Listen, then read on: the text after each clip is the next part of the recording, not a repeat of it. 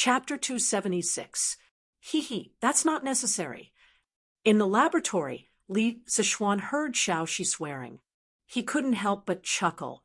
In the future, if someone uses your life to threaten you and tell you that I made this, Xiaoxi, you must protect your life first.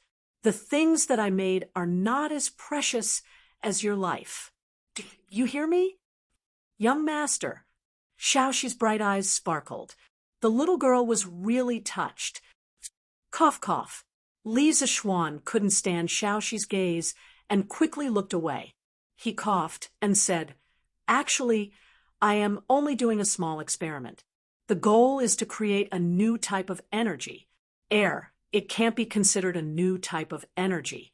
This thing already exists in the natural world." Young master, what are you talking about? What is a new type of energy? What is the natural world?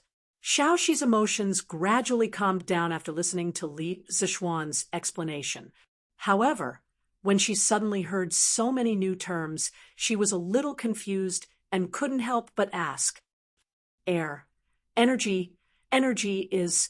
Xiaoxi, you can understand energy as doing things. Pui, it is the ability to do things. For example, I am strong in martial arts. I can lift a few 100 kilograms of rock with one hand because I have a lot of energy in my body. Also, why can firewood boil water and cook rice? That is because there is energy in firewood too. You understand? Li Zichuan had a headache when he heard these questions, but he still explained patiently. Oh, Xiaoxi understands now. According to what young master said, Xiaoxi also has energy in her body because Xiaoxi can cook and take care of young master. Xiaoxi held her chin and thought for a while. Suddenly, she smiled. Hee, you are not wrong to say that. Li Zichuan saw the little girl's bright smile and couldn't help but feel happy. He nodded and continued. As for the natural world is the environment that we live in. It includes the sky, the earth, humans, plants, animals, etc.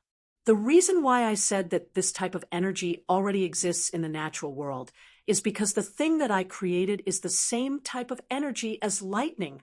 Wow, young master is so powerful. You can actually create lightning. Then wouldn't young master be the thunder god of heaven? When Xiaoxi heard her young master's description, her eyes were filled with hearts as she exclaimed. Cough, cough, cough. Li Zichuan almost coughed up blood. He was so handsome. How did he become a birdman with 2 wings like Lei Zhenzi? Cough. Xiaoxi, I only said that this thing I made has the same attribute as lightning. I didn't say it was lightning. This energy is much weaker than lightning, so I call it electricity. Oh. Hearing this, Xiaoxi nodded her head. Then she smiled and said, "Even so, young master is already very powerful." Xiaoxi has never heard of anyone who can create lightning. Cough, of course you haven't heard of it. If you had, then there would be another transmigrator in this world.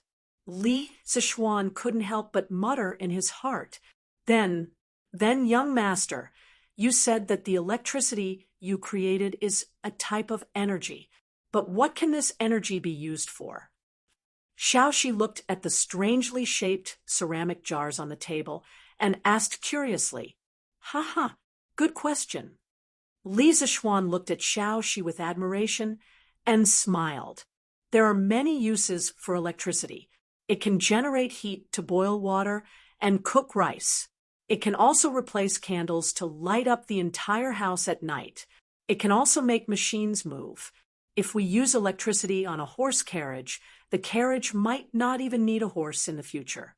It can move on its own and even run faster than a horse. Wow, young master, is this electricity really so magical? Of course, but to achieve these functions, we have to create the corresponding tools. For example, if you want to use electricity to boil water, you have to create a tool to boil water. Then you have to connect it to the tool to boil water. If you want to use electricity to light up the house, you have to create a type of lamp. It's not a lamp that burns oil, but a lamp that consumes electricity. Li Zishuan explained patiently. Oh, Xiaoxi understands now. Just like when we use firewood to boil water, we have to create a pot first. Is that right, young master? Xiaoxi listened attentively. In order to keep up with her young master's thoughts, her mind was thinking very quickly. She smiled and said after Li Zishuan finished his words. Yes, smart. That's it. Li Zishuan nodded. Hee. Then, young master, we don't have any tools to boil water, nor do we have any lamps that consume electricity. What can the electricity you create be used for? Xiaoxi smiled happily at first. Then she asked doubtfully. Hey, we don't have any tools, but we can create tools. Xiaoxi, wait for a moment. Let me show you a magic trick tonight. A thought flashed through Li Zishuan's mind as he suddenly thought of an idea. After he finished speaking, he ignored Xiaoxi's doubts and went straight out the door. Hey, young master, where are you going? Xiaoxi wanted to follow him out anxiously, but she could not catch up with Li Zishuan's footsteps. She could only sit down alone and continue to wait. About a quarter of an hour later, Li Zishuan came back with a bamboo stick in his hand. He took out a long sword, and with a few swings of the sword, there were a few thin bamboo strands on the table. Li Zishuan picked up a bamboo strand of uniform thickness and placed it on the flame of the candle. He started to roast it carefully. After a while, the green bamboo strand turned into black bamboo charcoal. Li Zishuan used a metal wire to wrap around the middle of the bamboo strand. Then he passed the other end of the metal wire to Xiaoxi and said, Here, Xiaoxi, take this. You will be able to see the lighting effect of electricity soon. Yes. Remember to stay away. Don't let your hair touch the bamboo strands. Yes, young master. Watch carefully, just for a moment. The experiment that Li Zishuan wanted to do was the prototype of a third wheel. In 1854, Henri Goebbels used a carbonized bamboo strand under a vacuum glass bottle. It emitted light when it was electrified. His invention was the first practical use of an incandescent lamp. The light bulb he experimented with could last for 400 hours, but unfortunately, he did not apply for a patent in time. Li Zishuan skillfully connected the 12 batteries together. Then, he carefully connected the positive and negative electrodes of the battery to the two ends of the carbonized bamboo strand. After the bamboo strand was electrified, its surface instantly produced a high temperature and emitted a bright light. It easily covered the light of the candles in the room. The bright light shined on Xiaoxi's delicate cheeks and her snow-white smooth chest. Coupled with her slightly opened mouth and shocked expression, the originally beautiful Xiaoxi looked even more beautiful under the light. Li Zishuan was mesmerized. Ah, what a beautiful light! Young master, this light is 10 times brighter than a candle. Unfortunately, it only shines for a while. Xiaoxi excitedly exclaimed. The things that she experienced tonight had completely overturned her understanding. She would never forget it for the rest of her life. Cough. Why is this little girl becoming more and more charming? I almost went crazy. Li Zishuan, who was interrupted by Xiaoxi's exclamation, could not help but shake his head. After he heard Xiaoxi's words, he laughed in his heart. This bamboo strand is not placed in a vacuum, so of course it can only shine for a while. But maybe I can make some light bulbs to play with in the future. Xiaoxi, do you like it? Yes, I like it. Then young master will make you a light bulb that can always shine this bright. Ah, young master is so nice. Chapter 277. Young master, you're up? Xiaoxi will get some water for you to wash up. Early in the morning, Xiaoxi had just returned from the Li residence after getting breakfast. She happened to see Li Zishuan doing his morning exercises, i.e., sword training, in the courtyard. The little girl placed the food box on the stone table in the courtyard and was about to go get some water. Huh, no need, I've already washed up. Xiaoxi, come over and eat. Li Zishuan laughed and put away his sword. Then he came to the stone table and sat down. After last night's experience, Xiaoxi didn't refuse and sat opposite Li Zishuan. She opened the food box and accompanied Li Zishuan to eat. TSK tisk, that's more like it. It's so boring to eat alone. With a beauty accompanying me, my appetite will be much better. Li Zishuan glanced at Xiaoxi as he ate and thought to himself proudly, Xiaoxi, how was your rest last night? Are you used to it? Li Zishuan asked casually as he ate his sumptuous breakfast. Xiaoxi purposely stayed there last night, and he didn't notice it at first. However, as time passed, how could he not notice it? Although she was a feast for the eyes, Li Zishuan still hardened his heart and chased her out of the room when he thought about how he was going to get married soon. It's okay. Xiaoxi blushed and replied. After she left Li Zishuan's room last night, she wasn't that afraid anymore. She laid on the bed, and her mind was filled with the image of Li Zishuan lighting up the bamboo in front of her. She couldn't care less about being afraid anymore. Young master, are you still doing an experiment today? Xiaoxi had also learned a lot of new words. Yes, I still have to do something. You need my help? Xiaoxi asked with her eyes sparkling. Not at the moment. Oh, although the questions for this exam were difficult, there were still quite a number of people who did very well.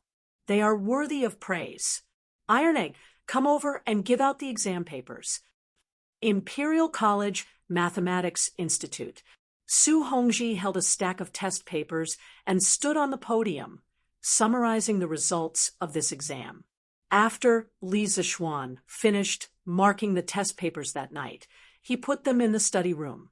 Yesterday, he stayed in the workshop all day and forgot to give them to Su Hongji.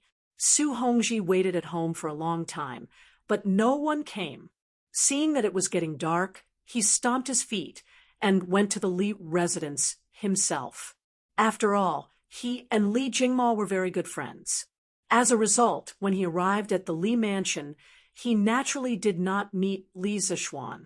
He could only tell Li Jingma the reason for his visit. After Father Li understood, he was so angry that he blew his beard and glared at his son. Su Hongji comforted Li Zishuan for a while before Li Jingma calmed down. In the end, with Xiaoxi's help, they found the exam papers that had been marked in Li Zishuan's room. All right, Mr. Su. Iron Egg quickly walked over, took the test papers, and began to distribute them. Taking advantage of this time, I will briefly explain the results of this exam. The most praiseworthy one is Meng Wenhao. He actually scored 101 points. To be honest, there were many questions in this exam paper that I did not know how to answer. Meng Wenhao was able to score so high. It is very amazing. Everyone, please give him a round of applause. Su Hongji stood on the podium and looked at Meng Wenhao, who was sitting below, and praised him. After following Li Zishuan for so long in class, Su Hongji actually learned to make fun of himself. His words were not as rigid as before. As soon as he finished speaking, there was an uproar. Whether the questions were difficult or not, the students below had the most right to speak. They were the ones who had been tortured and persecuted. Naturally, they knew how perverted the questions were. Damn, Wenhao, you are so awesome. Too awesome? Wang Meng stretched out his hand and patted Meng Wenhao's back as he exclaimed exaggeratedly. Lucky, lucky! Meng Wenhao was still in deep shock. He knew that he did well in this exam, but he did not expect to get first place. After all, After Li Zixuan took over the School of Mathematics, there began to be many masters. It was very difficult to get first place. At this time, when he heard Wang Meng's exclamation, he quickly turned around and said modestly, "Lucky my ass. You are such a hypocrite." Wang Meng curled his lips and said, "This is strength, not luck. Wenhao, you are too modest. When I asked you how the exam was last time, you said it was average. How is this average?" Sung Ziren laughed and said, "Ha, Brother Ziren, I am sorry. I was not confident at that time." Meng, Wenhao said with an apologetic face. "No matter what, Wenhao, congratulations to you for coming in first place. But I will not give up. Next time, I will surpass you." Ku Shiqing smiled at Meng Wenhao, but there was still a bit of unwillingness in his eyes. "Yes, I will not give up. Wenhao, you have to be careful. Next time, I may surpass you." Some Ziren echoed, "Ha! I did not expect Meng Wenhao to be so good. This school of mathematics is getting more and more interesting." When Li Tai heard that Meng Wenhao got 101 points, he could not help but be a little surprised. But that was all. As a prince, how could he make a fuss over such a small matter like the others? The top students in the front row were encouraging each other, but the bottom students in the back row were naturally in a different situation. F***CK, that's amazing. Meng Wenhao is too awesome. Chung Chumo opened his eyes wide and excitedly slammed the table. "Damn, Meng Wenhao is amazing. Mr. Su, I want to change seats. I want to change seats. I want to change seats next to Meng Wenhao." When Sun Zifen heard that someone got 101 points, he almost knelt down. The little fatty rolled his eyes and shouted. In fact, he was bitter in his heart. He almost got 0 points in this exam. Next to him was a group of idiots who did not know anything. He could not copy even if he wanted to. Damn, I also want to change seats next to Meng Wenhao. Chung Chumo immediately reacted and shouted. He and Sun Zifan grew up playing together. They dug out birds' nests together, peeped at Widow Wang in the east of the city, and smashed other people's latrines together. How could this little fatty's cunning mind be hidden from him? I also want to change seats. I also want to change seats. The hedonistic second generations who had been transferred to the mathematics school with Sun Zifen all reacted and scrambled to be the first to shout. Sun Zifen disliked his teammates for cheating him, and they also thought so. Ahem, silence, silence. Su Hongji was originally gratified when he heard Ku Shiqing and the other students encouraging each other. He did not expect that in the blink of an eye, the group of students behind him wanted to change seats. Perhaps this was the difference between a top student and a bottom student. Don't even think about changing seats. Let's wait for Dr. Li. Oh, it should be Li Sai now. When he comes back, you guys go and tell him. Now, I'll talk about the other students. Second place, Bruiser, 91 points. Third place, Li Tai, 90 points.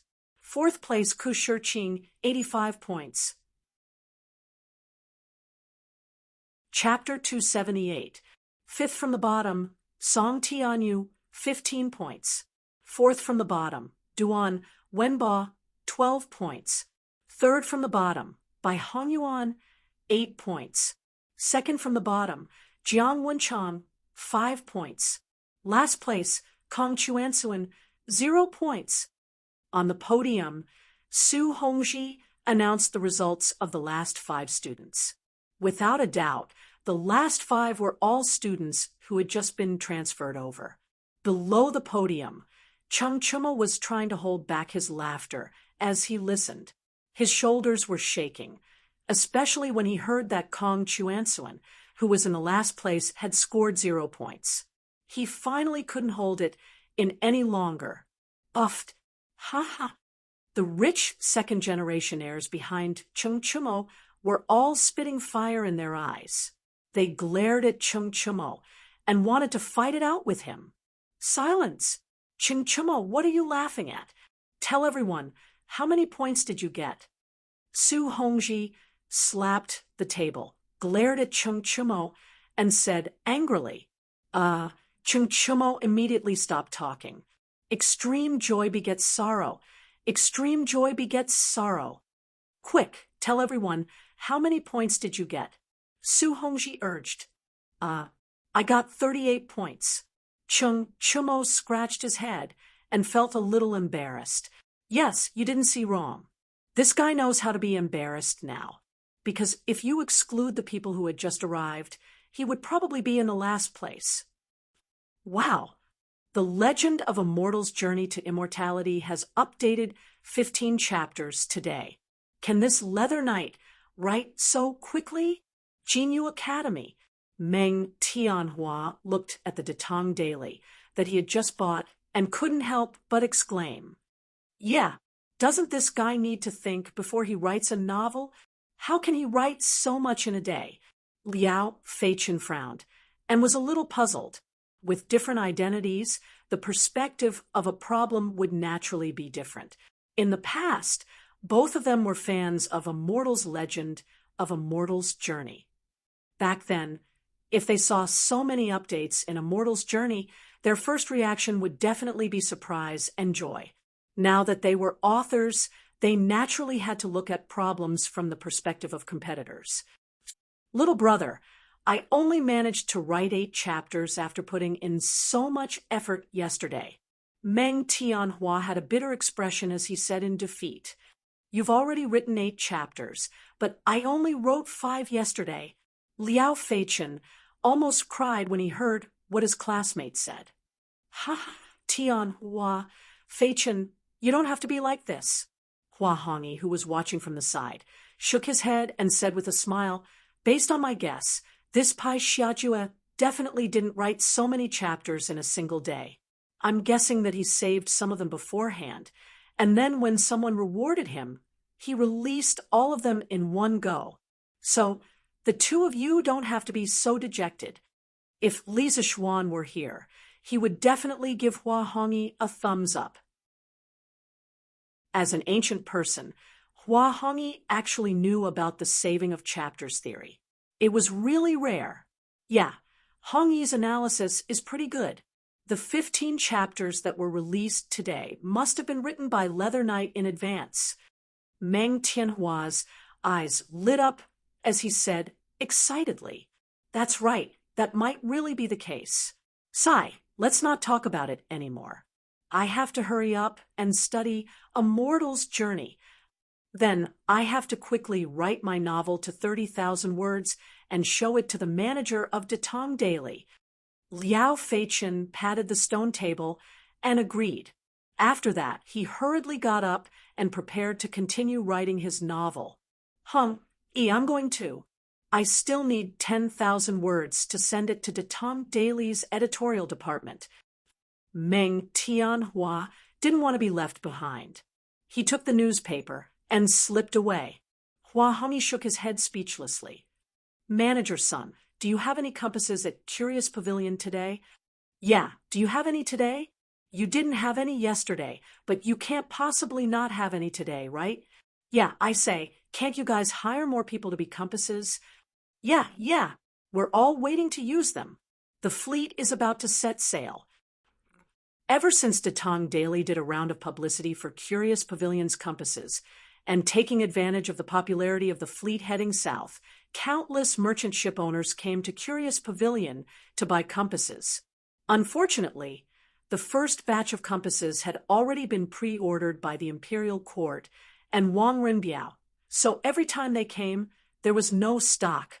Today, when the East Market opened, they gathered here and asked Sun Huaiyuan. Sun Huaiyuan looked at the group of people waving their money in front of him to buy compasses. He was both happy and depressed. Although Curious Pavilion had some compasses today, they didn't have much in stock. Sun Huaiyuan's heart ached when he thought about how he couldn't earn money from all these people who were queuing up to give him money. We have some compasses today, but the quantity is limited. There are only 50 of them. Everyone line up. The rules are the same as before. Those who have a membership card, line up at the member channel according to the level of your membership card. Each person is limited to 2. Sun Huayuan shouted to the crowd. Why are there only 50? How is that enough? Moreover, each person is limited to 2, and I alone need 10. A well-dressed merchant was dumbfounded. Yeah, there are so many people here. How is 50 enough? Why are you still talking nonsense here? Hurry up and line up. If you don't, you won't be able to buy any more. Yeah, I happen to have a blue membership card. I can cut the line. What's a membership card? Some of the merchants who had just come into contact with Curious Pavilion didn't know what privileges a membership card had. After all, Curious Pavilion used to only make children's toys and Drunken Immortal. Many of the wealthy merchants didn't pay attention to these things, but after hearing the explanation from the people beside them, they immediately went to Sun Huayuan to apply for a membership card. Shopkeeper's son, I want a purple membership card. I want a purple membership card too. I want a gold membership card. These people who owned large merchant ships didn't lack money. When it came to applying for a membership card, they directly started with a purple membership card. Shopkeeper's son didn't expect that such a thing would actually spur so many people to apply for a purple membership card. It was truly an unexpected gain. Everyone, don't be anxious and don't fight over it. Recently, our workshop has been producing compasses at full capacity. In the next few days, the supply of compasses will definitely increase. Before the Imperial Court's fleet heads south, everyone will definitely be able to buy a lot of compasses. Sun Huayuan said to the anxious crowd as he asked the accountant to help them apply for membership cards. What he said wasn't nonsense. This was something that Li Zishuan had taught him. Under Li Zishuan's guidance, the workshop's current production model had been changed to an assembly line model. The supply of compasses in the future would definitely not be a problem. Really? That's great. Then I'll wait for 2 more days. Wait my ass. Who knows what will happen in the future? The sooner you buy, the better. You're right. I'll buy 1 too. Yeah, let's line up. Although Faubert said it like that, very few people believed him. Everyone was still very enthusiastic about buying compasses. Chapter 279. The day of the fleet's journey to the south was getting closer and closer. Anyone with a bit of foresight would realize how lucrative the journey to the south would be. Furthermore, they would be escorted by the Imperial Army, so there was no need to worry about their safety. It was simply a godsend opportunity. As a result, there was a rare shortage of manpower in all the major shipping companies. Notices for sailors could be seen all over Chang and City. As long as you were good at swimming and didn't get seasick, you should hurry up and sign up. The ship owner would not only give you a generous settlement fee, but when you returned from the southern trade, the salary would be enough for your family to live on for 20 years. The workshop was bustling with activity.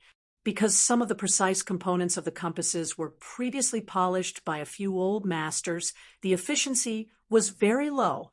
Seeing that there were more and more people outside wanting to buy compasses, Faubert decided to organize the young craftsmen to learn from the old masters after consulting with Li Zishuan. Whoever could learn would be rewarded with 5 strings of cash on the spot. With a generous reward, there would be a lot of brave men. A large number of smart and skillful young craftsmen immediately emerged.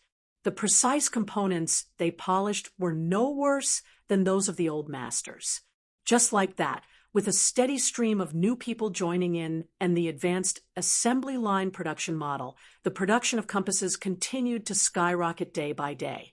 On the first day, the 50 compasses supplied by the Curious Pavilion were sold out in less than a quarter of an hour. On the second day, the 300 compasses supplied by the Curious Pavilion were also sold out in less than an hour. On the third day, the 800 compasses supplied by the Curious Pavilion were finally not sold out. The market for compasses was beginning to reach saturation. After all, there were only a little more than 1,000 merchant ships going south. Furthermore, not every merchant ship owner was as rich as Wang Renbiao to equip every ship with a compass. Seeing this, Sun Huaiyuan hurriedly reported to the workshop. When Faubert received the news, he immediately transferred half of the people from the compass's production team to produce carriages. According to Li Zishuan's previous plan, it was time to sell the carriages.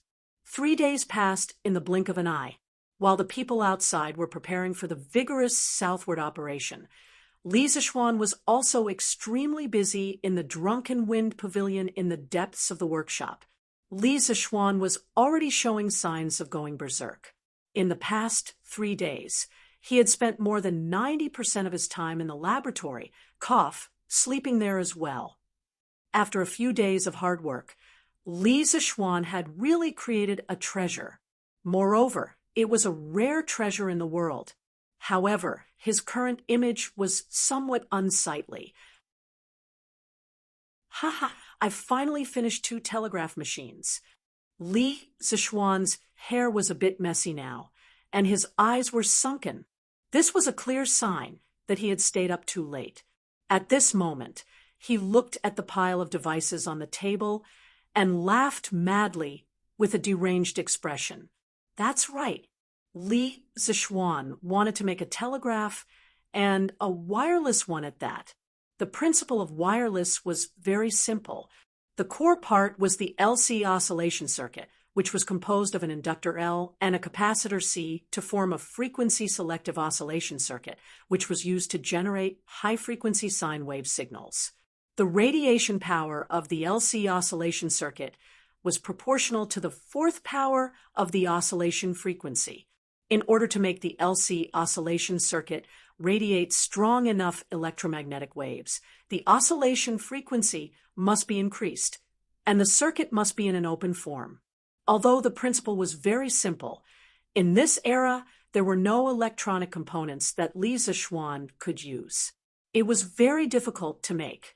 There were many technical difficulties, such as the signal modulation of the transceiver, the production of the buzzer, and so on.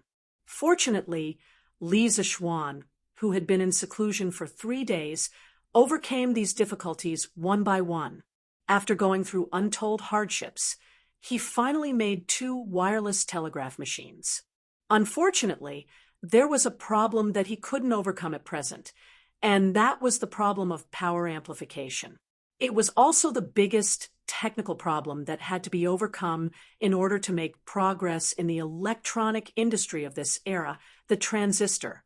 The transistor was one of the basic components of the semiconductor. It had the function of amplifying current and was the most core component of the electronic circuit. Without the transistor, there would be no integrated circuit, and there would be no electronic products in modern society. In fact, the LC oscillation circuit needed an amplifying element, and that was the transistor. Of course, it could also use digital electric LCs, such as integrated operational amplifiers. Using this amplifying element, through various signal feedback methods, the constantly consumed oscillation signal would be feedback amplified, and finally output a signal with a relatively stable amplitude and frequency, so that the radio signal could be transmitted farther. Li Zishuan understood these principles, but what was the use of knowing? He couldn't make the transistor now, so he could only brace himself and try to make a wireless telegraph machine first, because he had a glimmer of hope in his heart that was, in ancient times when there was no electricity, the space spectrum was very clean, and there was almost no interference. With a few watts of radio frequency power, it could be transmitted all over the world. The earliest wireless telegraph machines also didn't use transistors. At that time, The transmission distance was 250 meters, but there was already electricity in that era, and the space spectrum was not clean, so there would be electromagnetic interference. During the Liberation War, Mao Zedong was in Yen, and Lin Biao-dong was in Harbin. They were more than 2,000 kilometers apart, and there were no relay stations in between. They were all directly transmitted through radio stations. At that time, the radiating power of the telegraph machine was only a few watts, and it could transmit that far. If it was in modern society, it definitely wouldn't be possible. "Young master, don't move. Xiaoxi is combing your hair." Li Zixuan was laughing crazily, but Xiaoxi was not happy. These days, Li Zixuan had locked himself in the laboratory, and whenever he encountered a problem, he couldn't help but scratch his head. Ancient men were not like modern men with short hair. They all had long hair, so his hair had been messy recently. In order to maintain a good image for her young master, Xiaoxi spent a lot of time combing Li Zixuan's hair every day. "Haha, no need to comb, no need to comb. Come, Xiaoxi, try this young master's latest invention." Li Zixuan only just noticed that there was someone behind him. He turned around, squeezed Xiaoxi's shoulder, and shouted excitedly. These days, he was always in a daze when doing things, and many times he entered a state of forgetfulness. If it wasn't for Xiaoxi taking care of him, he would have either starved to death or died from his own sloppiness. In the end, although he could still make the wireless telegraph machine, his situation would definitely be much worse than now. "Young master, please wait a moment. Let me comb your hair first." Xiaoxi was used to it. These few days, other than taking care of Li Zixuan's daily needs, she also helped Li Zixuan with various experiments. She had failed many times in the middle, so she was no longer as interested in doing experiments as before. Okay, Xiaoxi, hurry up." Li Zixuan could only helplessly compromise. Chapter 280. Young Master, Xiaoxi can hear it. In order to test how far this simple wireless telegraph could travel, Li Zixuan, Xiaoxi, and Sanbao started the test. The first distance was set at 250 meters, which was around 75 feet.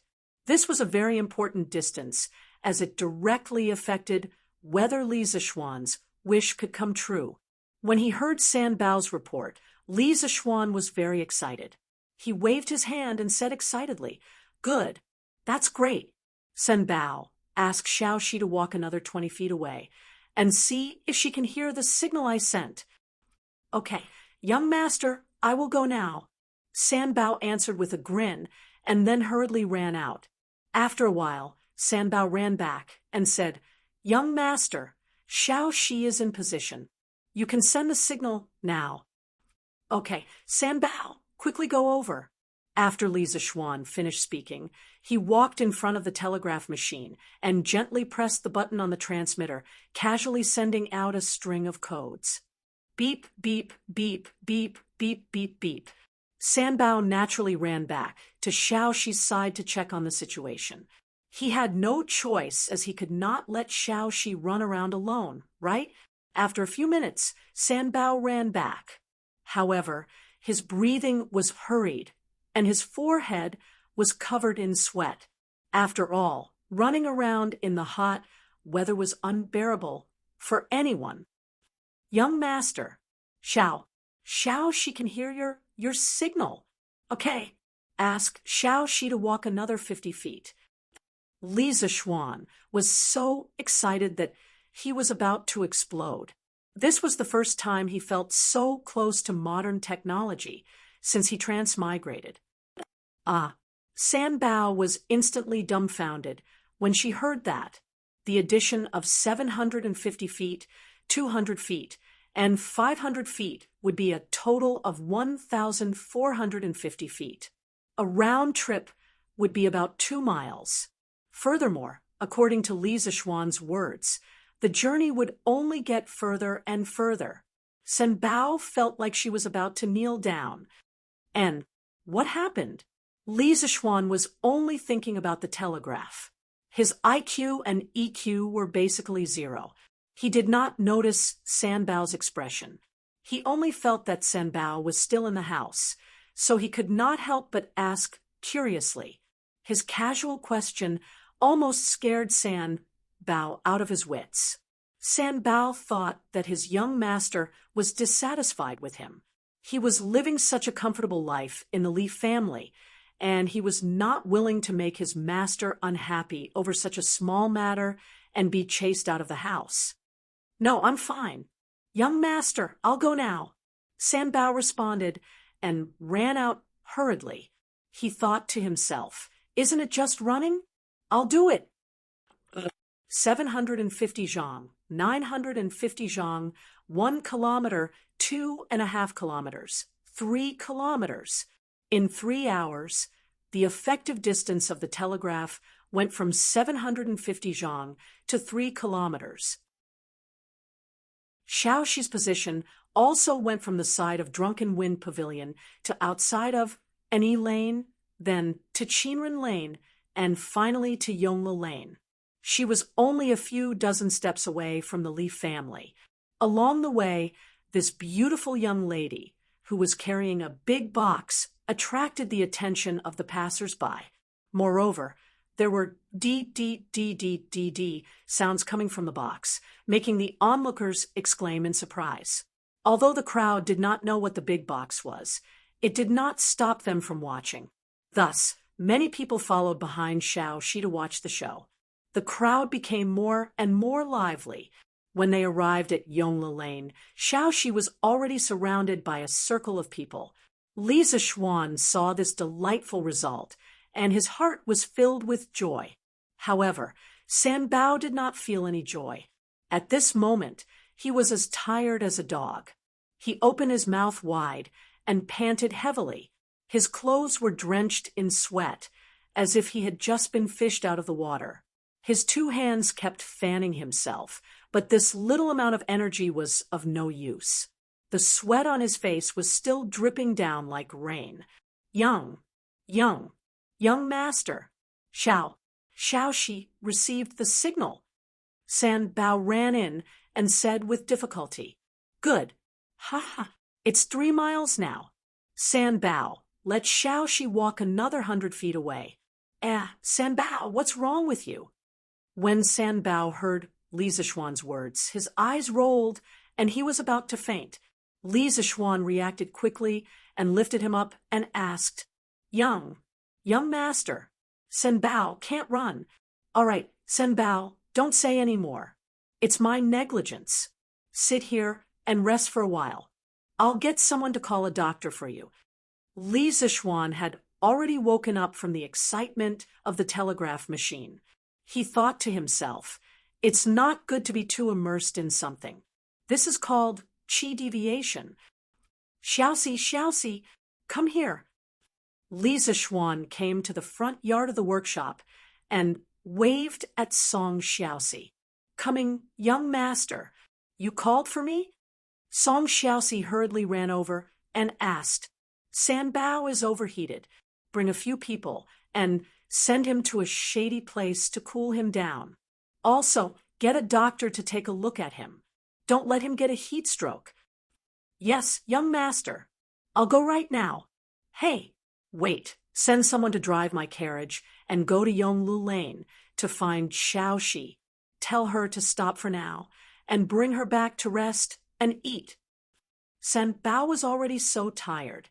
Xiaoxi, a weak girl, was still working under the sun. She should be even more tired, right? Li Zixuan's heart ached when he thought of this. He quickly added, "All right, young master." Song Xiaoxi saw that Li Zixuan did not have any other orders. He responded and hurriedly went to make arrangements. He was envious of San Bao. Yes, he was envious. As a servant, he was able to receive such care from the young master of the house. In the entire Tang Dynasty, there was probably no other master who treated his servants so well. Li Zishuan brought a group of servants back to Drunken Wind Pavilion and ordered them to carry San Bao to a shady place beside the pond in the workshop. Go get some well water to feed San Bao. Li Zishuan pointed to a servant beside him and ordered, "Yes, young master." The servant obeyed and left. Li Zishuan looked at San Bao, who had a pale face and cracked lips. He felt a little vexed. In his previous life, he had experienced a similar situation. Back then, one of the leaders of the research team would give you a task. It was considered light if you ran your legs off. You might even have to work overtime, or even be criticized. This was the common saying: the leader moves his mouth, and the subordinate runs his legs. Some colleges and universities were really bureaucratic. Li Zishuan hated this kind of phenomenon very much in his previous life. However, he didn't expect that he would unintentionally do something that he had always hated. He really shouldn't have done it. Why isn't the doctor here yet? Li Zishuan frowned and asked, "Young master, Brother Xiaoxi has already gone to get the doctor. He should be here soon." The manservant from before came over with a bowl of cold well water and answered, "All right, feed him water first." Chapter 281. Drunken Wind Pavilion. A group of people surrounded San Bao. It was probably San Bao's first time being the main character. "Doctor, how is he? Is he all right?" Li Zishuan looked at the old doctor who was checking San Bao's pulse and asked anxiously. He had to be anxious. If San Bao had a heat stroke, it would be a serious matter. In ancient times where the medical environment was extremely backward, there were many people who died from heat stroke. Even famous people and officials couldn't avoid dying from heat stroke. For example, Fu Zhan, the great scholar of the Western Han Dynasty, Su Shi of the Song Dynasty, Zhao Mingcheng, the husband of the female poet Li Qingzhao, and Zheng Chenggong, the national hero who recovered Taiwan, all died from heat stroke. Lord Zhu, you don't have to worry. This young man is just too tired. Coupled with the hot weather, his body is dehydrated. He didn't suffer from heat stroke. As long as you give him more water and combine it with this old man's prescription, he will definitely recover. The old doctor put down San Bao's wrist and smiled. He was a doctor in charge of a medical hall in Yi Lane. It was not far from the workshop, so he naturally knew some people in the workshop. As for Li Zishuan, he had met him a few times before. Phew, that's good. That's good. Li Zishuan heaved a sigh of relief. He then turned his head and pointed at a servant.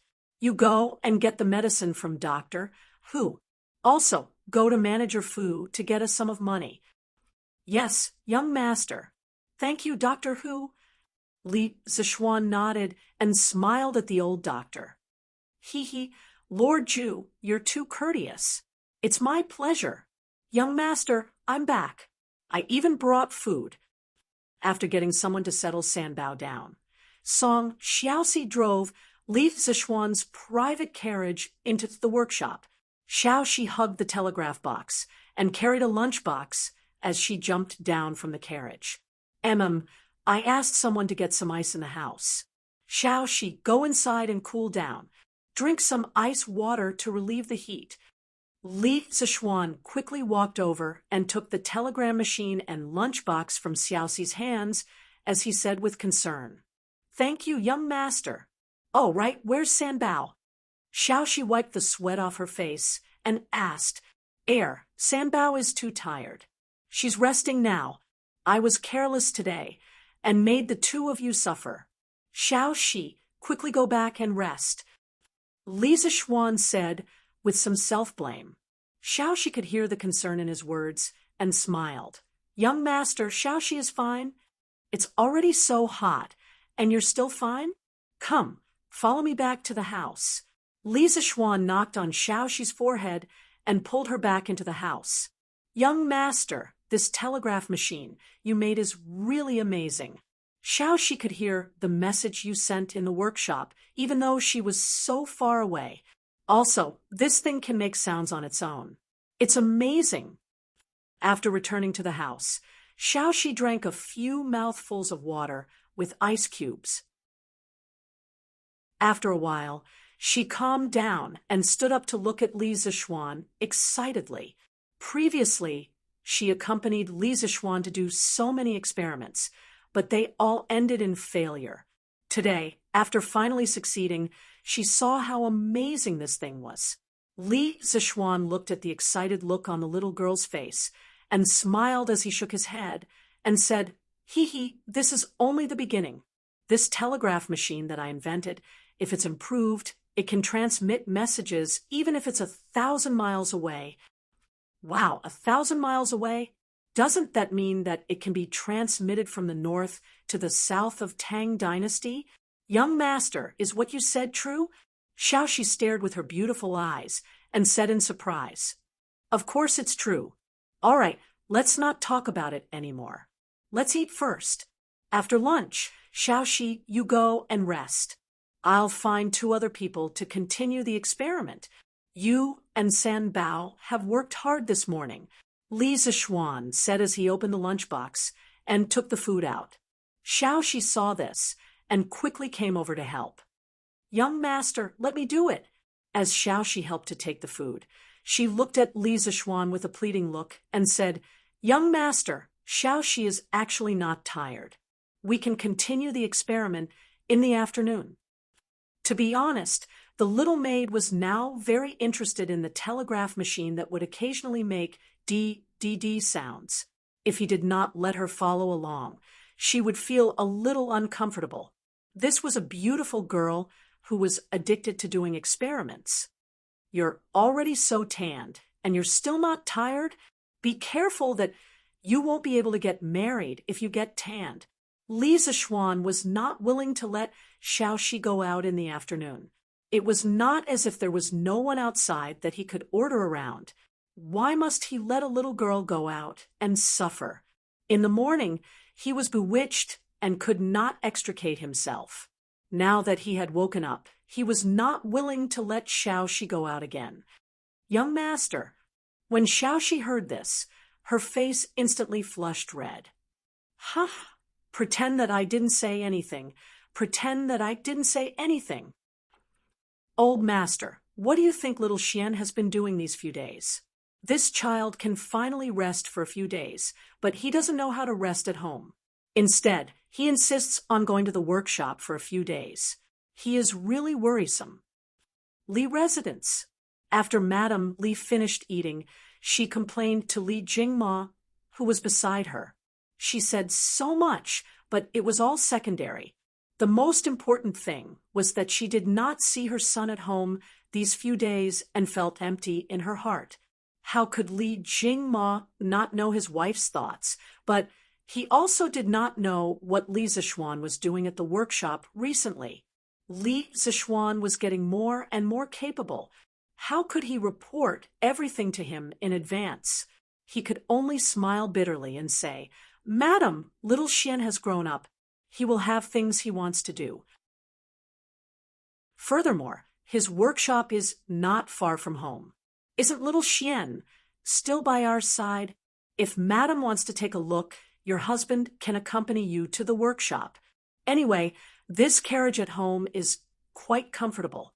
Although Li Jingma's words were obviously meant to comfort her, they were completely useless. Madame Li, on the other hand, accepted his words. Her expression relaxed slightly, and she smiled. "That won't do. Master, you've said it yourself. Xian is doing what he wants to do.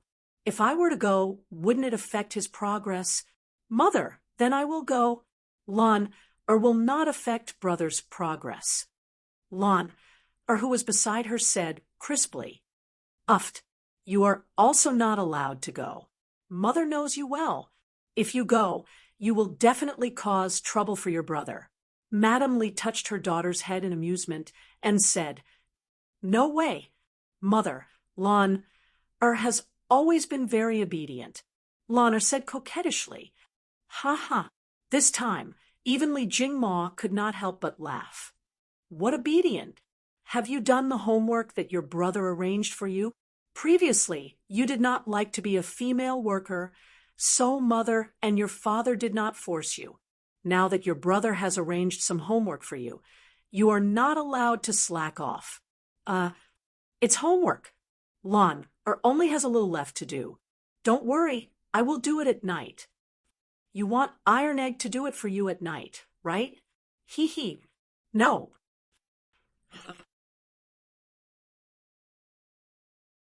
Chapter 282. Your Majesty, I heard from the palace maids that something interesting happened in Chang, and in the west court of the imperial palace, Li Er came to Empress Zhangxuan's place for a meal after the morning court. During the meal, Empress Zhangxun suddenly thought of something and said with a smile, "Oh, what's the matter? Tell me about it, Guanyin." Li Er was thinking about what happened in the morning court. After all, the fleet would set off for the south in 2 days.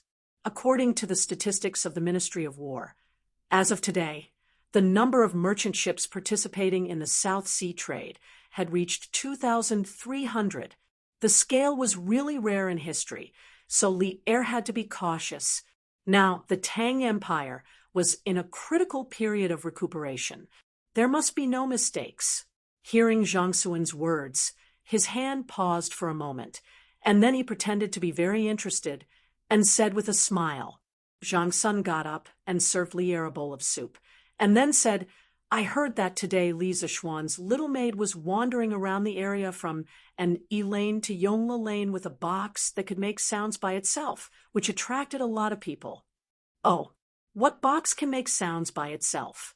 What the hell is Li Zishuan up to?" Li Er was really interested at this moment, and he asked curiously, "Your Majesty, I don't know about this, but this child often comes up with all kinds of strange ideas. Once he does something, it will definitely surprise people." Zhang Sun shook her head and said with a smile. She had deliberately picked a happy topic to talk about because she saw that Li Er had a lot on his mind. It was to distract Li Er. She didn't care about the deeper meaning of this matter. "Zhao Song." Li Er nodded and called out, "Your Majesty, I'm here." Although Zhao Song was far away, his hearing was better than the young people. He immediately ran over when Li Er called him softly. "What is Li Zishuan doing recently? Why is there no news about him after he made the compass a few days ago?" In the harem, Li Er didn't sit upright and look straight as he did in the imperial court. He had already forgotten the Confucian saying of don't talk when eating and don't talk when sleeping.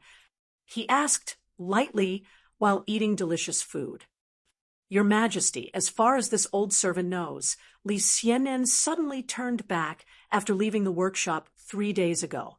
He hasn't come out for the past 3 days. His maidservant also followed him in later.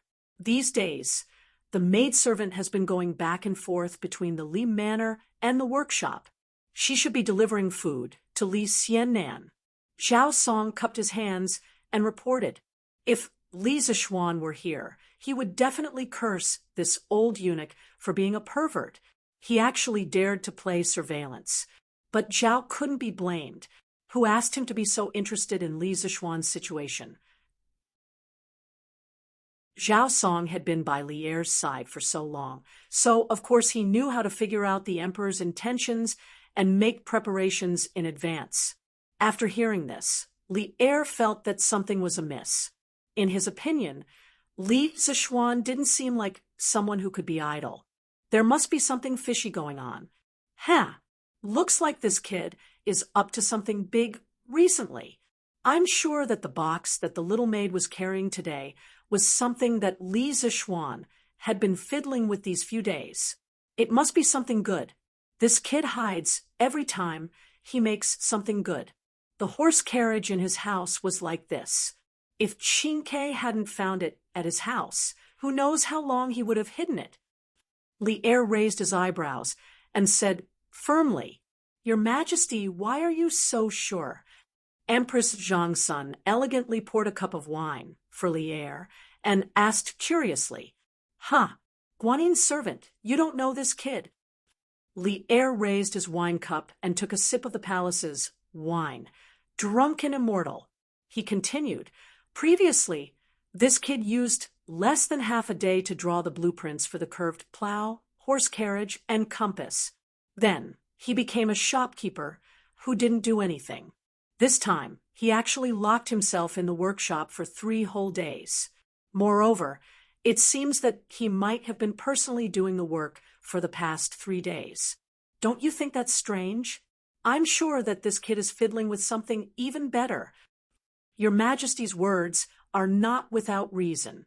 Now that you mention it, I'm a little curious." "Ha ha, that's great. Guanin's servant, come with me to this kid's workshop in the afternoon. We'll catch him off guard." "Hee, Lord Ju, Miss Xiao, she can receive the signal." In the afternoon, Li Zishuan started a new round of testing. However, the person running the errands had changed. It was Pang Feiji, our legendary brother chicken. This guy was really unlucky. When he came to change shifts in the afternoon, he was caught by Li Zishuan to be a strong man. There was no other reason other than that this guy was sturdy. With martial arts, he could run faster and more easily. As for Xiaoxi, this little girl was addicted to doing experiments. However, she was very stubborn. Li Zishuan was helpless and could only think of a compromise. That was to let a martial marquis, who came with Pang Feiji, drive the horse carriage and send Xiaoxi to a place far away for testing. Good, good, good. Move 1 li further away. Li Zishuan was so excited that his voice trembled. Currently, the effective communication range of his wireless telegraph had reached 10 li. This was really out of his expectations. At first, he thought that if this thing couldn't reach far, then he could only use a wired telegraph. However, it was a bit troublesome to set up wires. He didn't expect that it would achieve such a good result. It seemed that the spatial spectrum of the ancient times was still clean, and there were no disturbances. Yes. Although Pang Feiji felt bitter in his heart, Brother Chicken couldn't say it out loud. People under the eaves had to lower their heads. "Run. I've been in the army for so many years, I don't believe that I can run away unscathed. I heard that a servant almost got a heat stroke in the morning." "Ha! That's because they're too weak." At this moment, Brother Chicken's heart was filled with a sense of superiority. It was really as if he was flying as light as a swallow and as fast as lightning. Young master, Lady Xiaoxi, over there. It's ready. You can send the message." After a few trips, Brother Chicken couldn't take it anymore. So what if he had martial arts? Running back and forth like this, even a grandmaster expert would have to kneel down. Furthermore, he was just a small fry who had just entered the body tempering stage. He couldn't take it. And, okay, I'll start sending it here. You can go back. Li Zishuan said lightly, "Yes, yes." Brother Chicken put his hands on his waist and replied weakly. Then he continued on his long journey. After an hour, Brother Chicken finally ran back. "Lord Ju, little Lady Xiaoxi, can hear the signal." After Brother Chicken finished speaking, he didn't care about being rude. He picked up the teapot on the table and poured it into his mouth. He was really too damn thirsty. Li Zishuan frowned when he saw this. It seemed like he couldn't keep this teapot anymore. "Why are you so slow? Go and ask Xiaoxi to walk another 2 miles away. See if she can still do it." After Brother Chicken finished drinking the water, Li Zishuan said, Still running? Lord Ju, I can't run anymore." Brother Chicken's face was bitter. He was about to cry. "Why can't you run anymore? You're a soldier with martial arts after all. Don't the soldiers of Wuho government usually train? Why is their physique so weak? Li Zishuan frowned and said with dissatisfaction, "Damn, Brother Chicken really wanted to fight it out with Li Zishuan." But at this moment, a voice filled with majesty sounded. "Ha! This is my army. You brat, you have the ability to tell me what to do? You've grown up." Before the person arrived, the voice came first. Li Zishuan knew that something was wrong when he heard the voice. "The wolf is here." With lightning speed, he pulled a piece of cloth and covered the telegraph machine. Then he took the initiative to greet Lier and Zhang Sun, who were walking toward him. He saluted with his hands folded and said, "Greetings, Your Majesty! Your Majesty!"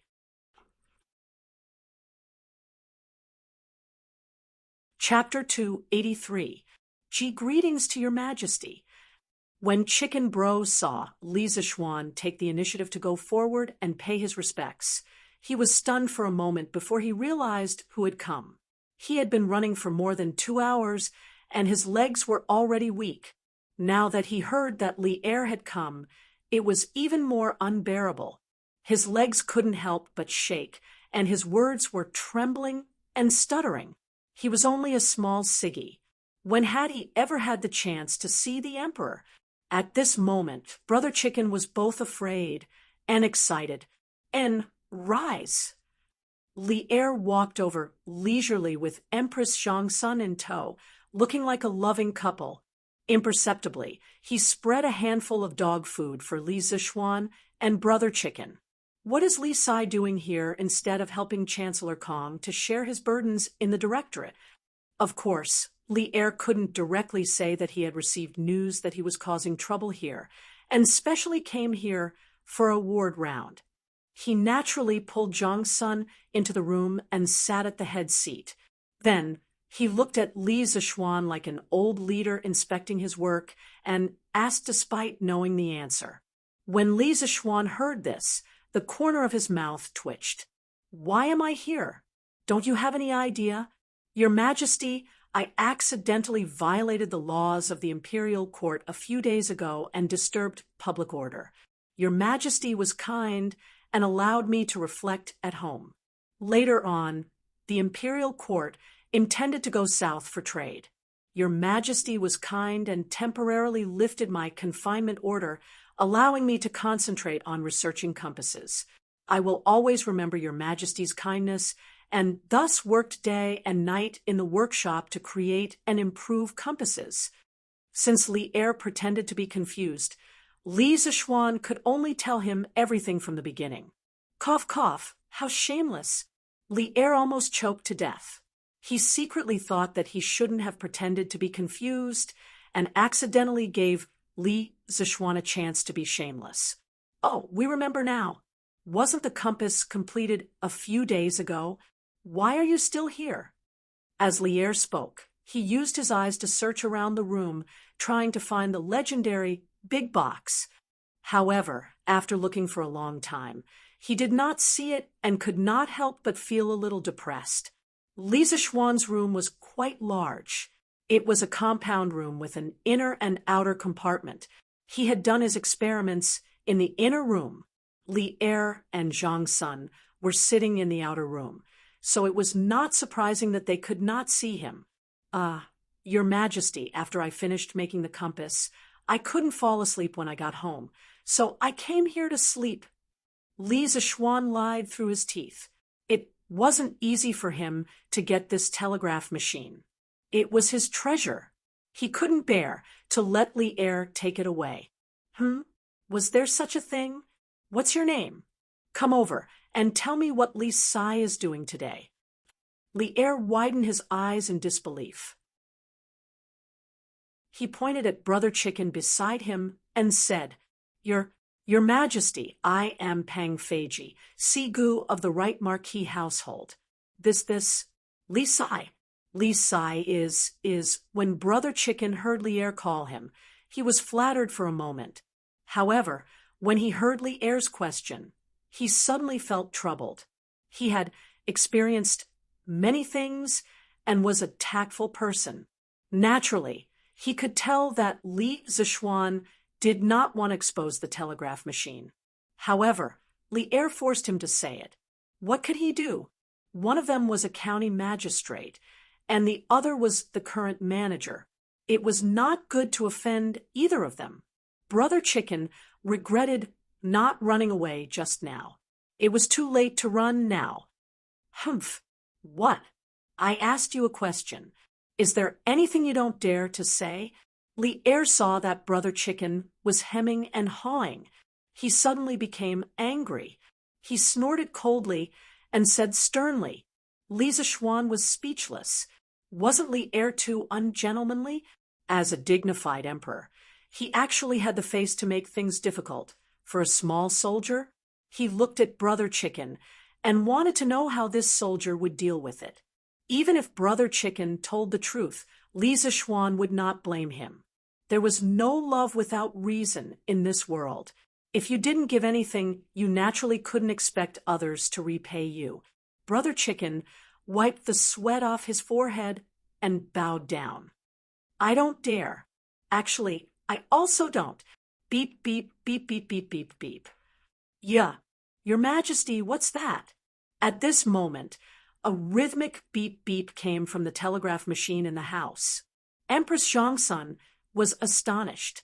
She cast her gaze into the house and asked in astonishment, F***K. Li Zishuan's little heart also trembled along with the beep beep of the telegraph machine. Why didn't this thing sound earlier or later? Why did it have to sound at this moment? This is asking for my life. Eternal Peace Lane. Xiaoxi had actually run all the way to Eternal Peace Lane. The little maid had waited for a long time, but Brother Chicken still hadn't returned. She sat in the carriage and looked at the telegraph machine in her hand in boredom. This thing is so marvelous. I don't know how young Master did it, but he could actually make it speak on its own. Xiaoxi placed the telegraph machine on the table in front of her and flipped it left and right with her hands. She then looked at it curiously, wanting to know why this weird box was so marvelous. Suddenly, a part that was connected to a wire fell out of the box. It was the key that controlled the telegraph machine to send out messages. Xiaoxi immediately jumped in shock and picked it up. Just as she was about to put it back into the box, the scene of Li Zishuan using the telegraph machine in the laboratory appeared in her mind.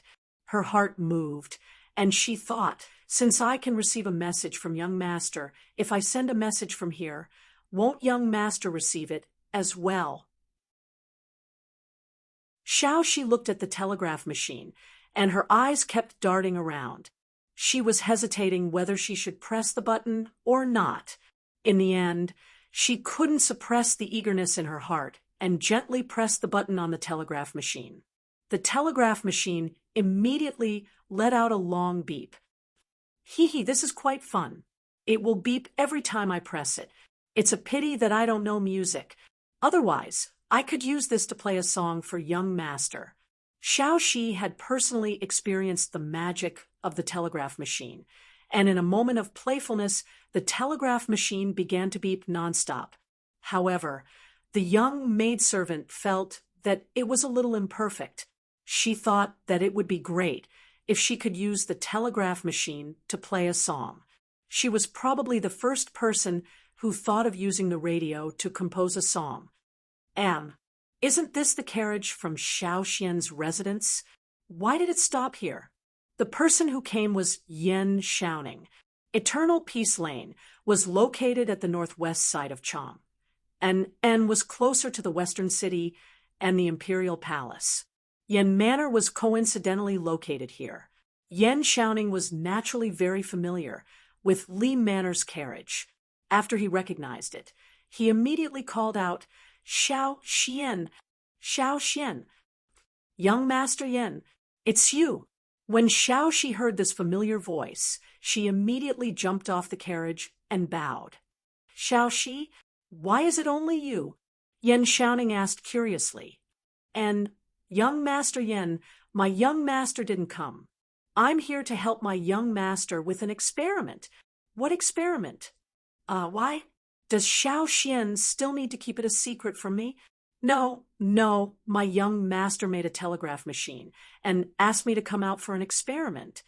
What's a telegraph machine? Let me take a look.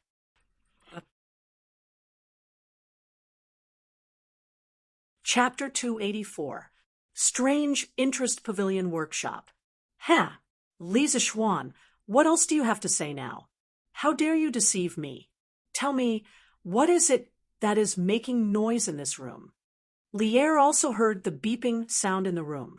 He instantly remembered the situation that Zhao Song reported to him at noon in the palace, so he pretended to be dignified and pressured Li Zixuan. He wanted to go in and search, but as an emperor, it was already inappropriate for him to come to the outer room of Li Zixuan's bedroom. How could he enter the inner room? Li Zixuan looked at Li Er and didn't know if old Li was really angry or faking it. In terms of acting, he was not old Li's opponent. He said with a guilty conscience, "Your Majesty, I have never deceived you from beginning to end. This is just a small toy that I made to please my fiancé. It is not worth mentioning and is not presentable." "Oh, what kind of thing can please a girl? Can Li Sai take it out and let me see?"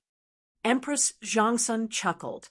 Alas, Li Zixuan sighed in his heart. It seemed that he had to take it out.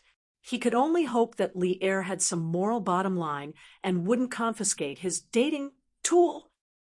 "Yes, Your Majesty." Li Zixuan cupped his hands and obediently went in to carry out the pile of devices. He placed it on the table between Li Er and Zhang Sun.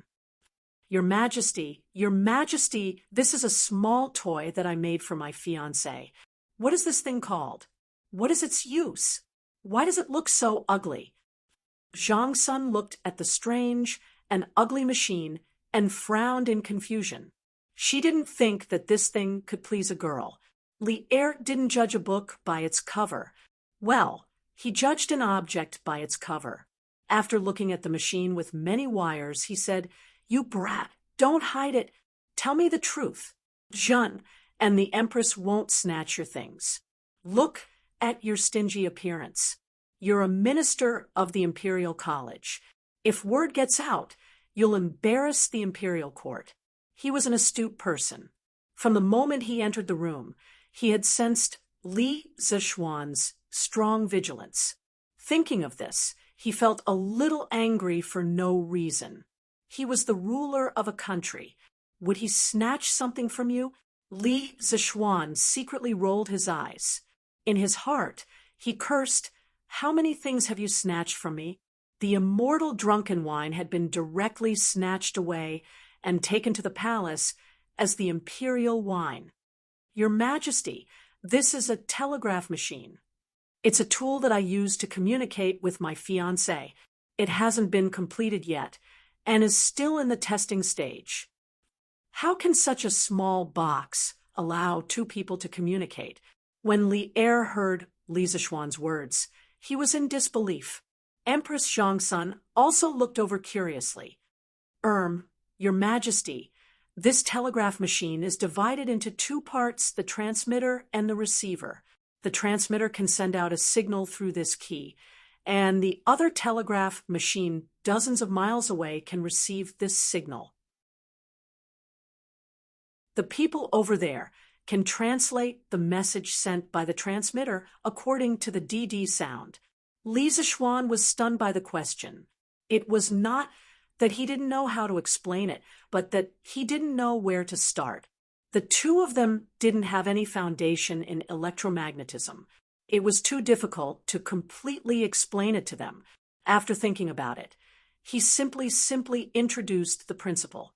If Li Er and Zhang Sun didn't understand, then forget it. Of course, Li Er didn't understand. He frowned. When Li Zixuan finished, he looked unhappy and said, "Speak human language." Li Zixuan was almost choked to death. He thought for a moment and found that there was no way to explain it clearly in a few words. He could only say, Your Majesty, the principle of this telegraph machine involves a lot of electromagnetism knowledge. I really can't explain it clearly in a short time. However, Your Majesty and Your Majesty only need to know that when I send a beep, beep, beep sound here, another telegraph machine dozens of miles away can also receive the same sound. This is how two people communicate with each other. Dozens of miles? It can be transmitted so far. Li Er saw that Li Zishuan wasn't deliberately beating around the bush. He understood that the principle of this telegraph machine really couldn't be explained clearly in a few words. He directly skipped the parts he didn't understand and captured the most important information in Li Zishuan's words. That's indeed the case. After I've tested the telegraph machine, I've found that it can send messages up to at least 11 miles away. And that shouldn't be the limit. Theoretically speaking, if this telegraph machine is perfected to the limit, it can allow two people in any corner of the world to send messages to each other. The process of sending messages can be completed in the blink of an eye. Since the telegraph machine had been taken out, Li Zishuan didn't intend to hide anything. He could also show off in front of Li Er. Wasn't it great? If his parents in his previous life knew that he had once shown off in front of the Emperor Tang, they would definitely be very pleased. People anywhere can communicate with each other in the blink of an eye. Hiss! Li Er carefully recalled what Li Zishuan had just said a few times and couldn't help but have a toothache. It was really too shocking. Compared to the methods of communication that people often used in this era, such as relay stations, carrier pigeons, and fire beacons, Li Zishuan's telegraph transmission had completely subverted everyone's understanding. This empress has one thing that I don't understand. Can Li Xian'an solve this problem for this empress? Empress Zhongsun always looked as calm as water. At this time, she looked at Li Zishuan and asked with a smile, "Empress, please speak. This small official will definitely tell you everything he knows." Compared to Li Er, who was a wolf in sheep's clothing, Li Zishuan preferred to talk to Zhongsun. He felt that Zhongsun was more gentle and virtuous, and her heart was better than Li Er's. However, it probably wouldn't take long for Li Zishuan to understand how stupid his current thinking was. Zhongsun nodded and said, "According to what you said just now, this telegraph machine, regardless of whether it is sending or receiving a message, will make a D, D, D, D sound. However, with just this sound, how can we know what message the other party wants to send?" Li Er also reacted and said, "The Empress is right. With just this D, D, D, D sound, how can we send a message?" Li Zishuan looked at the few eunuchs and palace maids who came in with Li Er and Zhongsun. He hesitated for a moment and said, "Solemnly, this is a confidential matter. Your Majesty and Empress, please dismiss your servants." Li Er thought for a moment and waved his hand. "All of you, leave for now. Zhao Song, you stand guard outside. Don't let anyone come near." He saw Li Zishuan's rare solemnity and realized the seriousness of the matter, so he dismissed his subordinates. "Yes," Zhao Song responded. Brother Chicken heaved a sigh of relief. He didn't want to listen to those secrets here. He followed the eunuchs and palace maids and slipped out together. Chapter 285. Your Majesty, Your Ladyship, if you listen carefully, you will realize that this telegraph machine can actually emit two types of sounds. One is a short sound like this. When the people on the other side receive the signal, they can record it as a dot and read it as D. The other type is a long sound that lasts for a certain period of time. When the people on the other side receive this signal, they can record it as a horizontal line and read it as D. Your Majesty and Your Ladyship can listen carefully. Drunken Wind Pavilion.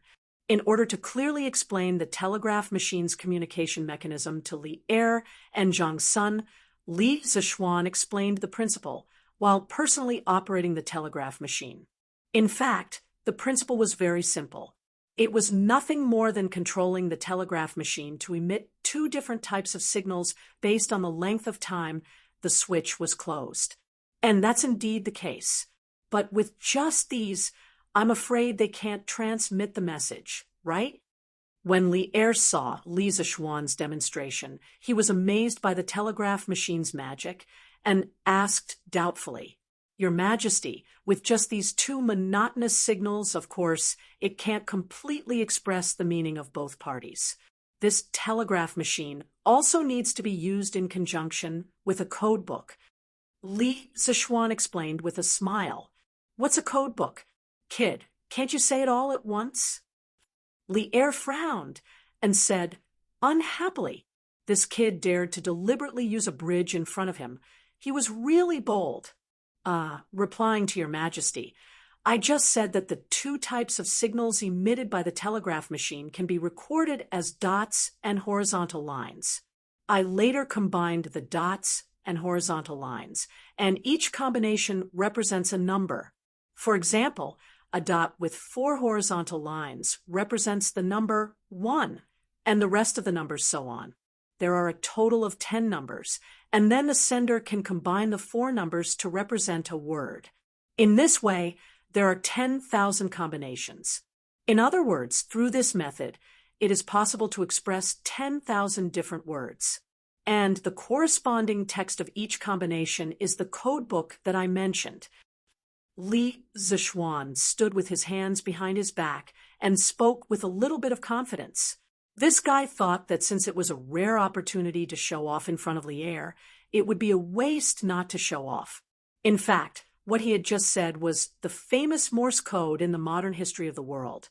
In 1832, the Russian diplomat Schilling built a machine for receiving messages by means of the deflection of a galvanometer pointer. Later, in 1835, after 3 years of research, the American painter more successfully used the on and off and length of electric current to replace human words for transmission. Morse code was an early form of digital communication, but unlike modern binary codes that use only zeros and 1 or 2 states, it consisted of 5 types: dots, dashes, pauses between dots and dashes, short pauses between each character, between dots and dashes, medium pauses between words, and long pauses between sentences. Then, using different combinations of dots and dashes, representing 26 English letters and 10 Arabic numerals, the communication could be achieved perfectly.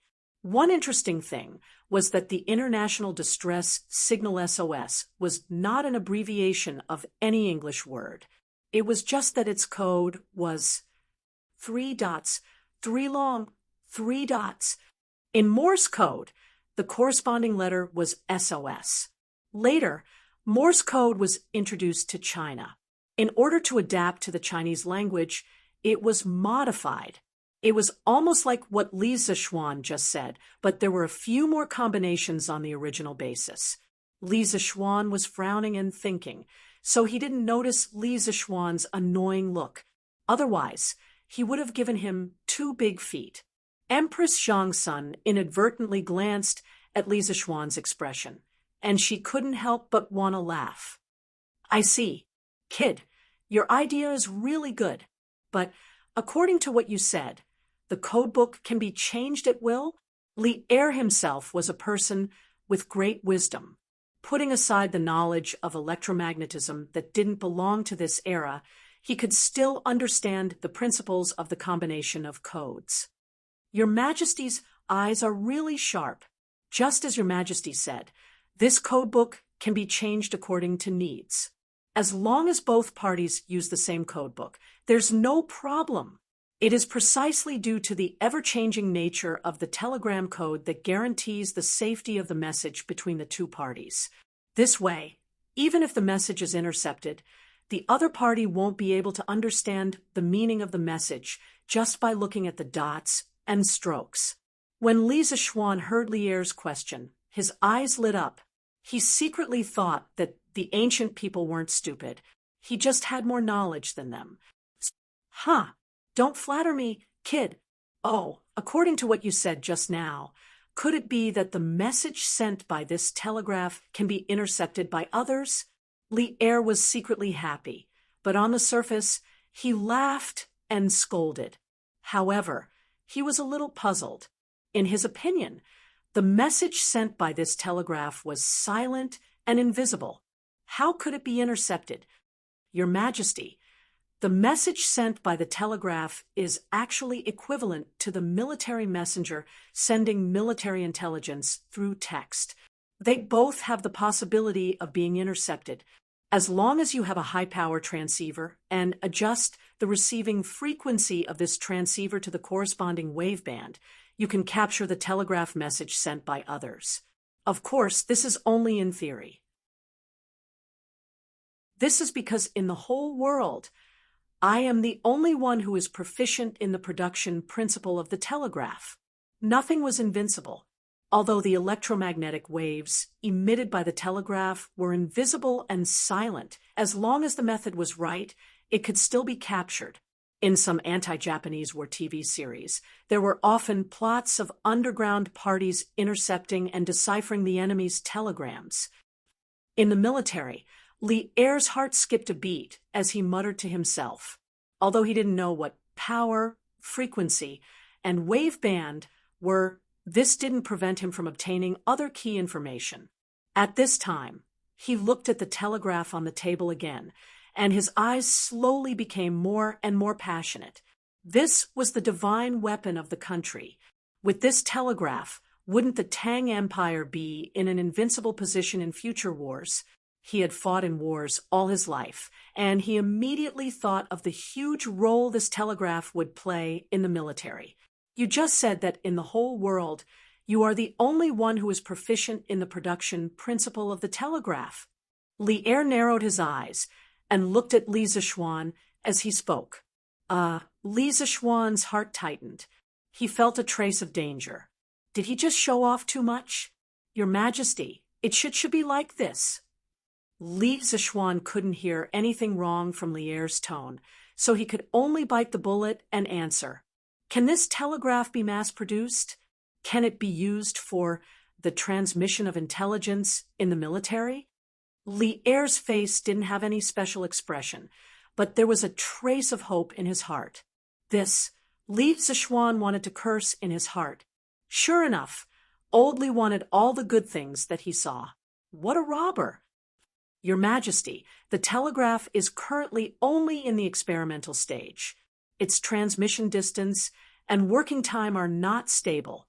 I can use it to chat with Yushi, but if it is used for the transmission of intelligence in the military, we first need to solve the problem of its power supply, and then the problem of its signal transmission distance, chat.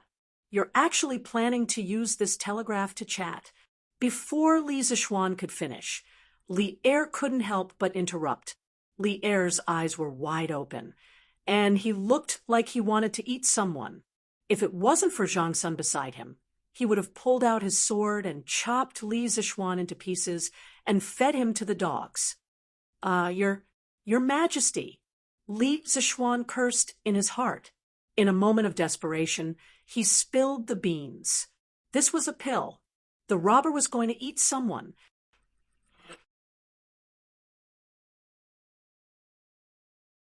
Chapter 286. Lier still left in the end. After knowing that the telegraph machine was still defective, he naturally didn't borrow the telegraph machine on the table. But before he left a ruthless sentence. As long as the telegraph machine can't be used in the army, you will never be able to rise in the ranks of the nobility. Li Zishuan pointed his middle finger at Lier's back. Uft, king of a country? You don't even keep your words. Last time, you said that you would give me a promotion after the merchant ship came back. How many days has it been? You changed your mind again. Of course, he only dared to complain in his heart. He wouldn't dare to say it in front of Lier, even if he had two guts. You can say that he's a coward, but if you're not a coward, you can come up and try. Let's see if your neck is harder than Lier's knife. Young master, I'm back. Young master, Yen is here too. At this moment, Xiaoxi's voice came from outside the door. Li Zixuan was stunned after being interrupted by Li Er. He almost forgot that he was testing the telegraph machine just now. He had accidentally made Xiaoxi wait there for so long, but luckily this girl ran back on her own. Xiaoxi, go in and rest. Yo, Brother Xiaoning, why are you here? Li Zixuan stood up and walked to the door. He looked at the two of them and smiled. Yes, young master. She will get you some water. Xiaoxi answered, carried the big box, and ran in. Hey, Xiaoxian, you still have the nerve to say that? You caught me to be your coolie when you need me, but when you don't need me, you threw me to the back of your mind and didn't care about me.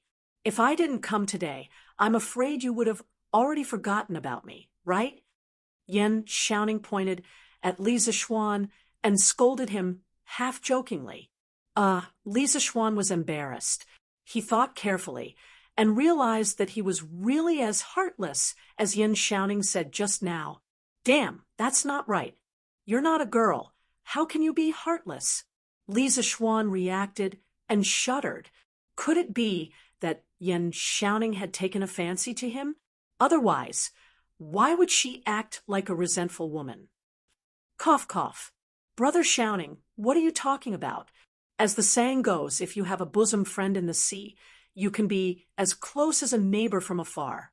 Between friends, as long as we know each other, why should we care about the distance between us? If there is a bosom friend in the sea, the distance of the world will be as close as neighbors. Good poem. Good poem. But who wrote this poem? Why haven't I heard of it before? While Li Zixuan was trying to pull the tiger's skin, he accidentally pulled the tiger that hadn't been born yet.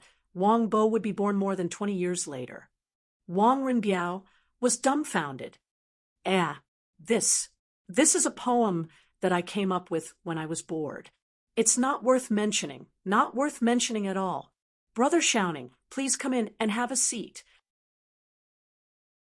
Li Zixuan actually realized that something was wrong when he said those two lines of the poem. At this moment, he could only thicken his skin and admit that he wrote it. Then, he cleverly changed the topic. Brother Xiaoning, what brings you here today? In the hall, the two of them sat down, and Li Zixuan asked with a smile. I met Miss Xiaoxi in the street in the afternoon. Only then did I know that Xiaoxian has been busy with this telegraph machine. I studied it for half a day, but I still couldn't understand the mystery behind it. So, I came here to ask for advice. Yen Xiaoning saw that Li Zixuan didn't seem to be willing to talk about the two lines of the poem, so he didn't ask anymore. Although he knew a little about poetry, he still liked the way of mechanisms and machinery the most. Thus, he went straight to the point and told Li Zixuan his purpose. Oh, Li Zixuan nodded in realization.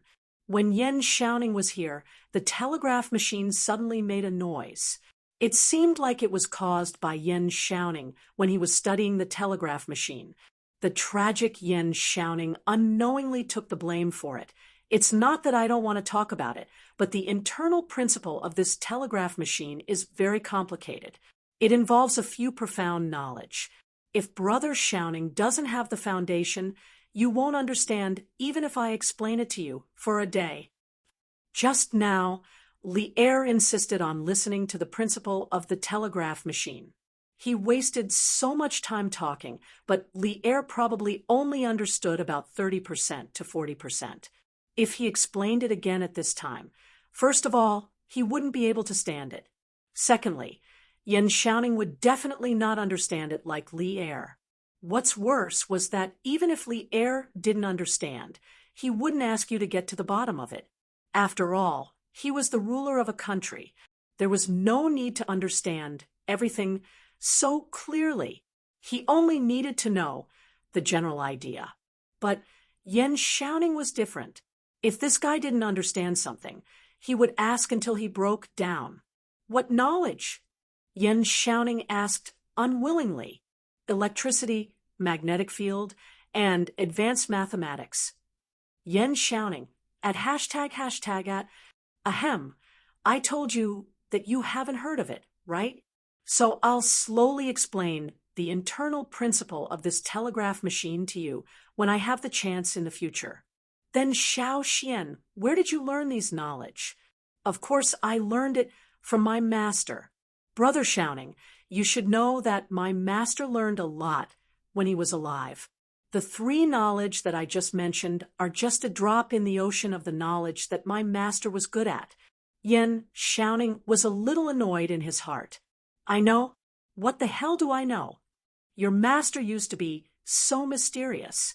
How many people in the world know about him? However, when he heard the second half of Li Zixuan's words, he couldn't help but be slightly shocked. Sure enough, there's always someone better than you. Yen shouting sat on the stool and hesitated for a long time. Finally, he gritted his teeth, stood up, and bowed deeply to Li Zixuan. Xiao Xian, to tell you the truth, I'm very interested in the telegraph machine that you made. I always feel that this thing is full of mysteries, as if it doesn't belong to the human world. I feel that a door of new knowledge is opening for me. Only by stepping into it can I experience a more wonderful world. If I don't understand the principle of this telegraph machine, I'm afraid that I won't be able to eat or sleep in peace. Xiao Xian, if your master's knowledge can't be spread to outsiders, I, Yen shouting, am willing to treat you as my master. I only hope that you can peek into this door. Don't. Li Zixuan was shocked and quickly went forward to help Yen shouting up. He underestimated Yen shouting's dedication to new knowledge. If this guy was in the modern world, he would be an engineering expert. He was already addicted to new technology and couldn't extricate himself. Brother shouting, you misunderstood me. My master doesn't have any rule that knowledge can't be spread to outsiders. On the contrary, my master is very willing to spread his knowledge to the world. It's just that he doesn't care about fame and fortune, so he doesn't want to do it. If Brother shouting wants to learn these knowledge, I'll take some time to sort out a few books and give them to you in the future. Thank you very much. Yen shouting heaved a sigh of relief. He had no choice just now. He also felt a little embarrassed to have his brother as his master. Oh, right. Xiao Xian, aren't you working at the Imperial College now? Why didn't you think of teaching your knowledge to the students? When the time comes, I can also go and listen to it. Yen shouting suddenly remembered Li Zixuan's current identity and asked doubtfully. Cough. About that, I'm only teaching mathematics at the Imperial College now. How can I teach other knowledge? If other professors see it, I'm afraid it won't be good. If you ask me, I'll say it. Xiao Xian, you can totally start your own school.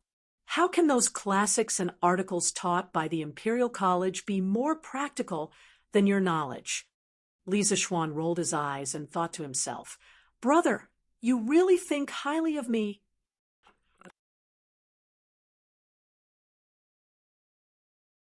Chapter 287. Sigh, it seems like I can only continue testing this telegraph machine tomorrow, but it shouldn't be a big problem. I will be able to have a good chat with Yushi by then.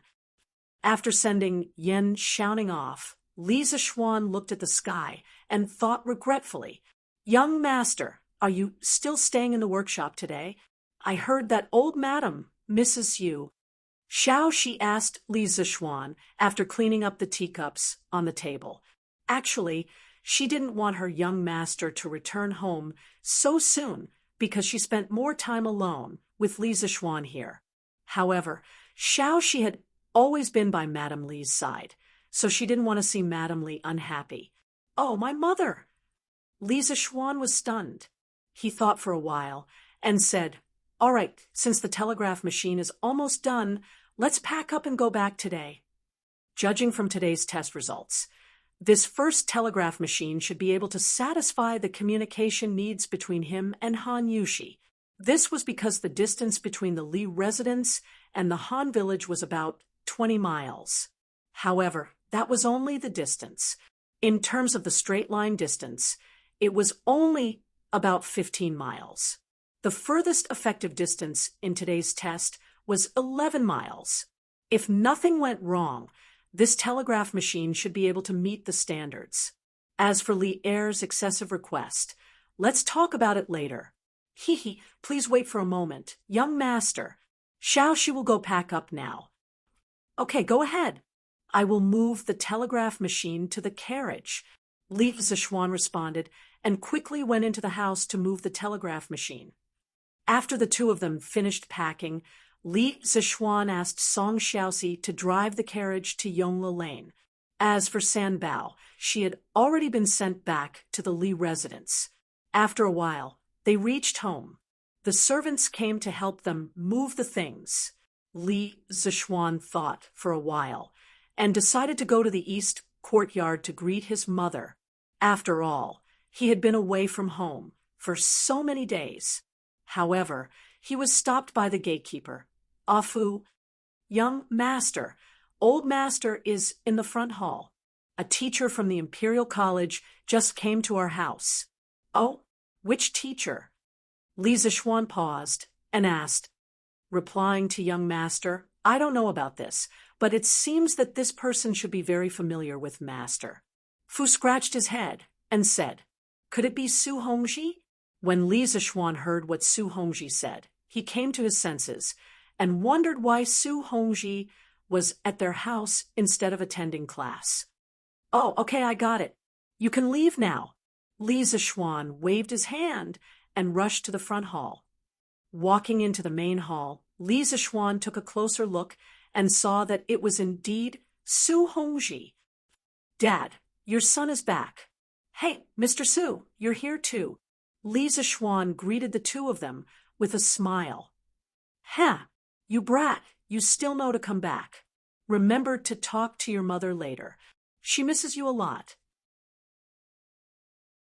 Li Jingma's eyes flashed with a hint of pleasant surprise. He pointed at Li Zishuan and scolded with a smile. Yes, father. I'll go in a while. Li Zishuan felt a warmth in his heart. This was family. This was the feeling of home. No matter how far you were from home, there would always be someone missing you. Now that the telegraph machine has been made, I'll stay at home and accompany my parents in the future. As for Li Er's request to further promote the use of the telegraph machine in the military, to hell with it. Whoever wants to research, it can do it. If they don't give me a promotion, I don't care.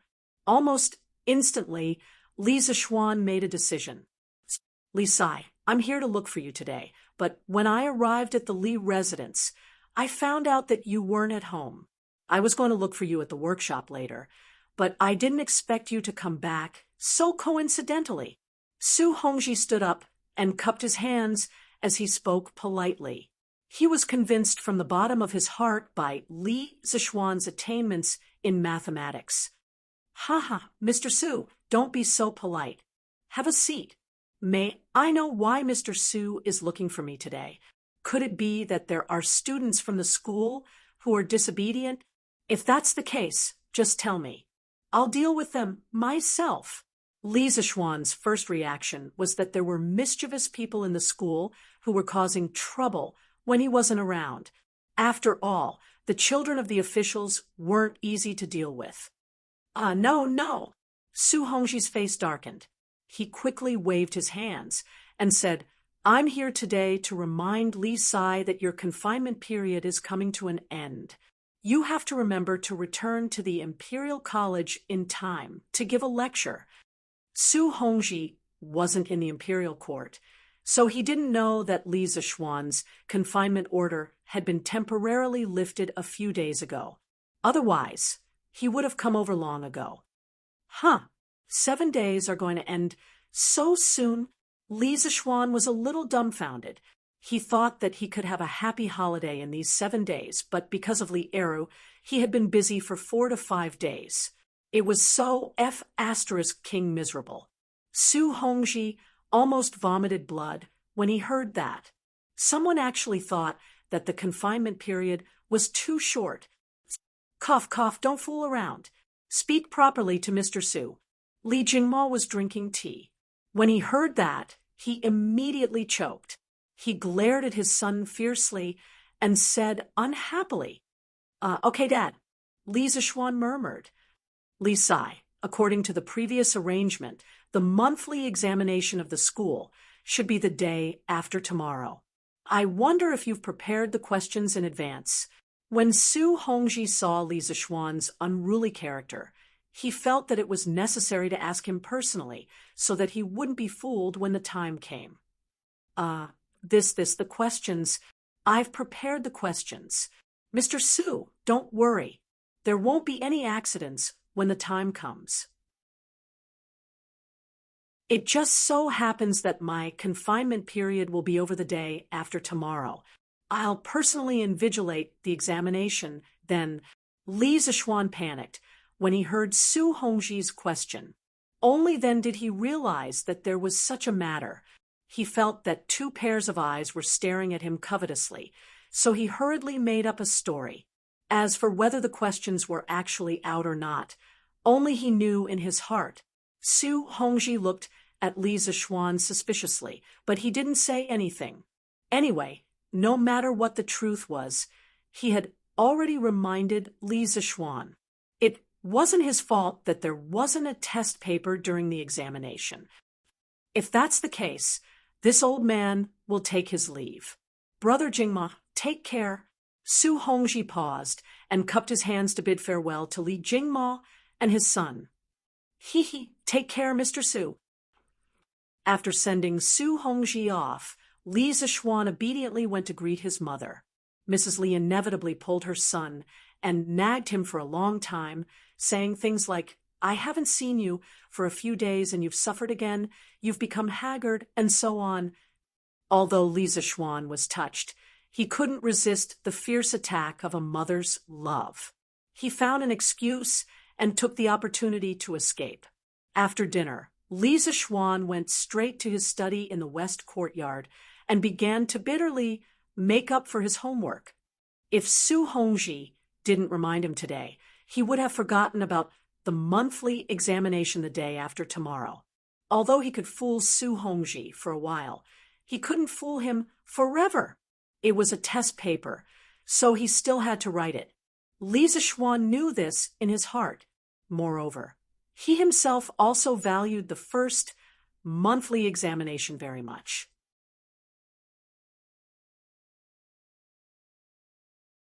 Chapter 288.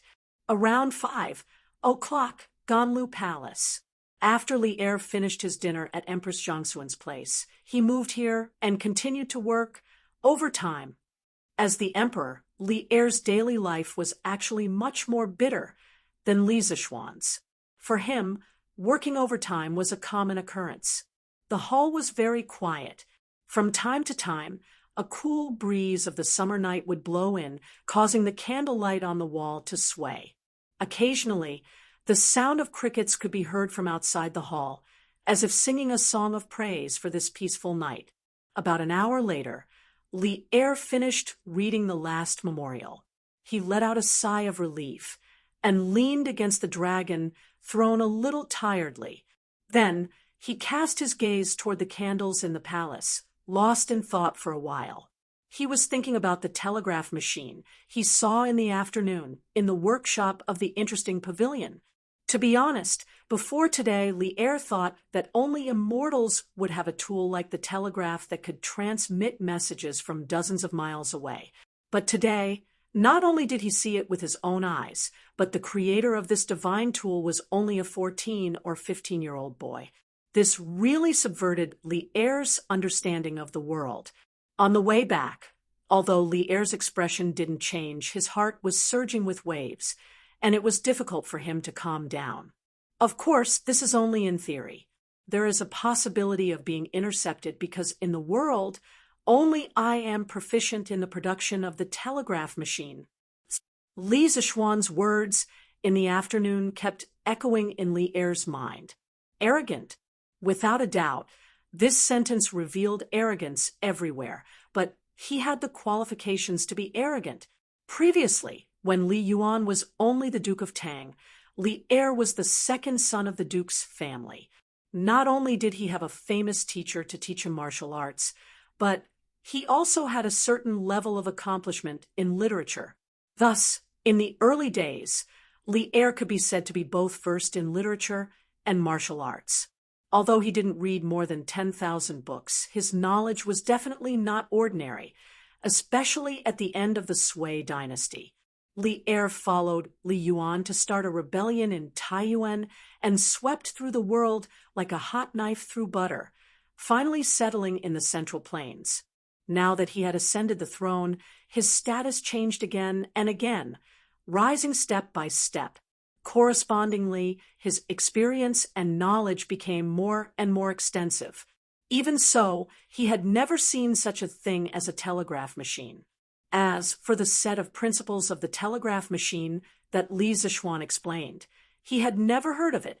He was very sure that the knowledge that Li Zixuan spoke of had never appeared in the world. Spiritual master's martial arts is extraordinarily high, and his medical skills are the best in the world. His knowledge is actually so profound. Does such a person really exist in the world?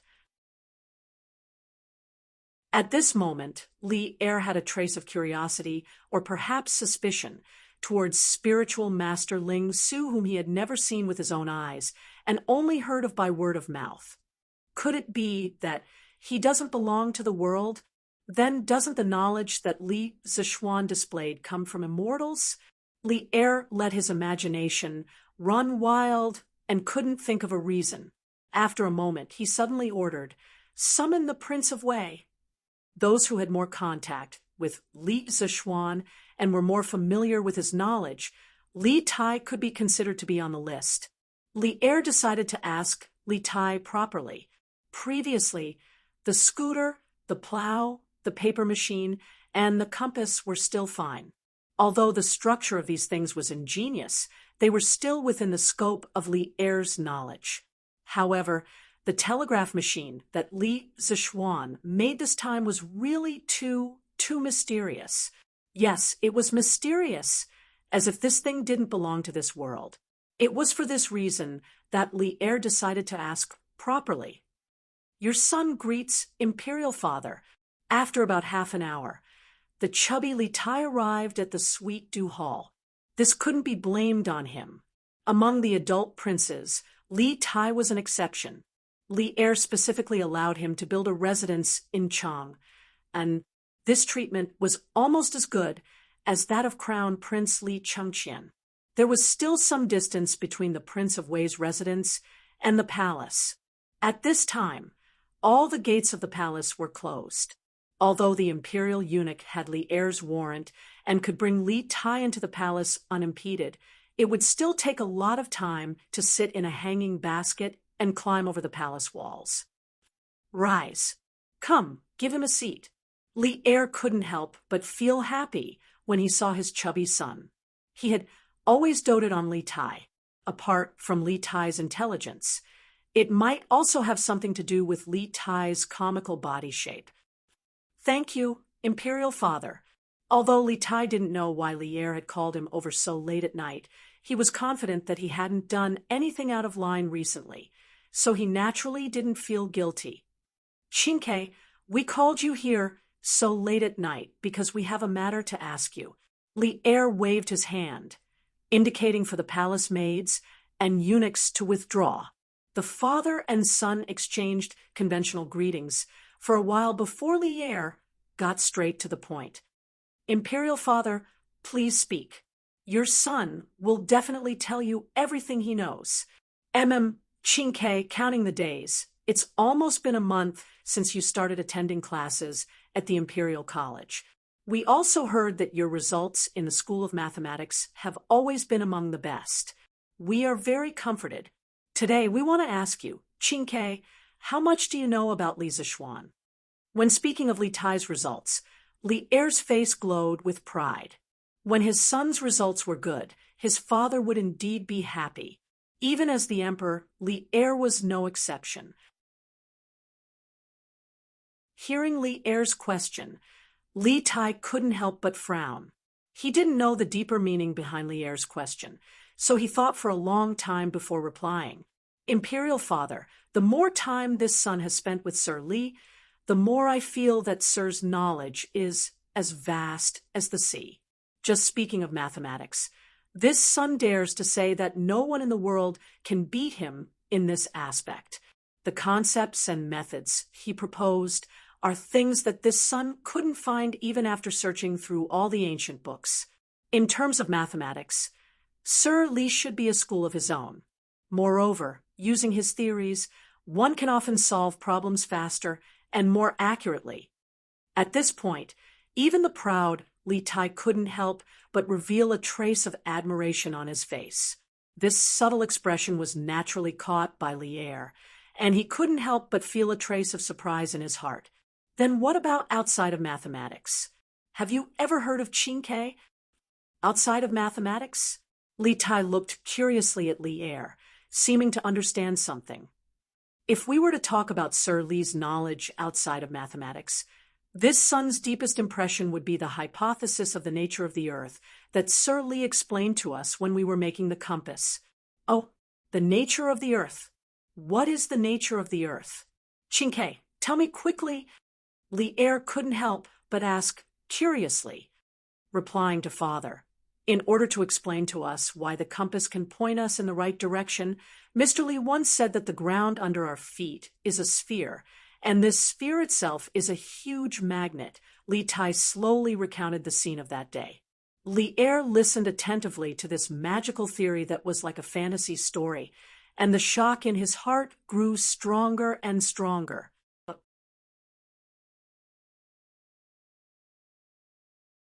Chapter 289. The Earth is actually a sphere, and it's magnetic? In the sweet nectar hall, Li Tai finished recounting everything that had happened when he made the compass. Li Er's expression became somewhat complicated, and after a long time, he couldn't help but mutter to himself. These novel theories might sound absurd at first, but behind each theory, there was a strong argument supporting it, making it impossible to refute. It was precisely because of this that Li Er was silent for a long time after listening to it. Qingke, it seems that you already believe in Li Zixuan's theories. Li Er turned around and asked softly. Li Tai had been sitting quietly below. Even though Li Er had been deep in thought for a long time, he didn't show any impatience, nor did he make any sound. Now that he heard Li Er's question, he hurriedly replied, "Indeed, Mr. Li's theories are not empty words. There is a strong evidence behind them. Your son also participated in one of the small experiments that day. The facts are right in front of your son's eyes. Your son has no choice but to believe it." Li Tai paused, then continued. "Your son used to be conceited about his innate intelligence and erudite knowledge. Unavoidably, your son was a little arrogant because of his talents. Ever since I met Mr. Li, your son has learned that there is always someone better than you. In front of the curious pavilion, Mr. Li's inexplicable 10 questions completely destroyed your son. Later on, your son entered the school of mathematics. Originally, your son had some thoughts of competing with you, but as your son's understanding deepened, I was convinced by Mr.'s vast and profound knowledge. A new door opened to your son. After your son entered, your son discovered that mathematics could actually be so exciting, interesting, and novel.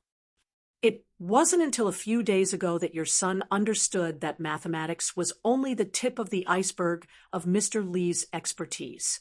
Physics, chemistry, these are things that your son had never heard of before, but Mr. Li was able to easily grasp them. Your son's previous thoughts of competing with you have long disappeared without a trace. Compared to 2 months ago, Li Tai was indeed much more stable and sunny. He, who was focused on his studies, had even faintly forgotten that he had to compete with Li Chengqian for favor. Li Tai looked at his son. In such a short period of time, he had changed so much. For a moment, he felt a little emotional. After mulling over what Li Tai had just said, he suddenly asked, "Chemistry? What is chemistry? Chinke, you haven't mentioned chemistry before, have you?" Li Tai was a little dumbfounded. He accidentally spilled the beans. He had promised Li Zishuan that he would not spread the principle of making glass. What should he do now? What? Is there something else you need to hide from me? Li Tai was shrewd. He immediately saw the hesitation in Li Tai's eyes. Hesitation at this time was equivalent to preparing to lie. Li Er was a little dissatisfied. Among his sons, Li Tai was the one he doted on the most. He did not expect that his favorite son would want to lie to him now. No. Replying to Imperial Father, the teacher said before that the so-called chemistry is the study of changes. It is a knowledge that studies the changes of substances. Under certain conditions, several substances can react with each other and form a new substance. This is the definition of chemistry, and also the use of chemistry. When Li Tai saw Li Er's gaze, he panicked and hurriedly blurted out, "The study of changes? This sounds interesting." Li Er held his chin and smiled, then asked, "Why did Li Zishuan mention this knowledge to you? Could it be that this kid has created something new?" Li Tai's heart sank. Sure enough, things were developing in the direction he did not want to see the most. However, in this situation, there was no time for him to think. The little fatty could only bite the bullet and say, replying to Imperial Father, previously the teacher felt that the Hu merchant's glass was turbid and expensive, so he made his own glass.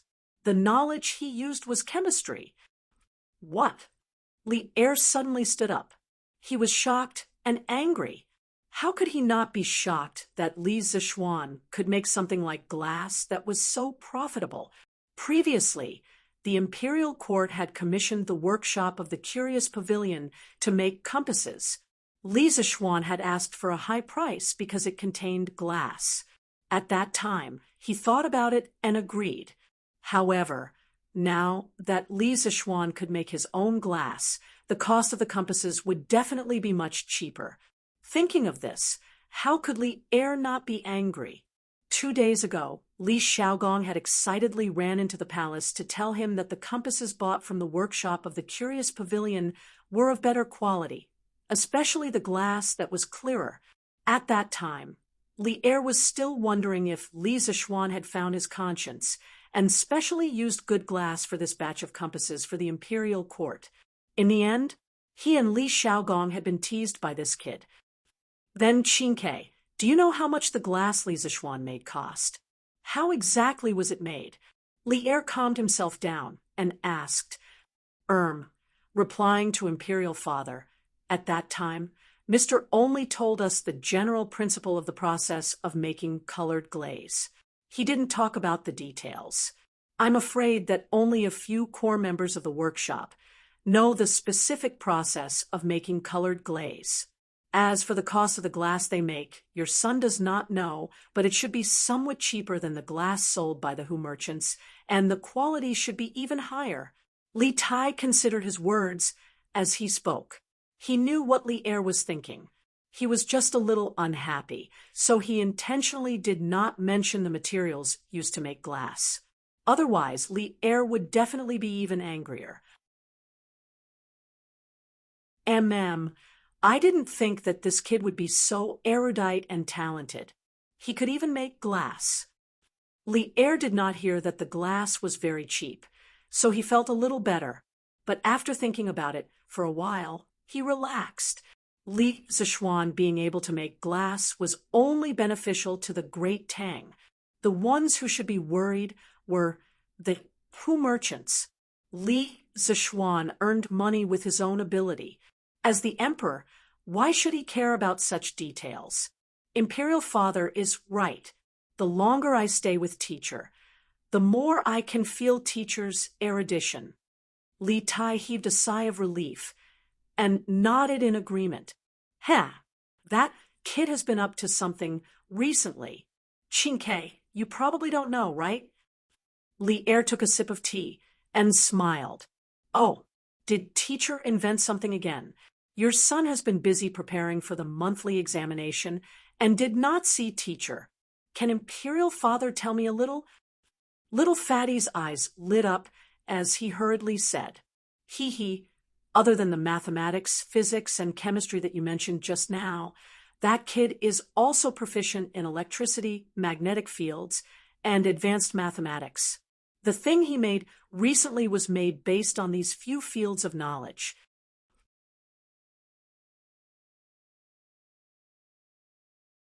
Chapter 290.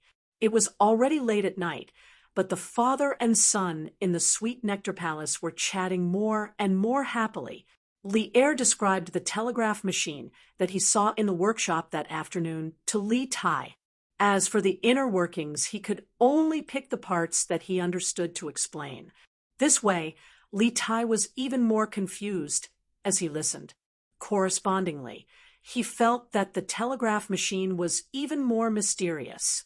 There's actually such a divine item in this world that can allow communication from dozens of miles away. In that case, what's the difference between this telegraph machine and those celestial artifacts? Previously, Li Er was amazed by Li Zishuan's theory of the Earth's magnetic field. Now, it was Li Tai's turn to be amazed by the powerful functions of the telegraph machine. The little fatty opened his mouth in shock, his face full of disbelief.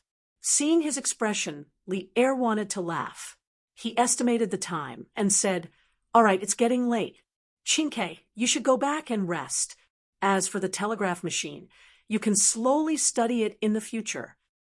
All right, then I'll take my leave. Father, you should also rest early. Li Tai came back to his senses and cupped his hands in salute. Oh, right. Qingke, you said earlier that you were preparing for the monthly exam. I heard that Li Zishuan set a monthly exam reward and punishment system for the School of Mathematics. Qingke, you have to take the exam well this time. Although I'm the emperor, I've never been to the Drunken Immortal restaurant. If you get first place this time, I'll take your mother, a few concubines, Chengqian, and your brothers and sisters to the Drunken Immortal restaurant for a meal. This way, even Wei Zheng won't have anything to say. Ha ha! Li Er stopped Li Tai and laughed. Li Tai was speechless. He couldn't help but mourn for Li Zishuan in his heart. There were probably more than 20 people in their family, right? If they all went to the Drunken Immortal restaurant for a meal, it might even cost more than 1,000 strings of coins.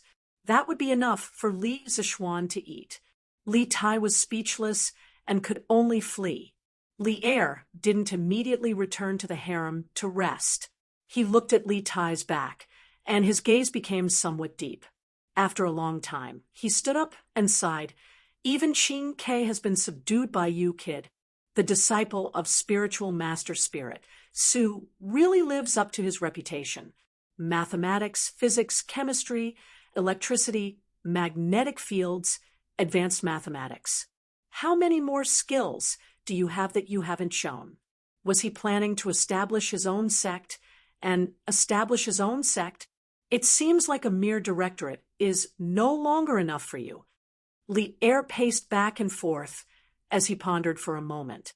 Suddenly, he burst into laughter and said, Ha! Since you have this ability, I will give you the chance to display it to your heart's content. We would like to see what the great Tang will become 10 years later. Because of you. Ha! He was not like some conservative emperors who saw new theories and ideas as heresy and wanted to nip them in the bud. As an enterprising emperor, Li Er had a high and radical fighting spirit in his bones. He was happy to see the emergence of new theories. The Confucian school had been dominant for nearly 1,000 years and had gradually become the orthodox school of thought. However, Li Er didn't particularly agree with the Confucian school of thought that emphasized theory over practice. He had once conquered the world on horseback, What he valued was still practicality and efficiency. Yongle Lane. Li Zishuan racked his brains and finally came up with a set of questions of higher quality. He didn't take the unconventional path like the previous weekly exam. The difficulty of the questions this time wasn't high. It mainly tested the foundation. Of course, there were many small pitfalls in the questions. If one was careless, it was very easy to be tricked. Li Zishuan didn't feel that Li Er was trying to trick him with this monthly exam. After finishing the papers, he washed up and directly lay on the bed and fell into a deep sleep. These few days, in order to invent the telegraph machine, it had really been hard on him. It was really hard for him not to fall asleep when he finally returned home and lay on the familiar bed. Li Zishuan had a dream. In the dream, he was actually chatting with Yushi on QQ. The strange thing was, he didn't feel that anything was wrong in the dream. All kinds of flirtatious words came out, and he was flirting with the girl. Li Zishuan, Yushi, do you know what a door made of wood is? Han Yushi, a wooden door. Li Zishuan, what about a door made of iron? Han Yushi, an iron door. Li Zishuan, what about the door to happiness? Han Yushi, I don't know. Li Zishuan, silly, it's us. Han Yushi, carat omega carat. Li Zishuan, Yushi, can you show me the way? Han Yushi, the way to where? Li Zishuan, in your heart. Han Yushi, shy. Young master, Yushi is sleepy. I want to sleep. Li Zishuan, you want to sleep together so soon. I'm not ready yet. Now I'm so nervous. Han Yushi, young master, brother must be dreaming of something delicious. He's still smiling in his sleep. In the morning, Lan who hadn't seen her brother for a few days, sneaked into Li Zishuan's room, intending to wake him up. However, she found that Li Zishuan was still smiling with his eyes closed. He was obviously having a sweet dream. The innocent Lan naturally couldn't tell that Li Zishuan's smile had a trace of wretchedness. The little girl thought that her brother was dreaming of something delicious. Lan tiptoed to the outer room to take a piece of cake and returned to Li Zishuan's bedside. At this moment, Li Zishuan smacked his lips. Lan saw the opportunity and quickly brought the cake to her brother's mouth. Li Zishuan smelled a fragrance in his sleep. He couldn't help but open his mouth and move closer to the source of the fragrance. Lan looked at Li Zishuan's silly appearance as he slept and ate the cake at the same time. She couldn't help but laugh loudly. Li Zishuan was awakened by the laughter. Logically speaking, with his martial arts, he should have woken up long ago if someone approached him. However, on one hand, he was now at home, so of course he wasn't vigilant at all. On the other hand, this body of his had been spoiled since he was young. If it wasn't under the care of his parents at home, then it was under the guidance of spiritual Master Lingshu in the mountains. He had never experienced the life of a vagrant in the Jianghu. Besides, he was only an ordinary student in his previous life, not a killer in the Jianghu. He didn't have the habit of being vigilant at all times. Okay, little Lan, you're being naughty again. See how I'll deal with you. Li Zishuan saw that Lan was laughing so hard that she couldn't straighten her back. He immediately understood what was going on. He unhappily wiped the cake crumbs from the corner of his mouth. Then he picked up his little sister, who didn't manage to escape in time, and threw her on the bed. He took off the little girl's shoes and scratched the soles of her feet. He said fiercely, do you still dare to tease your brother? Don't scratch. Brother, Lan was wrong. Ha. You know you're wrong? I think you're getting bolder and bolder. Didn't I tell you to knock before entering a room? Why didn't you knock? Woo. Ha. I knocked. Brother, you didn't hear it. Hey, still stubborn. Stop scratching. I know I'm wrong, woo-woo.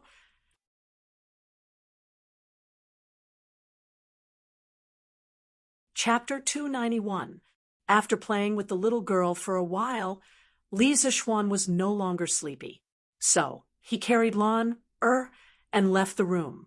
Under the care of Xiao He and Xiao Shi, the siblings washed up and went to the front yard to have breakfast. However, they bumped into Sanbao. Hey, Sanbao, are you feeling better? Yes, young master. My body is very strong. I've almost recovered since last night.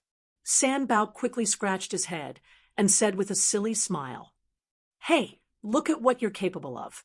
Later, go to Butler Wang to get 3 strings of money as a tip.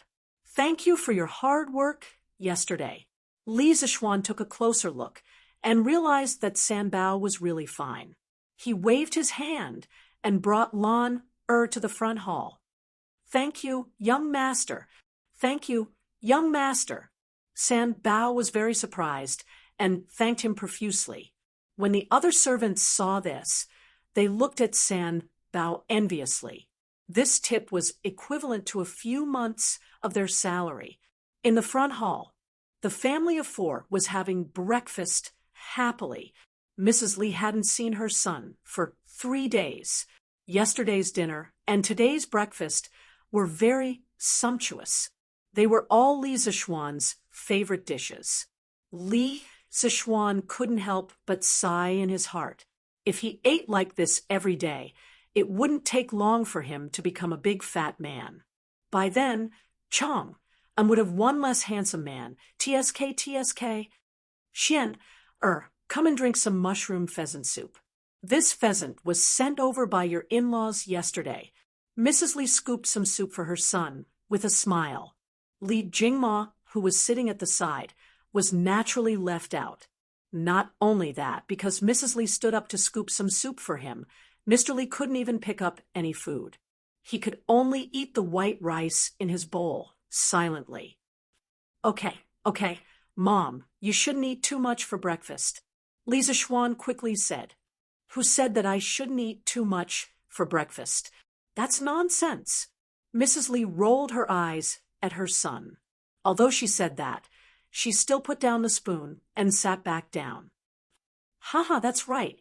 Mother, you just said that this pheasant was sent by Han Lijing, but why didn't he come in person? Li Zixuan asked as he ate. Isn't this all because of you? Old man Li, who had been eating silently at the side, said, I heard that Han Li has been busy preparing for your marriage with Han Girl these past few days. At the same time, he often goes to the neighboring Plum Village to check on the situation of the chicken farm there. He's so busy. How could he have the time to come over and deliver pheasants to you? This pheasant was hunted by the Han village's farmer. After he gave it to Han Lijing, he couldn't bear to eat it, so he asked someone to send it over. Oh, I see. Brat, what have you been doing in the workshop recently? Li Jingma took a bite and asked. In the past, the Li family had always been particular about not talking while eating. Ever since Li Zixuan returned, he had led the entire Li residence astray. It's nothing. I was just bored and made some small things to play with. Li Zixuan explained casually. Brother, what's so fun about it? Lan wants to play with it too. Okay, I'll teach you later. After breakfast, Li Zixuan didn't forget that he had something important to do today.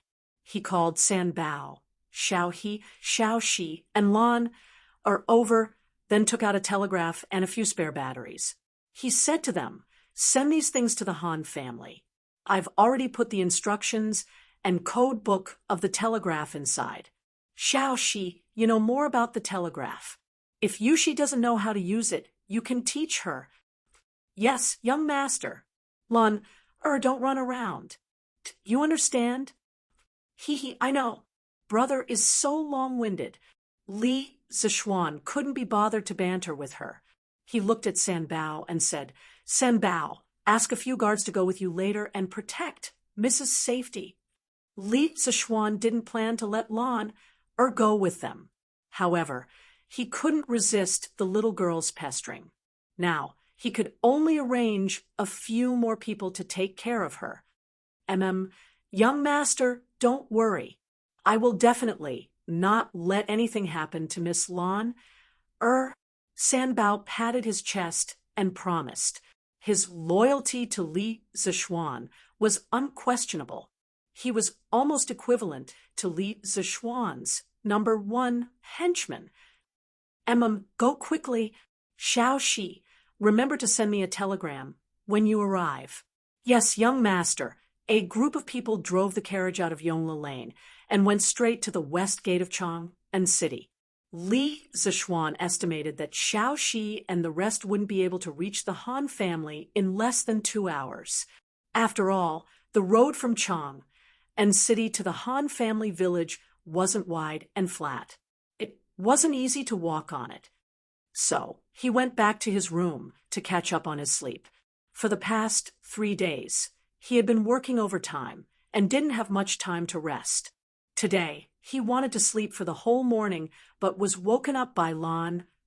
Since the telegram machine was in his room, he would be able to hear Han Yushi's message immediately. Li Zichuan slipped back to the west courtyard, closed the door and windows, and started to sleep. Eat and sleep, sleep and eat. If old man Li was at home and knew about this, he would probably scold Li Zichuan for not doing his job properly and being a good-for-nothing. Li Zichuan laid on the bed and fell into a deep sleep after a while. This speed of falling asleep, no matter who it was, they would have to admit defeat. After an unknown amount of time, there was a sudden intermittent d-d-d sound. He woke up abruptly and knew that Xiao Shi and the rest had arrived at the Han family village. Li Zichuan walked quickly to the long table where the telegram machine was placed and started to record the telegram.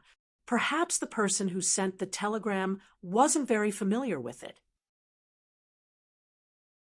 So, it took almost 15 minutes for the short message to be sent.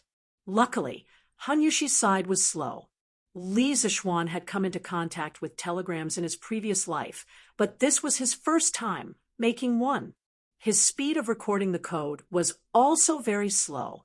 After he finished recording the code, Li Zichuan flipped open the code book and started to translate the telegram.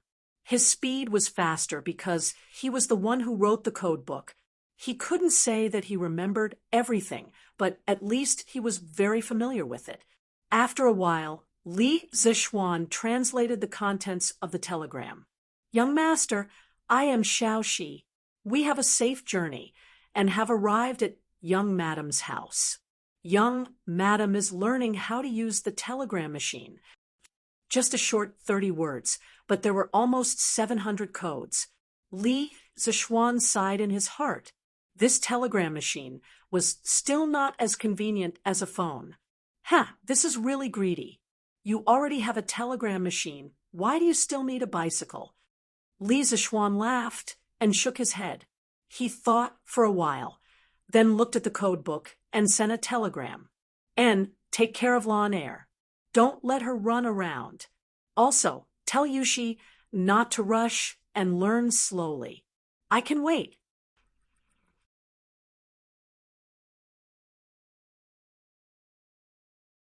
Chapter 292. Young madam, young master is talking to you. He wants you to learn slowly. Don't be anxious.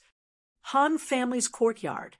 After Xiao Shi finished translating the code, she ran to the side and said to Han Yushi, who was reading the telegraph machine manual, Xiao Shi, I haven't married him yet. Don't call him that. Although Han Yushi was happy in her heart, she still looked embarrassed. Sister Yushi will be Lan Er's sister-in-law in a few days. It's okay to call him that now. Lan followed behind Xiao Shi and giggled. Lan you're talking nonsense too. I'm not. Xiao Shi, can you help me send a telegram? I want to talk to brother too. It was only today that Lan found out that Li Zixuan had come up with such a fun thing recently. The magic of the telegraph had already surpassed her understanding of this world. The little girl was now very fond of this efficient and fast method of communication. She saw Xiaoxi's operation just now, but she did not learn it. That was why she said that. Okay, what do you want to say to young master? Xiaoxi will help you send it. Xiaoxi smiled faintly. Hee, let's talk about it over there. Lan pulled Xiaoxi back to the telegraph machine and started chatting with Li Zixuan. On the other side, Li Zixuan waited for a long time, but there was no telegram. He could not help but think, could it be that the battery ran out of power? That shouldn't be the case.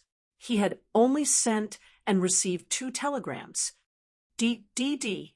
At this moment, the telegraph machine finally rang again. Li Zixuan was energized and started recording the telegram. This time, the telegram was shorter. Li Zixuan translated it quickly after he finished writing. However, when he saw the translation result, he was speechless. Guess who I am? Was there a need to guess? Other than the mischievous Lan, who else would speak to him in such a tone? He suddenly had a thought and replied mischievously, isn't this the silly girl from Blacksmith Wang's family? How did you know how to use the telegraph machine? Han family's courtyard. Han Yushi's room. Xiaoxi looked at the telegram she just received and couldn't help but laugh. Xiaoxi, what did my brother say? Did you guess it was me? Lan Er was not as tall as Xiaoxi. She tiptoed and looked up, but she could not see the contents of the note in Xiaoxi's hand. She could only ask anxiously, Miss, you should see for yourself. Xiaoxi held back her laughter and handed the translated telegram to Lan Er. Lan Er couldn't wait to take a look. A moment later, her smiling face turned red with anger. Humph, smelly brother. He must have done it on purpose. Lan Er stomped her feet, crumpled the paper ball in her hand into a ball, and threw it out angrily. Xiaoxi, help me send another telegram to my brother. Yes, miss. Beep, beep, beep, beep. Li Zixuan didn't wait for long before the telegraph rang again. Lan, ba. Smelly brother, you're the silly girl. This little girl. Li Zixuan smiled and shook his head. He suddenly felt that chatting like this was quite interesting. Oh, so it's Lan, you know how to use the telegraph so quickly? Li Zixuan replied with a sudden realization. Lan, smelly brother, you're still trying to lie to me. You obviously did it on purpose just now. Also, Xiaoxi is helping me send another telegram. Lan, still doesn't know how to use this thing. Li Zixuan, Lan, brother, Lan, also wants a telegraph to be placed in the room. Li Zixuan, why do you want a telegraph for? Who are you sending it to? Li Zixuan asked curiously. Lan, for brother. Lan, realized that using this thing to talk is very interesting. Li Zixuan, he was speechless. The backyard where Lan lived was only a few hundred meters away from his west courtyard. Why would she need a telegraph? In the afternoon, Lan, Xiaoxi, and the rest finally returned. After witnessing the magical power of the telegraph at the Han residence, Lan came back and found Li Zixuan. She cried and begged for a telegraph. Li Zixuan was helpless. He really didn't have the time and energy to build another telegraph. He would be returning to the Imperial College tomorrow. Now that he thought about it, the position of Imperial College was really a kind of restraint. Li Zixuan planned to find an opportunity in the future to resign with Li Er and return to their hometown. He only wanted to keep his title of nobility. After promising countless benefits, Li Zichuan finally got rid of this annoying little tail. He called Xiao Shi and asked, "How's Yushi's learning of the telegraph?" Xiao Shi replied, "Well, young madam already knows how to use it, but she's not very familiar with it yet. She said that she'll contact you when she's familiar with it. Young master, don't be anxious." "Ahem, I'm not anxious, I'm not anxious." Li Zichuan touched his nose awkwardly and said, At night, Li Zichuan returned to his room early after dinner and waited for Han Yushi to send a message. At this time, he realized that there was a very obvious flaw in the telegraph. That was that it could not record the received code by itself. It needed someone to be by its side 24 hours a day. Otherwise, he would not even know if he missed the telegram. In fact, the early wired telegraph had a device that automatically recorded the code. It mainly used the electromagnet inside the transceiver to drive the pen on the iron plate to make a mark on the paper tape.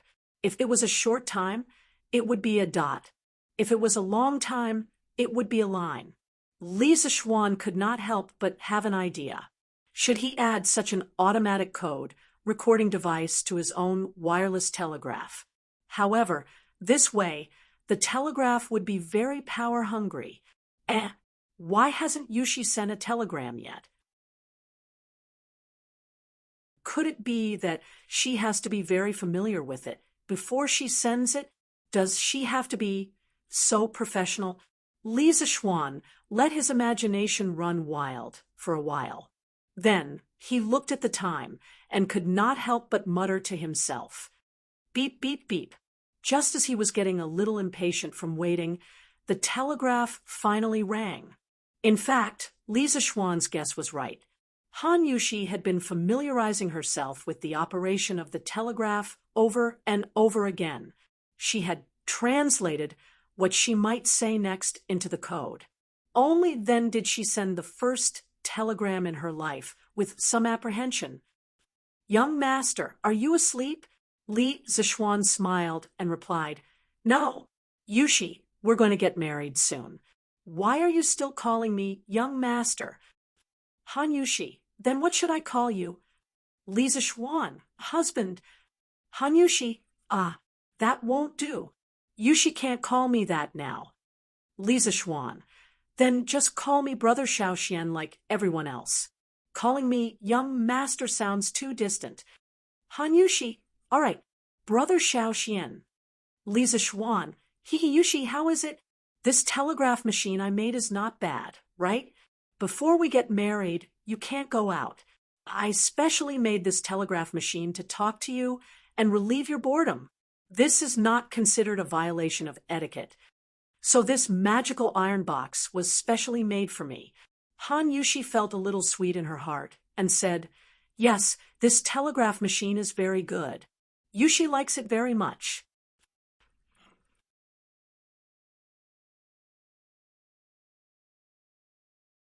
Chapter 293. Everyone, do your best. Regarding the monthly exams reward and punishment system, I believe all of you are very clear about it. I don't need to repeat it, right? If you do well, you will gain both fame and fortune. If you don't do well, the next morning, Li Zichuan held the exam papers and stood on the podium. He was trying to motivate the students before the exam, but his words did not sound like he was trying to motivate them. The students, especially Cheng Chumo, Sun Zifen, Yu Dongkai, Kong Chuansuan, and the others, who were aiming to get out of the last 5 places, heard Li Zichuan sneer and felt their buttocks tighten. No, their hearts tightened. If they were unlucky enough to get into the last 5 places, they would not have a good time. Next month, Ku Shiqing, Zheng Ziren, Meng Wenhao, and the others, who were in the front, were all eager to try. The reward for getting first place in the monthly exam was very tempting, especially Meng Wenhao, who was determined to get first place in this monthly exam. This was because the fleet that was going south would set sail the day after tomorrow. He wanted to get first place and give it to his father. Li Tai was very indifferent. What Li Er said to him yesterday, of course, he took it as a joke. The royal family was not so poor that they could not afford to eat. Okay, put away your textbooks and start the exam. At this time, there was the sound of the drum and bell from the directorate. Li Zishuan patted the podium and signaled everyone to be quiet. He began to distribute the exam papers. After handing out the papers, Li Zishuan returned to the podium and brought over a stool. He sat in front of the podium and gloated as he looked at the group of miserable children who were being ravaged by the exam. The questions this time. Why? After experiencing the previous weekly exams, the students were already immune to those strange questions. However, when they received the test paper and opened it, they were not used to it. The style of these questions was not quite right. It was so simple. You all can be proud over there. The questions are simple, but it does not mean they are easy. Li Zishuan was sitting on the podium. The expressions of the students naturally fell into his eyes. He couldn't help but snicker in his heart. Compared to the previous questions, this set of questions was indeed very basic. But who said that basic questions were easy to do? For those who had gone through exam-oriented education, the basic questions were the most difficult. In his previous life, Li Zishuan would rather do some extremely difficult questions than basic questions. Some basic questions were especially easy to lose points. What's more, there were more or less traps in these questions. As for who would fall into the traps, it would depend on their own luck. F***CK. Sir, you're giving me free marks with these questions. Haha. Sun Zifen continued to do a few questions as if he had the help of God. In an instant, he felt very good about himself. He couldn't help but feel very proud.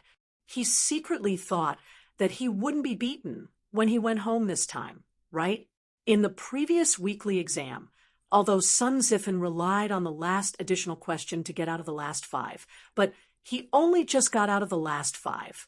He was the 8th from the bottom in the mathematics school.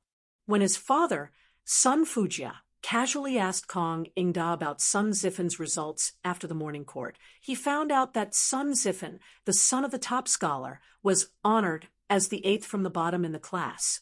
He was furious. When he returned home, he did not say anything and beat Sun Zifen up. Mrs. Sun pleaded bitterly, but it was useless. Sun Zifen still remembered the next day when he came to the mathematics school with a swollen face and was laughed at by everyone.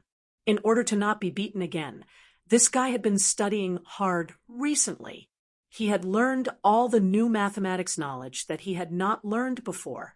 At this time, if he was asked to do the last weekly exam again, Sun Zifen was confident that he would not be at the bottom. If 1 is equal to 4, 2 is equal to 8, 3 is equal to 24, then 4 equals underscore underscore underscore. F***CK. This question is too easy, right? If it was 7 days ago, I might not even be able to understand this question. Even if I understood it, I wouldn't be able to calculate it in a short time. What a pity. A scholar who has been away for 3 days must be looked at with new eyes. The answer to this question is equal to 4 times 24. I can use the multiplication formula and calculate it in a moment. When Sun Zifen saw the 5th question, he was overjoyed. He was not stupid. Of course, he could find the pattern. Moreover, he now had a certain foundation in mathematics, so this guy thought that he could find the answer quickly. Sun Zifen calculated the result on the draft paper, 96. Then he proudly wrote the answer on the test paper. Of course, in the mathematics library, there were many masters. Naturally, there was no lack of smart people such as Li Tai, Iron Egg, and Meng Wenhao. As they encountered more and more questions, the 3 of them did not relax at all. Instead, they became more and more serious. Their eyebrows were tighter and tighter. They looked as if they were facing a great enemy. It was as if the question in front of them was a scourge. It's not easy. This question is definitely not as simple as it looks on the surface. Just like the previous 4 questions, there must be a trap in the question. Meng Wenhao kept reminding himself to not be careless and not fall into the trap. In the previous 4 questions, he almost got it wrong. Fortunately, he relied on his intuition and checked on the spot. That was why he did not fall into the trap set by Li Zixuan. Meng Wenhao had been tricked many times. His first instinct when he saw the 5th question was that this question was not easy. He secretly warned himself that he must not solve the question according to the usual way.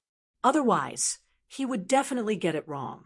After looking at the question several times, Meng Wenhao's eyes suddenly lit up. I got it. 1 is equal to 4.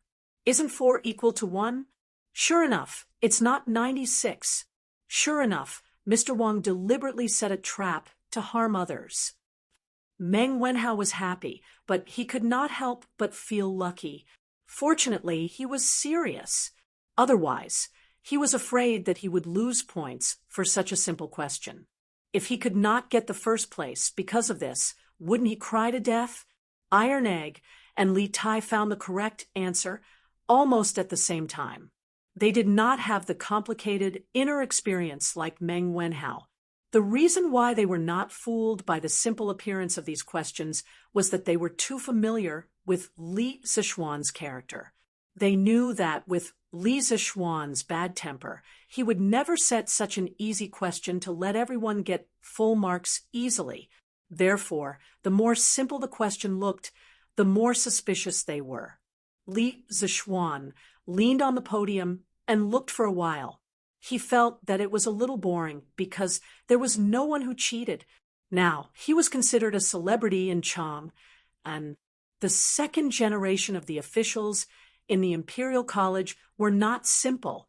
Naturally, they were more well-informed than ordinary people.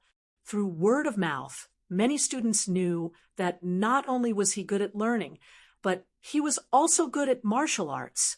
Therefore, no one dared to cheat under Li Zixuan's nose. Li Zixuan leaned on the podium. His eyelids became heavier and heavier. Slowly, he fell asleep.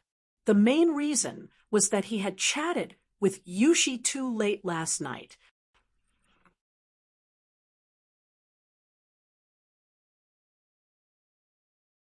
Chapter 294.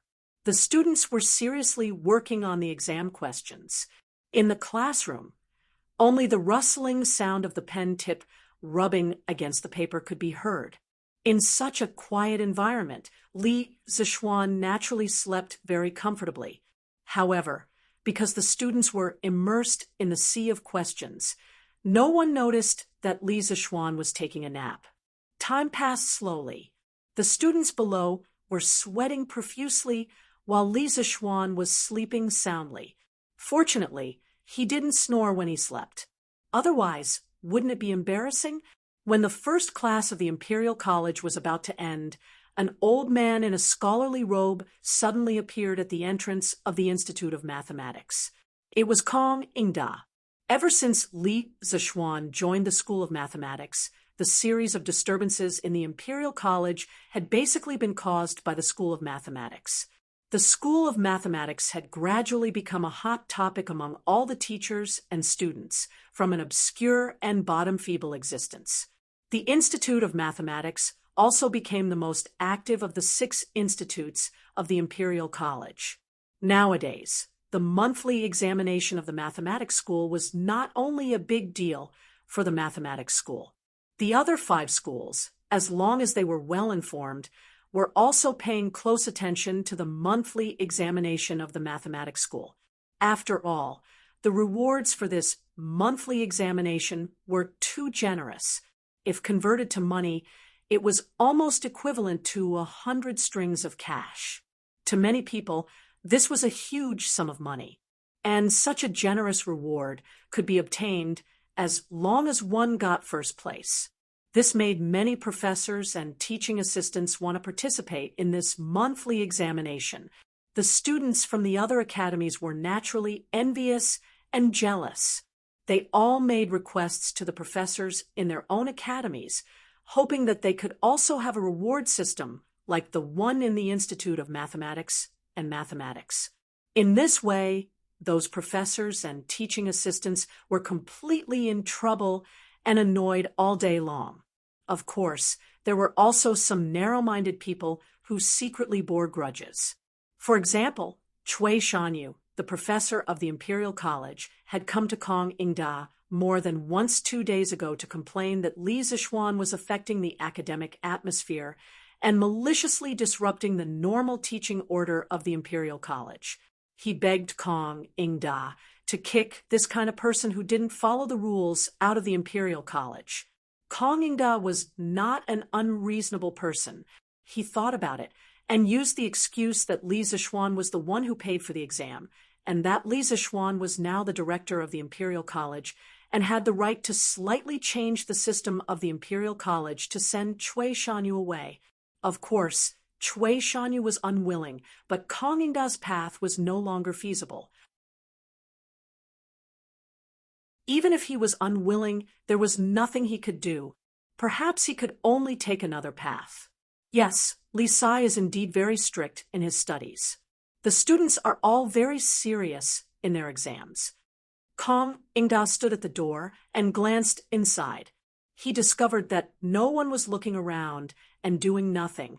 Everyone was immersed in doing the questions. He couldn't help but inwardly sigh in admiration. However, in the next moment, the smile on his face suddenly froze. He saw Li Zixuan lying on the podium, snoring loudly in his sleep. Humph! Sleeping in the classroom is a disgrace to the educated. Kong Ingda snorted angrily and walked in. His footsteps were very light. Most of the students did not notice him coming in. A small number of students who did notice him only raised their heads to glance at him before lowering their heads and continuing to do the questions.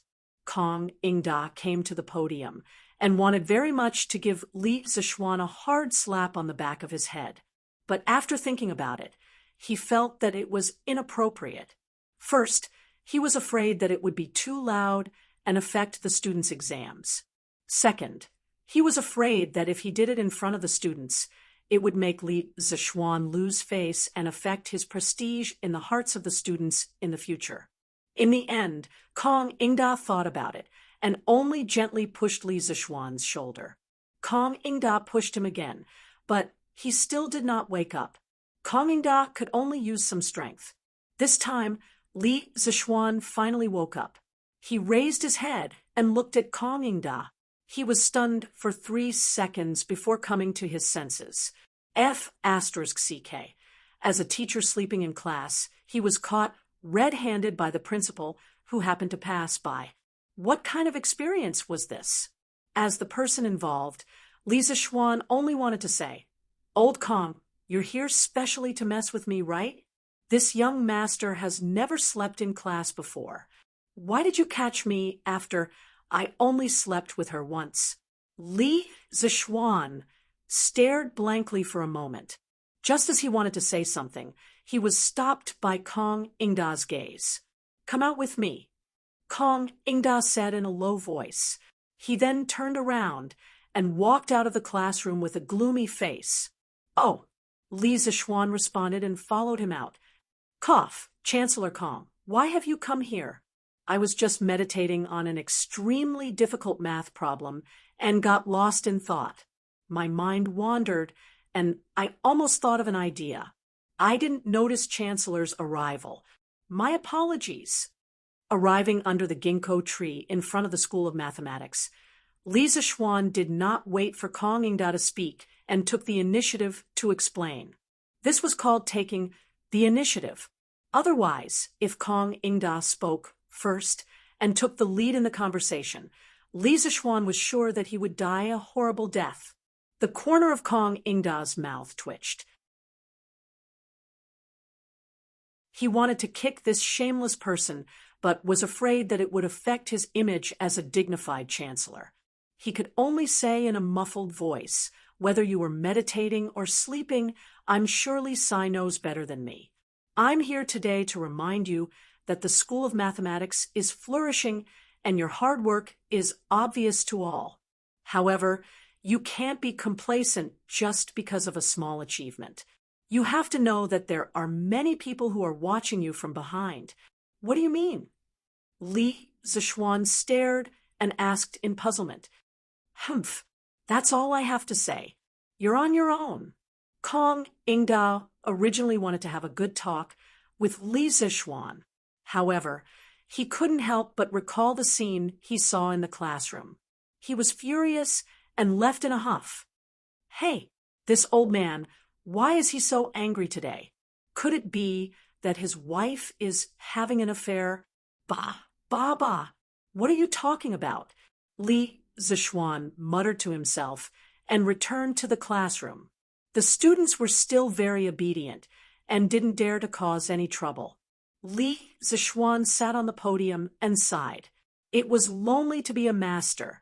At this time, he really wished that a troublemaker would appear in the school.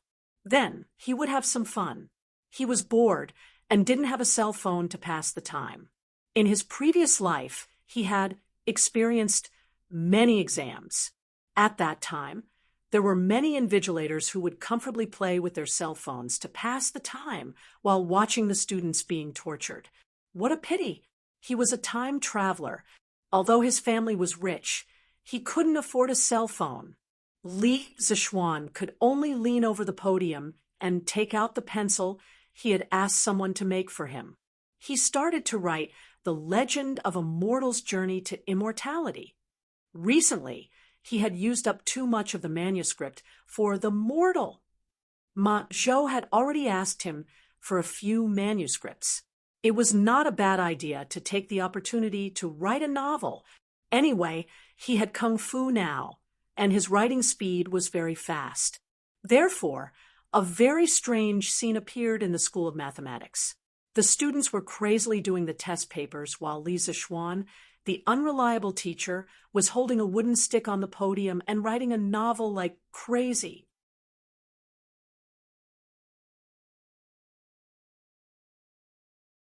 Chapter 2, 95.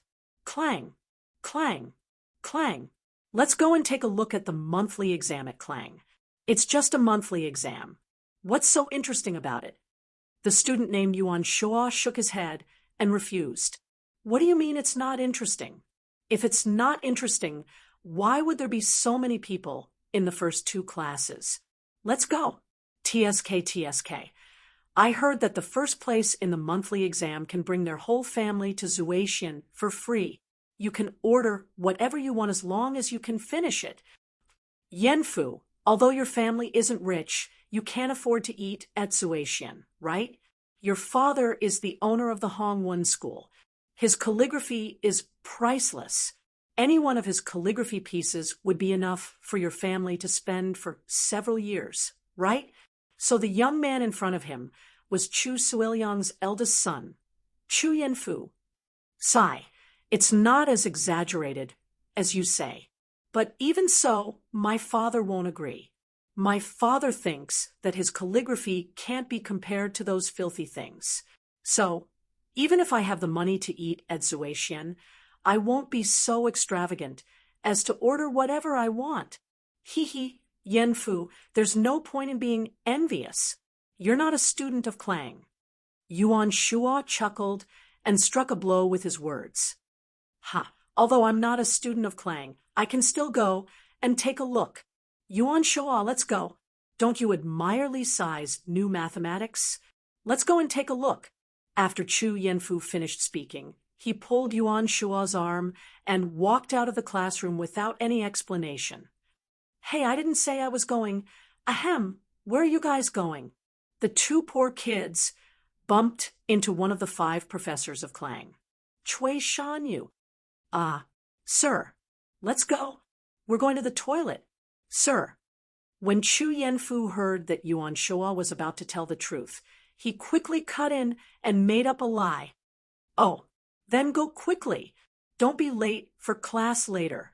Chui Shanyu carefully examined their expressions for a while, but didn't see anything strange, so he said coldly, "All right, sir, we'll be off then." Chu Yanfu pulled Yuan Shua and ran away. "Hey, Yanfu, isn't the School of Mathematics in the south? How can we run east?" Yuan Shua asked suspiciously after running for a while.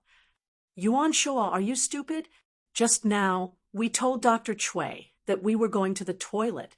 If you don't run here, won't you be exposed? It's the same if we take a detour to the School of Mathematics and Mathematics." "Oh, right, Yanfu, why did you lie to Dr. Chui just now? Haven't you heard? Recently, Professor Chui has always found Li Sai to be an eyesore, believing that he has led the directorate astray. He has already complained to the chancellor more than once." There was actually such a thing. But Li Sai didn't lead astray. On the contrary, ever since he came to the directorate, we all used blackboard chalk, enjoyed the start and end of class system, and even learned pinyin. Why would Dr. Chui slander Dr. Li like this?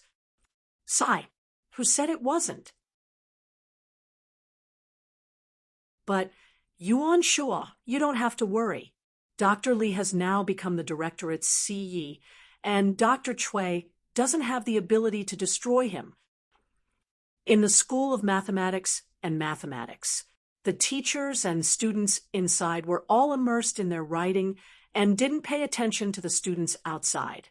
Li Zishuan was writing a novel and couldn't help but be immersed in the story, so he didn't pay attention to the outside. The students in the School of Mathematics and Mathematics had too many questions, so they didn't have time to look around. After a while, the bell and drum for class rang, and the students outside scattered like birds and beasts, rushing to their respective classrooms. The School of Mathematics and Mathematics regained its silence. Gradually, this monthly examination entered the countdown to the end. Many students had also reached the last question. In this monthly examination, Li Zishuan didn't set any additional questions. So this last question was a compulsory question for the students. However, after everyone read the question, they were all dumbfounded. One day, a young man came to Boss Wang's shop to buy a gift. The cost of this gift was 180 copper coins, and the price was 210 copper coins. In the end, this young man took out a golden bean worth 1,000 copper coins to buy this gift. Boss Wang didn't have so many copper coins at that time, so he used the golden bean worth 1,000 copper coins to exchange with the neighbor for 1,000 copper coins and gave the young man 790 copper coins.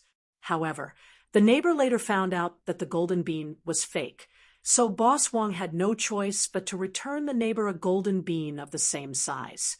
The question is, how much money did Boss Wang lose in this transaction? After reading the question, Sun Zifen felt a little confused. He read the question twice again and felt that he had some ideas. He began to calculate on the draft paper. The 790 copper coins that Boss Wang gave to the young man was his loss, and the 1,000 copper coins that he gave to his neighbor was also his loss. His income was 210 copper coins, but 180 copper coins were his cost, so his total loss was 790 plus 1,000 plus 180 minus 210 is equal to 1,760 copper coins. TSK, that should be it, right? Sun Zifen sorted out his thoughts and calculated the answer in a short while. He couldn't help but feel a little complacent. When he was about to copy the answer on the test paper, he suddenly felt that something was wrong. He paused and calculated again. No, I should think of it this way. Boss Wang's loss was the 1,000 copper coins that he returned to the neighbor and the 790 copper coins that he gave to the buyer. In addition to the 180 copper coins that the buyer took away as a gift, the total was 1,000 plus 790 plus 180 is equal to 1970 copper coins. This should be correct, right? Sun Zifen held his chin and thought for a while.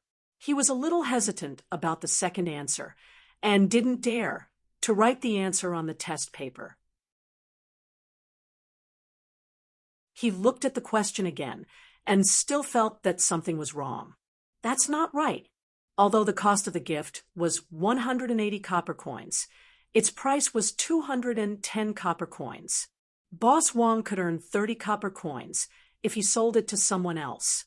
After selling it to the young man, other than the money he lost, shouldn't the 30 copper coins be included as well?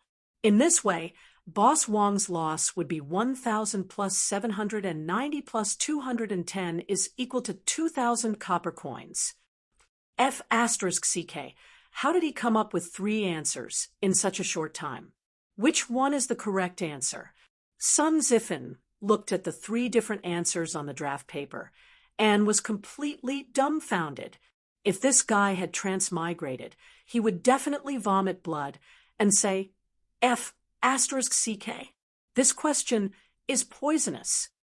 It's 1760 copper coins, or 1970 copper coins, or 2,000 copper coins. Which one should I choose? Sun Zifan's eyes darted between the 3 answers. After a while, he felt a little dizzy. He shook his head and said angrily in his heart, F***CK. Draw lots. I'll take whichever one I get. My luck has always been good. I don't believe that I won't get it. If Li Zishuan knew what this guy was thinking, he would definitely give him 2 big slaps. Do you F***king think you're doing a multiple choice question? Why don't you throw dice instead of drawing lots? In modern times, when students were unable to make a decision on a multiple choice question, many people would choose to draw lots or throw coins. In a way, this silly guy was a pioneer.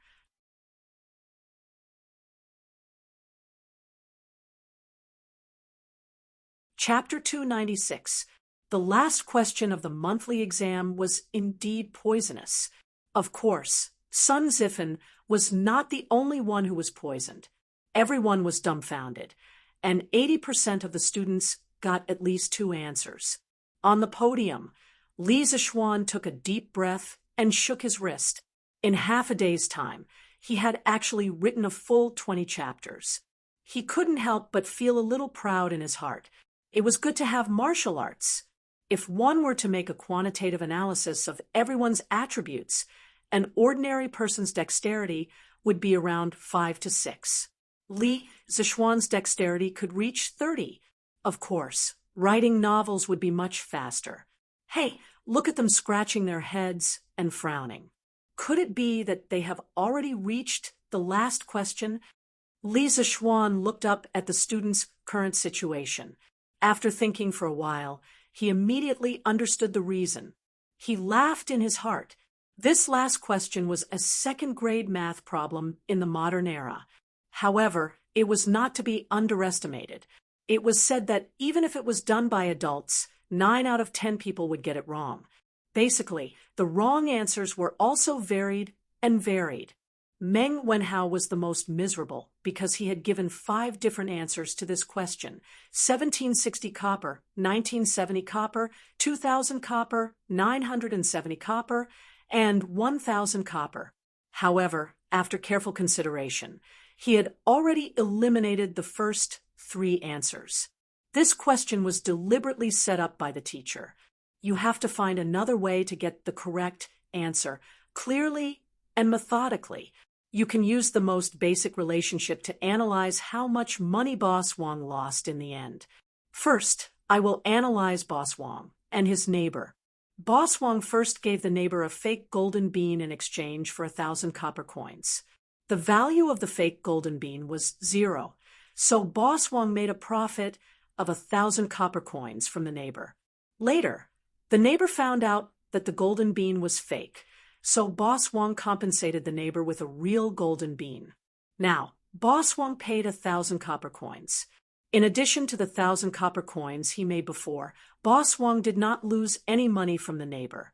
Then, he was only left with the money he lost from the young man. Then, between Boss Wong and the young man, Boss Wong gave the young man the change and lost 790 copper coins. After selling the gift, Boss Wong lost 180 copper coins. So, the question is, after selling the gift, did he lose 180 copper coins or 210 copper coins? After all, if this transaction was a normal transaction, Boss Wong could earn 30 copper coins. This was originally Boss Wong's labor. Now that it was gone, should it be counted as a loss? If that's included, then Boss Wong has lost 1,000 copper coins. Meng Wenhao was struggling fiercely in his mind. He hesitated and hesitated. Finally, when he saw that time was almost up, he gritted his teeth and did something that left everyone dumbfounded. Clang, clang, clang. The bell and drum signaling the end of the Imperial College finally rang, signifying the end of the monthly examination. Stop writing! Stop writing! Everyone stop writing! The last student in each row, please stand up and collect your papers. Li Zishuan stood up and shouted. All the students, whether they were done or not, put down their pens. There was no other way. They didn't want to be caught with a 0 score because of this. If that was really the case, he would definitely suffer when he returned home. After a while, Li Zishuan checked the test papers and nodded with satisfaction. Done. Class was over.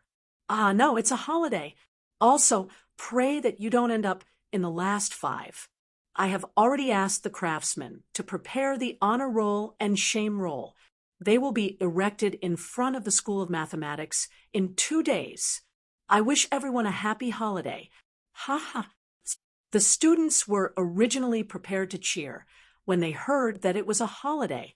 However, the second half of Li Zishuan's sentence made everyone wilt. Damn, since you said that, how am I supposed to spend my holiday? Happy holiday? Happy my ass. Chung Chumo rolled his eyes and complained in his heart.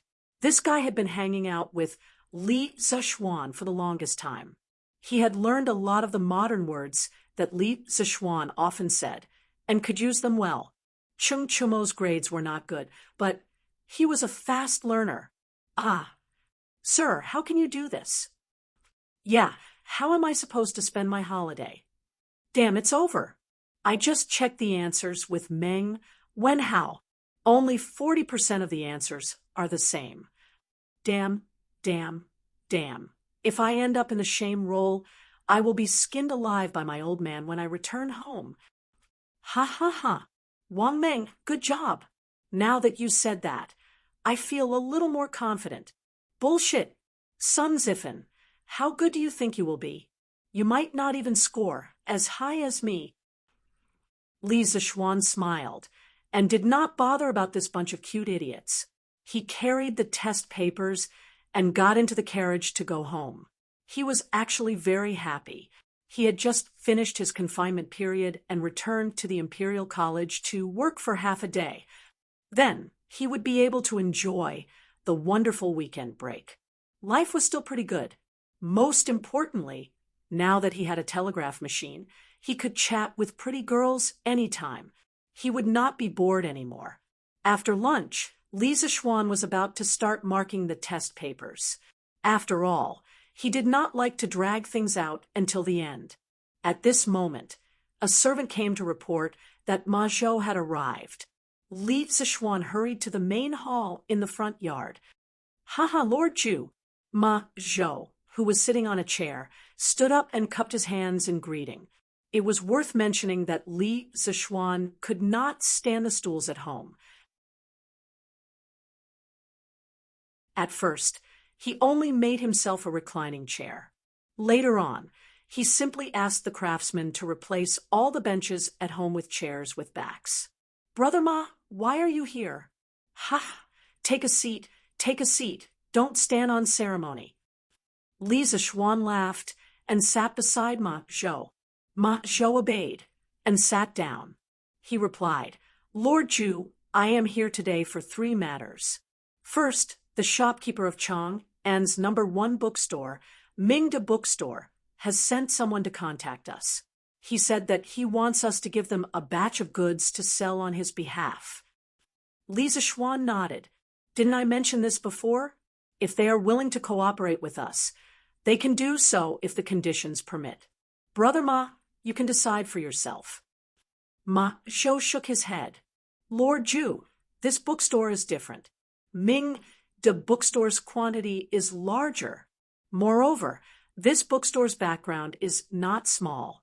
Their shopkeeper came with a letter from the current minister of the Ministry of Appointments.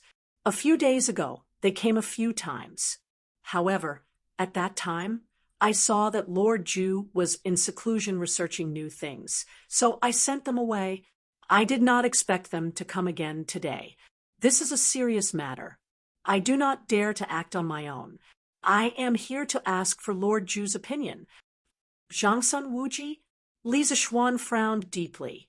When he went to the imperial court for the first time, Zhangsun Wuji spoke up for him. He still remembered this incident. Logically speaking, he should have a good impression of Zhangsun Wuji. However, he did not. This was because from some history books, novels, and television dramas, Zhangsun Wuji was a scheming old fox. He was not easy to get along with. Give it to them. Satisfy them as much as possible. I owed Zhangsun Wuji a favor last time. This time, I will return it all. However, Brother Ma, you have to tell them that even if the price of the books they purchase from us is slightly more expensive than our Chi-Chu culture, it will only be 10% more expensive than our books. Otherwise, we will not cooperate with them in the future. Li Zishuan thought for a while and said to Ma Zhou, Yes, Lord Ju. Ma Zhou nodded in satisfaction. Li Zishuan was very considerate. He also heaved a sigh of relief.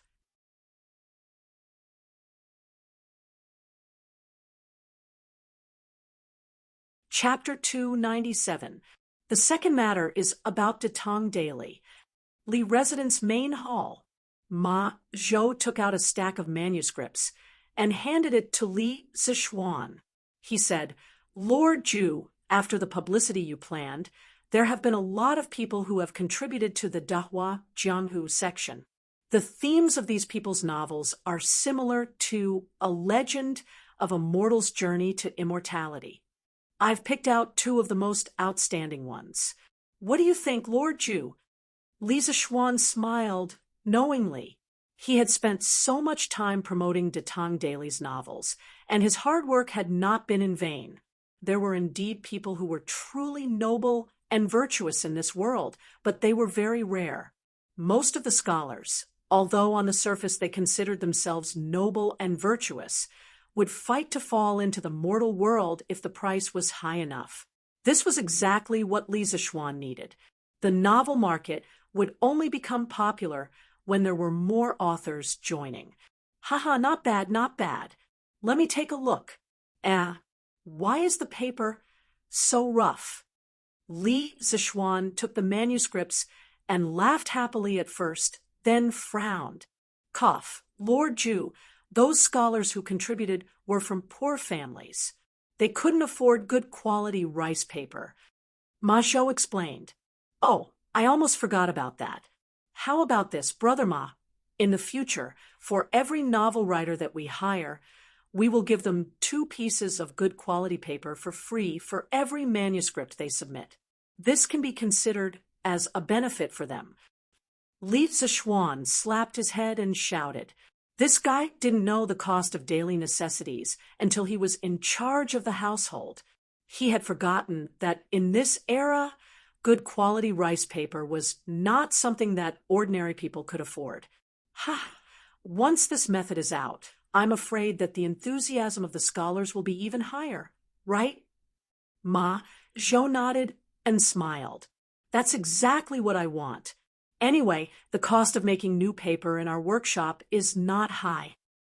Li Zishuan said as he took the manuscripts and started reading. The name of the first novel was Zhang Xiaohua's Journey to Immortality. The author was Tian Xianghua. Introduction. A young man without spiritual roots, by chance, saved a seriously injured elder of Miaoyun Valley. The elder was grateful and recommended him to become a member of Miao Yun Valley, a small cultivation sect. By chance, he obtained the ability to turn waste into treasure. Since then, he has embarked on the path of cultivation. Li Zixuan's expression was a little strange. Why does the introduction look so familiar? Just by looking at the introduction, he knew that it was full of tricks. Chapter 1, Zhang Xiaohua.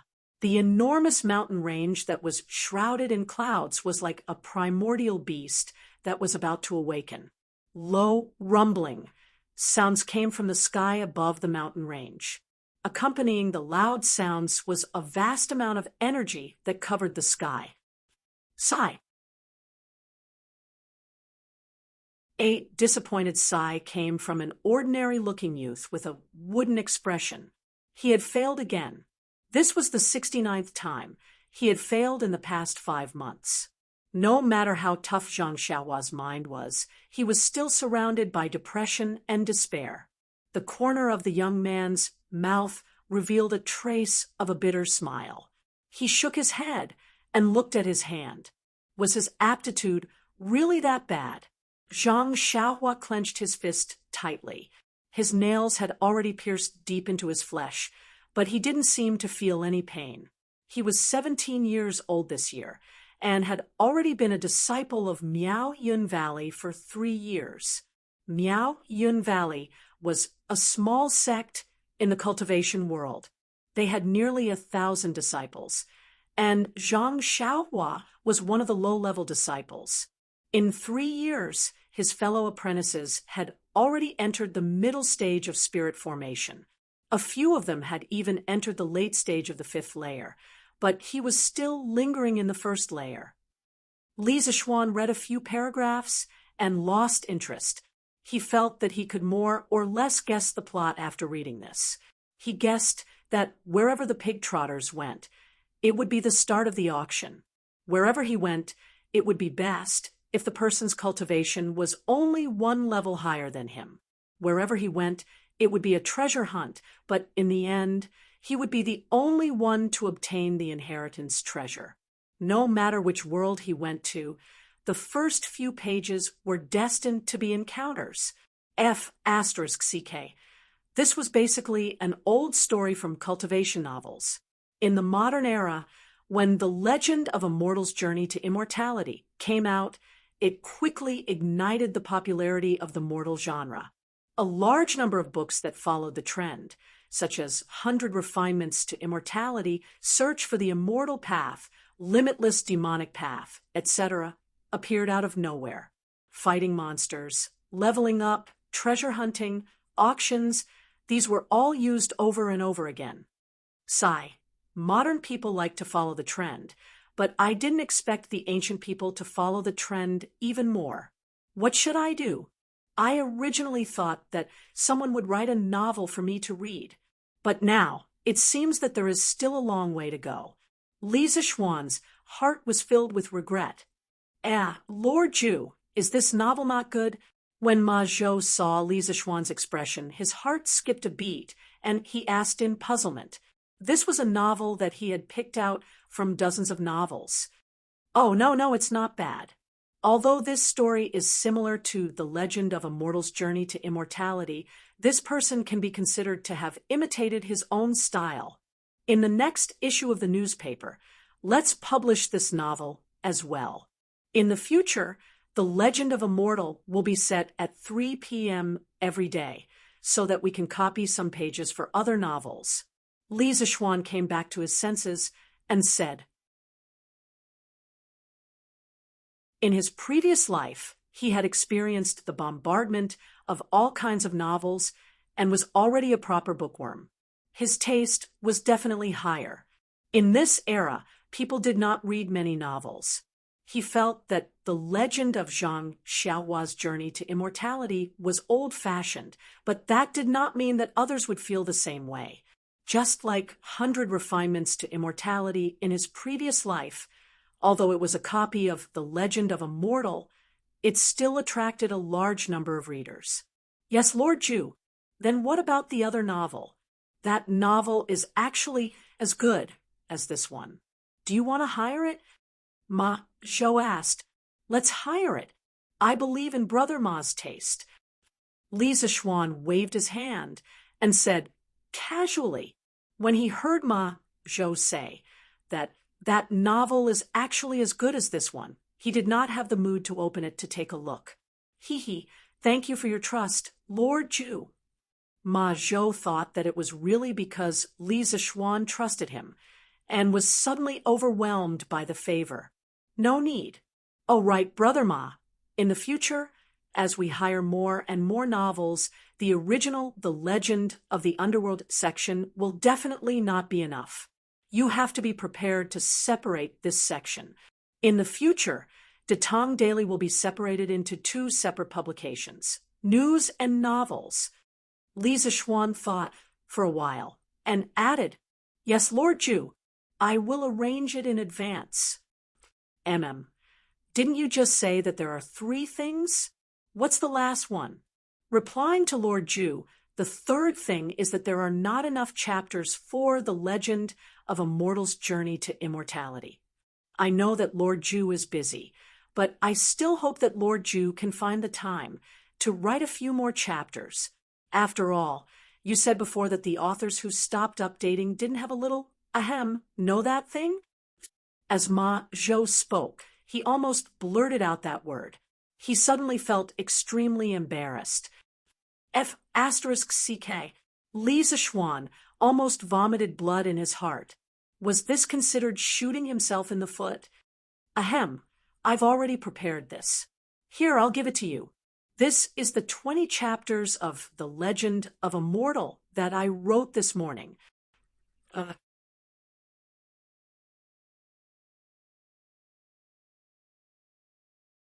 Chapter 298.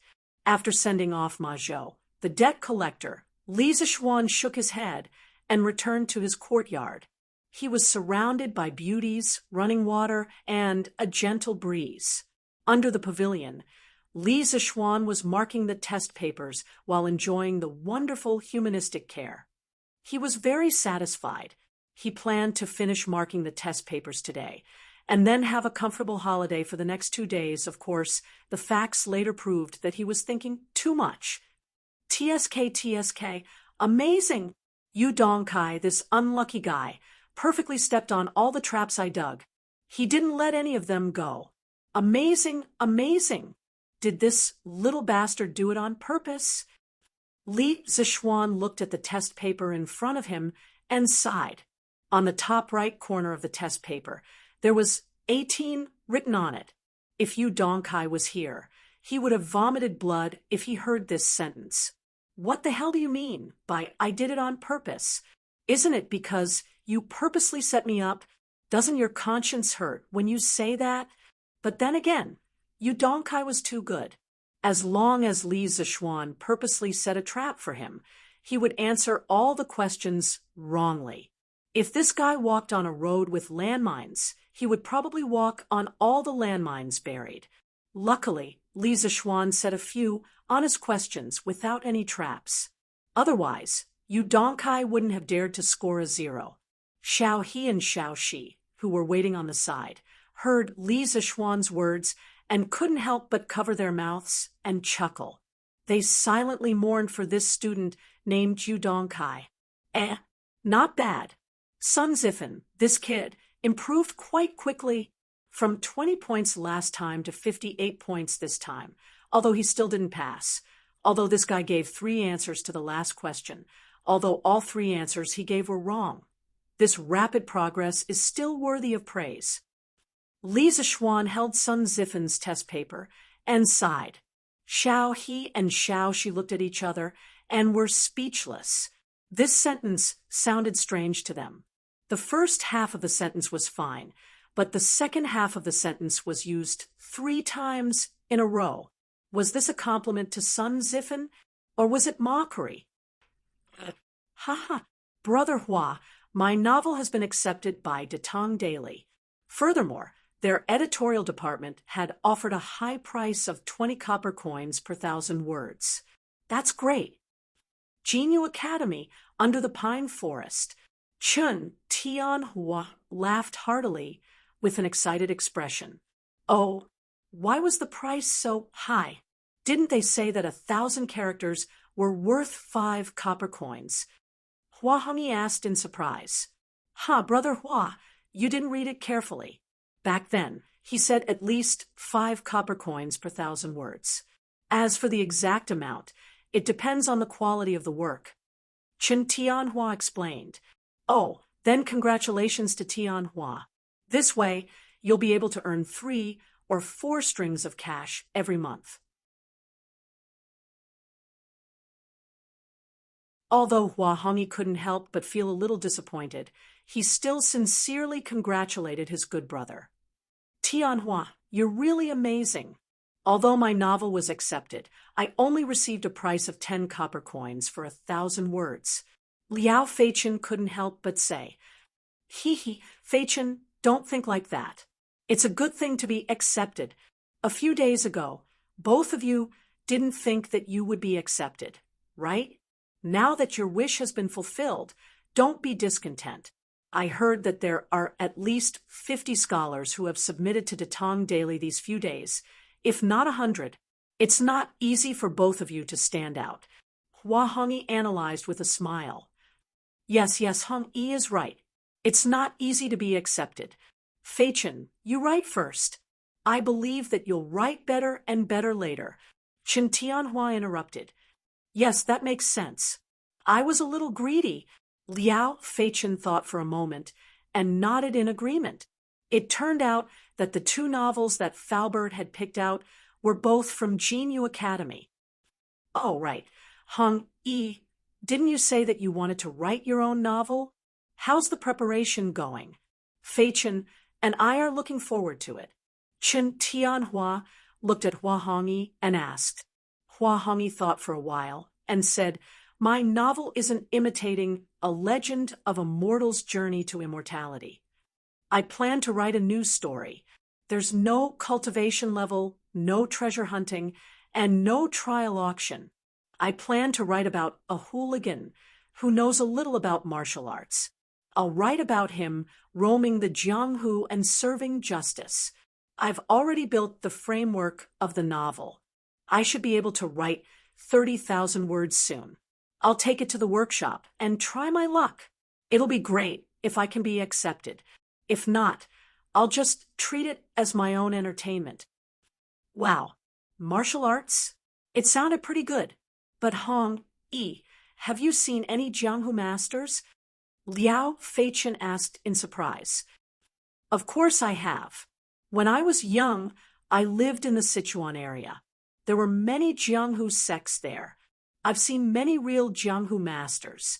So I thought that instead of writing about those illusory cultivation and Tao, I might as well write about the Jianghu masters that I've seen. Hua Hongyi looked to the south with some nostalgia and said, After hearing what you said, Hongyi, I can't wait to see it. Hongyi, go and write it. Chen Tianhua said excitedly. Yes. Go and write it. I've never seen a legendary Jianghu master before. Husband, see if there's anything else you need. I'll go to the East Market tomorrow and buy it for you. The sea is windy and the waves are strong. You have to prepare everything in advance. Gi Lane, Meng family. Although the fleet would set sail the day after tomorrow, Mother Meng had already started to help Father Meng pack his things. Hey, it's still early. Why are you in such a hurry, you silly woman? Besides, we're going out to sea to work. Why are you packing so many things for me? Isn't it troublesome to bring them along? Father Meng looked at the luggage on the bed and felt a little uncomfortable. However, he still said impatiently, But these are the clothes that you need to wear frequently. How can you not bring them? Also, I heard from Sister Wang, next door, that it's cold at sea at night. You might catch a cold. Bullshit. You believe that woman's words. Father Meng said angrily, It's always good to prepare more. Husband, You have to be careful at sea. How? And Yaya are counting on you. Mother Meng said weakly. It's fine. I won't die, for sure. Don't you know how good I am in the water? Why are you wasting time here? Go and cook for the 2 children. Father Meng waved his hand and turned around impatiently. However, no one noticed that a drop of turbid tear almost fell from the corner of this tower-like man's eye.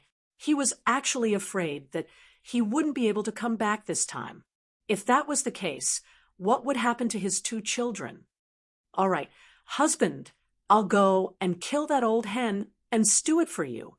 Wait, you prodigal woman. That hen's eggs are for how? Or to nourish his body. How can you kill it?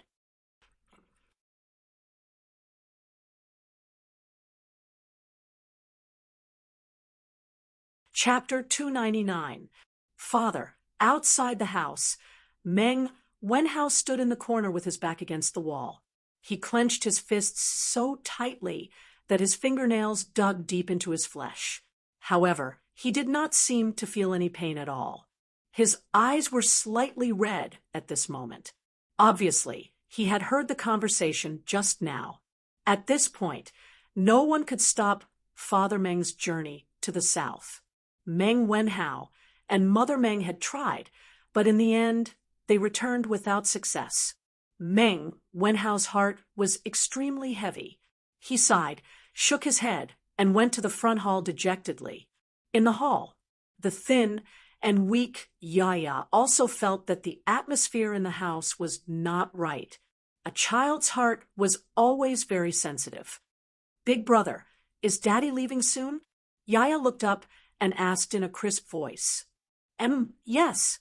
Father will leave the day after tomorrow. Yaya, you have to be obedient and not distract Father. Meng Wenhao's heart ached. He rubbed his little sister's braids and said softly, Yaya will definitely be obedient. But brother, where is Father going? When will he be back? To the south. He should be back in 2 or 3 months. Meng Wenhao replied with uncertainty. But Yaya heard from Fat Tiger that Father might not be able to come back this time. He said that Yaya will be a child without a father in the future. Yaya doesn't want Father to leave, but Father doesn't listen to Yaya. Brother, Yaya is so sad. Nonsense. Meng Wenhao was furious. He clenched his fists and said, hatefully, Yaya, don't listen to that little bastard Fat Tiger's nonsense. The next time I see him, I will definitely beat him up. Father will definitely be fine, and will definitely be back soon. Brother promises you. Yaya believes in brother. But brother, don't fight. Fighting is not good. Husband, this is the rice wine I bought in the East Market today. Do you want to try it? At night, candles were lit in every house in the square. In the Meng family, a family of 4 sat around a shabby table for dinner. The atmosphere was very warm. Father Meng glared at his wife. He wanted to scold her for being extravagant, but in the end, he didn't say anything. Smelling the fragrance of the rice wine, Father Meng's long-suppressed alcohol addiction was also aroused. He picked up the bowl and took a sip. He didn't swallow it immediately, allowing the taste buds in his mouth to absorb the stimulation of the rice wine's fragrance. Good wine. A moment later, Father Meng swallowed the mouthful of rice wine and sighed. Father, what kind of good wine is this? The Drunken Immortalin's Drunken Immortal is the real deal. Meng Wenhao forced a smile in order to liven up the atmosphere. You stinking brat. That immortal drunken wine is a liter of 5 strings. Is it something that rough men like us can drink? Although Father Meng had never drunk the Drunken Immortal before, he was obviously quite knowledgeable. He pointed at his son and scolded him with a smile. Hey, who said that Father can't drink it? Teacher said before that everyone is born equal. The reason why we are treated differently is because we don't work hard. One day, I will let you drink the drunken immortal every day. You can drink as much as you want. Meng Wenhao said firmly. Haha, my son is ambitious. The proudest thing in father's life is to have a son like you. So what if Squire whose family is rich? His son is not as capable as my When Father Meng heard this, he didn't criticize his son for bragging. Instead, he was filled with pride and laughed heartily. How did you do in the monthly exam this time? I heard from Squire whose son that your School of Mathematics is getting higher and higher in the Directorate of Education. Many students from other schools are paying attention to the monthly exam this time.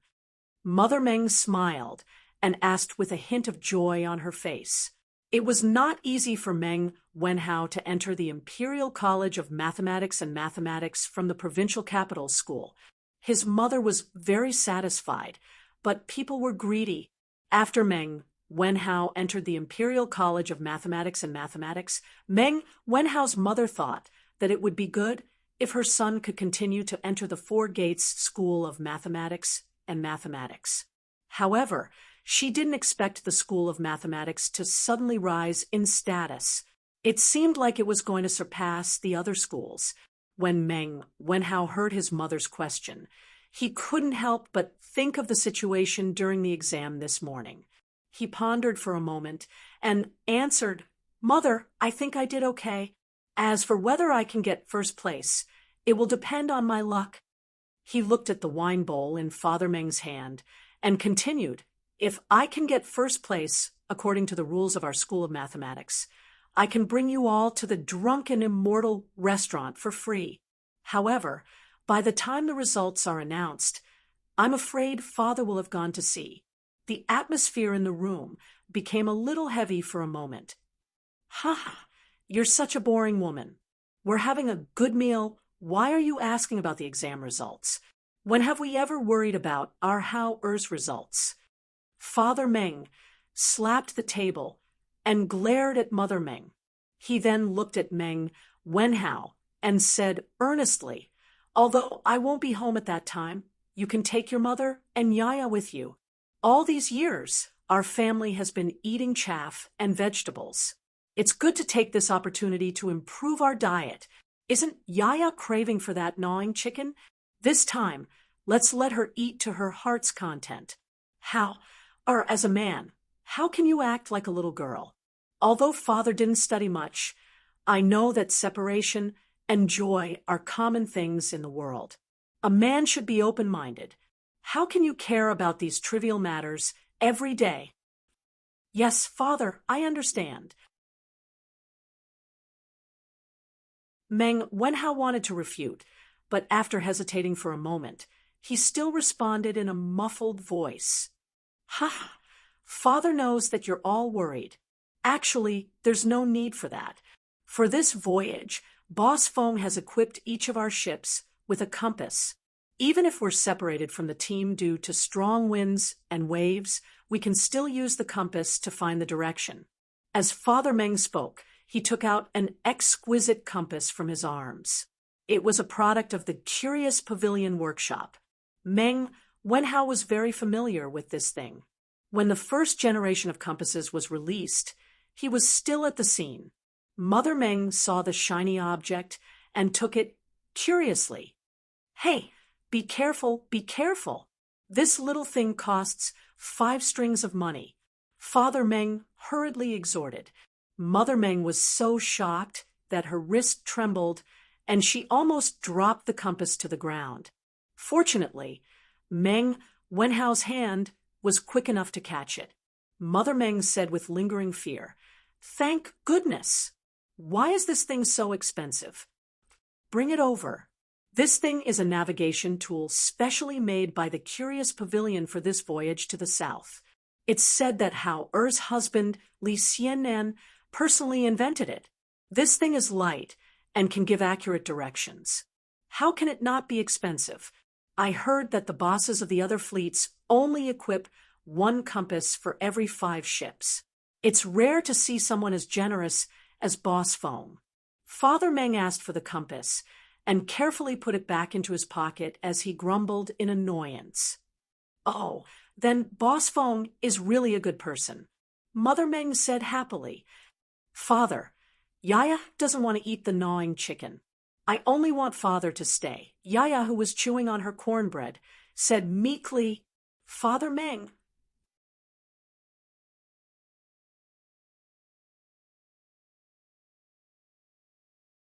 Chapter 300. Your Highness, you've come? The next morning, Li Zixuan had just finished his breakfast when he received a report from a servant that Li Xiaogong had arrived. He hurried to the main hall to receive him.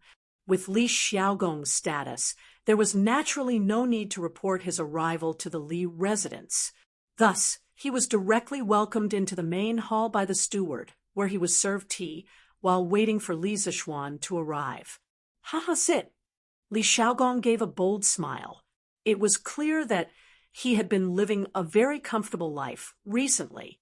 Yes, Li Zixuan felt somewhat awkward. Damn, this is my house. Why do you make it seem like I'm the guest and you're the host? Tomorrow, the army and fleet will set out for the south. Little Xian, you should know about this, right? Seeing Li Zixuan sit down, Li Xiaogong fiddled with the teacup in his hand as he casually asked this question. Li Zixuan nodded and smiled. This kid really does know. Shouldn't your highness be in the barracks organizing the army? Why do you have the time to come see this kid?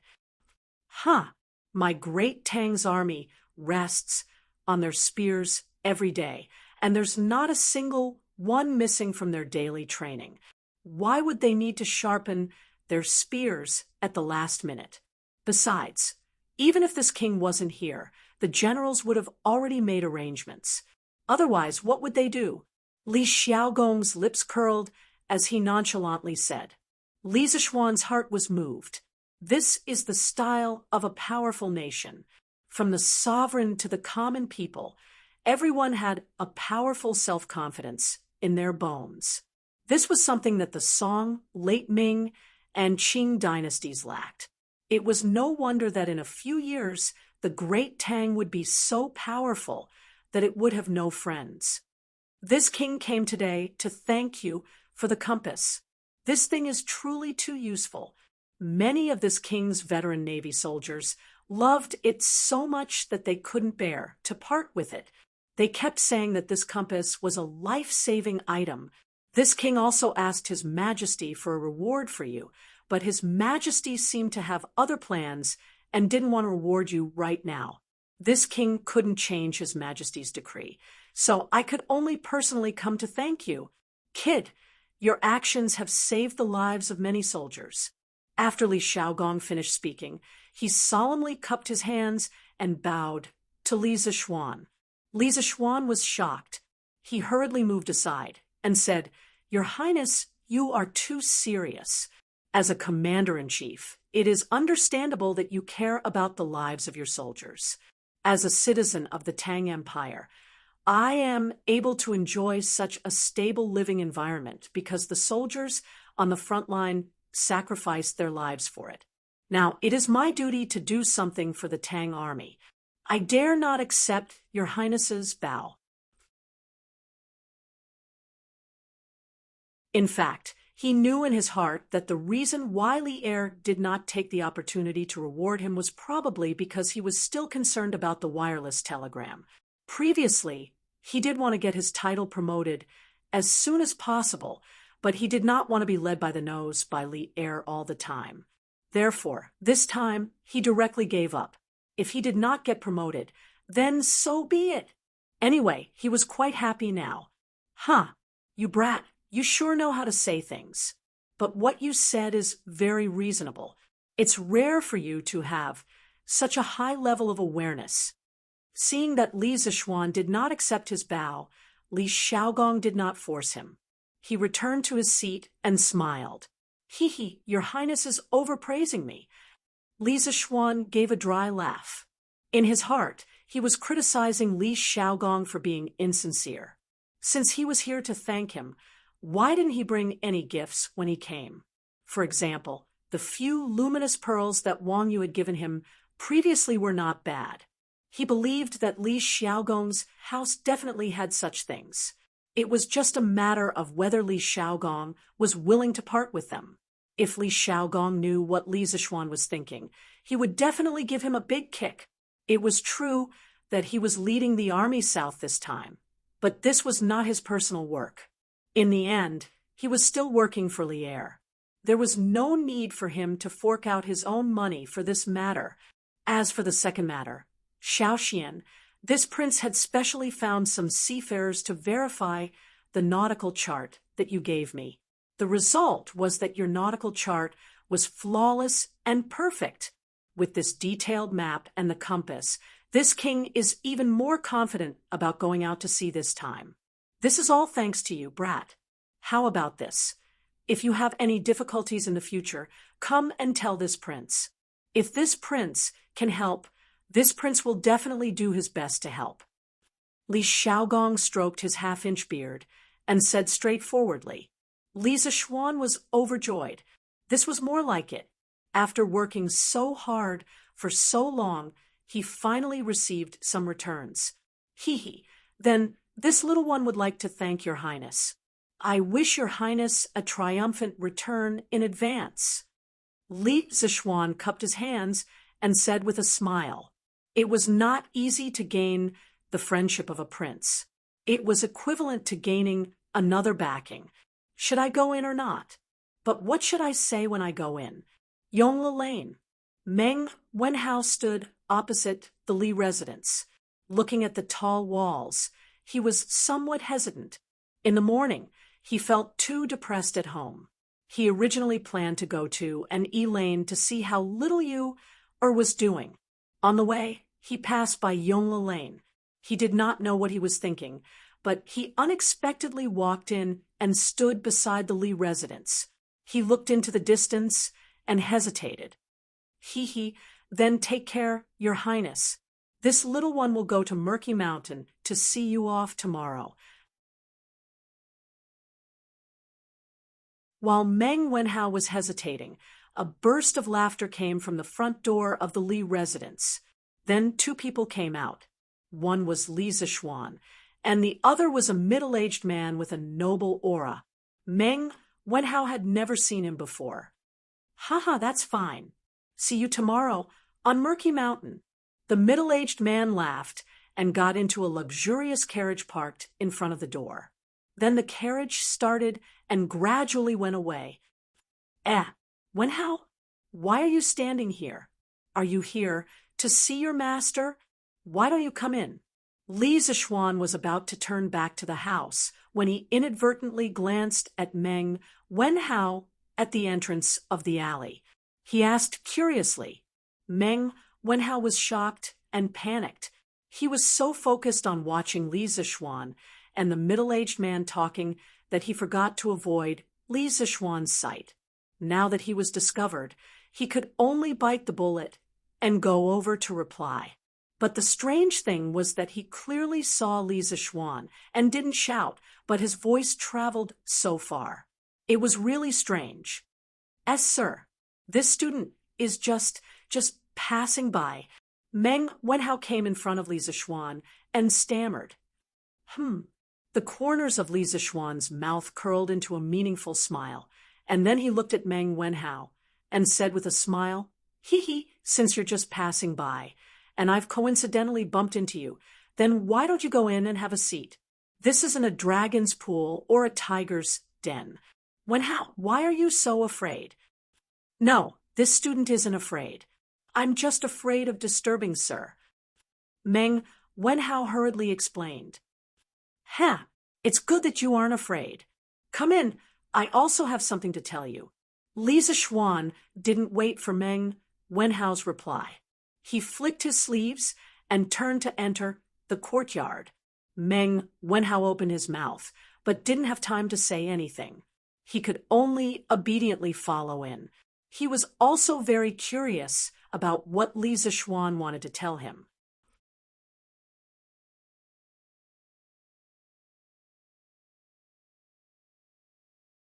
Chapter 301. Meng Wenhao had just followed Li Zixuan into the front hall of the west courtyard when he smelled a faint fragrance of spices. Following that, he felt a trace of refreshing coolness.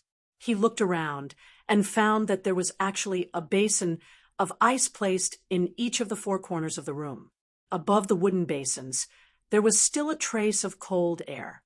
Meng Wenhao couldn't help but sigh in his heart at Li Zixuan's extravagance.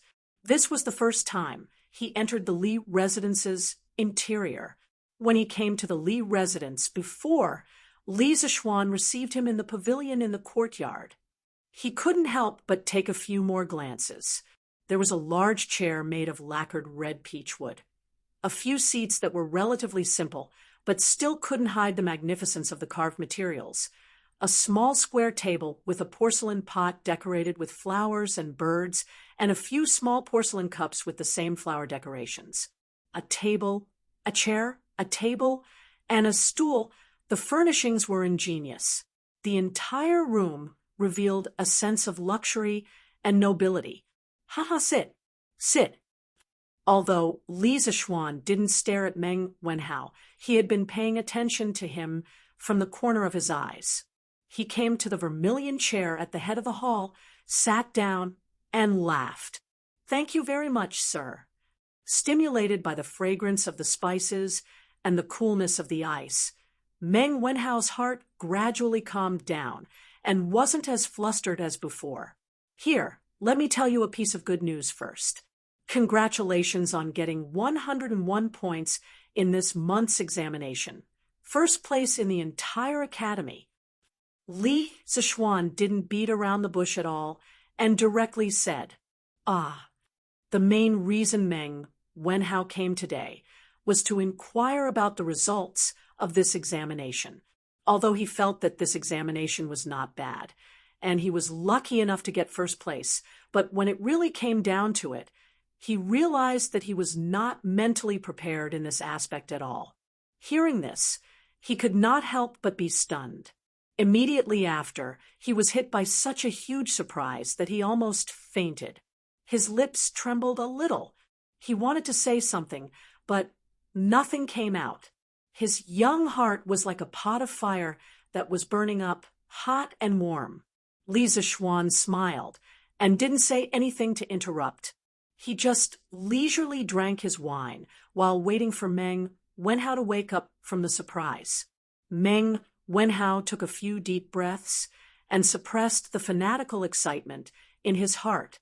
He looked at Li Zixuan and asked, "Sir, when you were outside the door, you said that you had something to do with me. Is it about this?" "Yes," Li Zixuan said casually. Meng Wenhao choked for a moment and then asked, "Sir, if I remember correctly, this is the total score of the monthly examination, should be 100 points. But why did I get 101 points? Could it be that you have remembered wrongly?" "Haha, of course." Li Zixuan smiled, and then went to the back room to take out Meng Wenhao's test paper. He said, "I think that you answered the last question very well. Your thinking is very comprehensive. Of course, you wrote 2 answers in the end, which also shows that you are very courageous. In the last question, in the whole school, there are only 5 people who can consider the cost of labor. Not only did they consider the cost of labor, but you were also the only one who came up with the correct answer. I calculated that there are a total of 10 people who answered the last question correctly. Except for you, the other 9 people all answered 197, and your answer was 197 or 200. Wenhao, your thinking is very comprehensive. What's commendable is that not only can you ask questions, but you also have the courage to put it into practice. I admire you very much, so I gave you an extra point. Anyway, I'm not afraid of you being proud." Ha. In his previous life, there were 2 correct answers to the last question of the monthly exam. The only point of contention between the two answers was whether or not the 30 copper coins that Boss Wong should have received from this transaction should be included in the loss. The various experts on the internet all had their own opinions, each saying that they were right, while the other saying that they were right. In order to avoid a debate, when Li Zishuan set the question, he simply decided on two answers. He didn't expect Meng Wenhao to be so daring as to write down both answers. Li Zishuan admired this courage from the bottom of his heart. After all, if he were in Meng Wenhao's shoes, he wouldn't have dared to play around like this. So that's how it is, Meng Wenhao suddenly understood and muttered to himself. After he handed in the test paper yesterday, he regretted it for a while. He was afraid that because of his meddling, he wouldn't get a point for the last question. He didn't expect that in the end, he would get an extra point. Li Zishuan laughed and said, "Ha, Wenhao, don't be so agitated. Since you were lucky enough to get first place in this monthly examination, what I said before still counts. After classes officially start in 2 days, I will announce this time's results to the public. At that time, you can bring your family to the Drunken Immortal restaurant. Feel free to order whatever you want to eat. I'll treat you." "Wow, little Xian, you're treating. Then I want to go too." At this moment, Cheng Chumo's voice came from outside the room. Following that, they saw this fool swagger in, followed by San Bao, who had a bitter expression on her face. San Bao pointed at herself and was about to explain something when Li Zishuan waved his hand and laughed. "All right, you don't have to explain. I know. You can leave now." How could he not know Cheng Chumo's personality? Other than the first few times he came to the Li residence and had someone announce his arrival, which other time didn't he swagger indirectly? This personality that didn't know how to be polite was very similar to that little fatty Li Tai. "Yes, young master." San Bao saw that Li Zishuan's tone was amiable and didn't seem to be angry. He heaved a sigh of relief and quickly left. Chumo. Cheng Chumo had taken care of Meng Wenhao in the School of Mathematics, so Meng Wenhao quickly stood up and greeted Cheng Chumo. Cheng Chumo smiled and nodded at Meng Wenhao in greeting. "Chonyo, I haven't seen you come over to play recently. Why did you come over? Just because we talked about food?" Li Zishuan joked with a smile. Ever since he started teaching at the Imperial College and became Cheng Chumo's teacher, this fellow didn't come over to play with him. Perhaps this was the natural fear students had for their teachers. Li Zishuan felt that it was a pity. Cheng Chumo was his first close friend after transmigrating. If he lost this friendship because of this, he would feel that it was a pity. Ahem. Who said that? I didn't come over to eat today. I just happened to hear it. Cheng Chumo explained, awkwardly, then sat down on a chair beside Li Zishuan. "Ha! TSK, TSK. Xiaoxian, the chairs in your house are still the most comfortable. It's a pity that they aren't sold outside. Otherwise, I would have asked my father to buy a set." This fellow leaned against the back of the chair and didn't forget to exclaim, "Hee, if Uncle Chung really likes this chair, I can ask the workshop to make another batch. It won't take much effort, but it's only you who wants it, not Uncle Chung, so I think we should just forget about it." Li Zishuan didn't want to alienate this friendship. He didn't put on airs in front of Cheng Chumo and spoke as casually as before. "Xiaoxian, you're not a good friend." Cheng Chumo said angrily, "Ha! All right, let's get down to business. Chonyo, why are you here today?" Li Zishuan laughed and asked, no longer teasing him, "What else can I be here for?" "I'm just here to ask old Chung how he did in the exam and whether he would enter the role of shame." Cheng Chumo sat up straight and looked at Li Zishuan.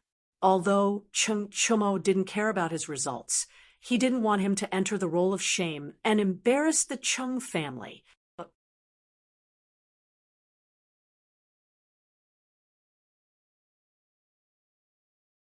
Chapter 302. Oh, so, Chonyo, you're here to ask about my results. Li Zishuan felt as if the sun had risen from the west when he heard that Cheng Chumo was here to ask about his results. The son of the devil incarnate actually cared about his results. Yeah, Xiaoxian, tell me, did I get out of the role of shame?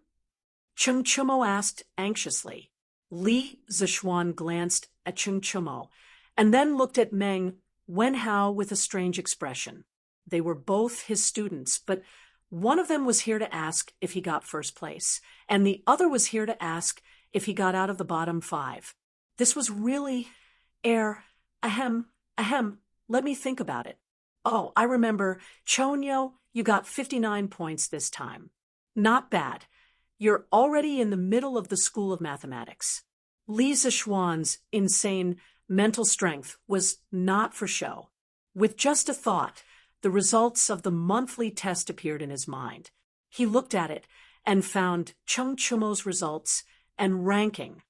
Really? Ha! That's great. My dad has nothing to say now. Cheng Chumo was very excited when he heard it and shouted loudly.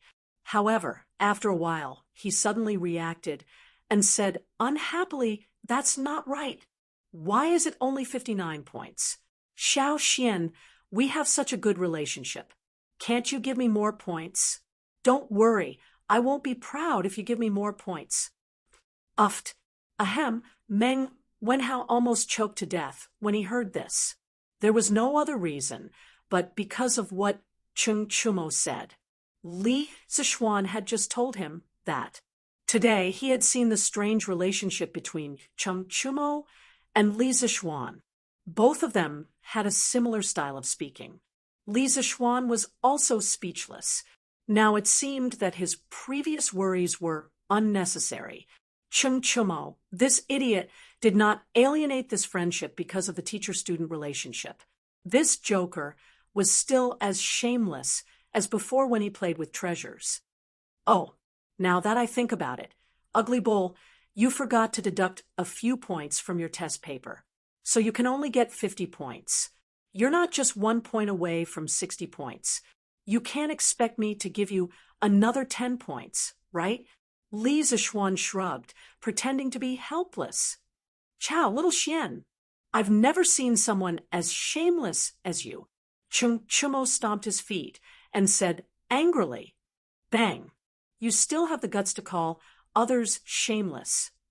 Li Zishuan casually tossed a teacup to Cheng Chumo, who was already prepared. He stretched out a hand and caught it firmly. Ha, just kidding, don't take it seriously. Cheng Chumo laughed dryly. Then he suddenly sighed and said, that's right. Sigh, actually, little Xian, you can also see that I'm not cut out for studying. The fleet heading south is going to set off tomorrow. If it wasn't for my father, I would have definitely gone with Uncle Li and the others.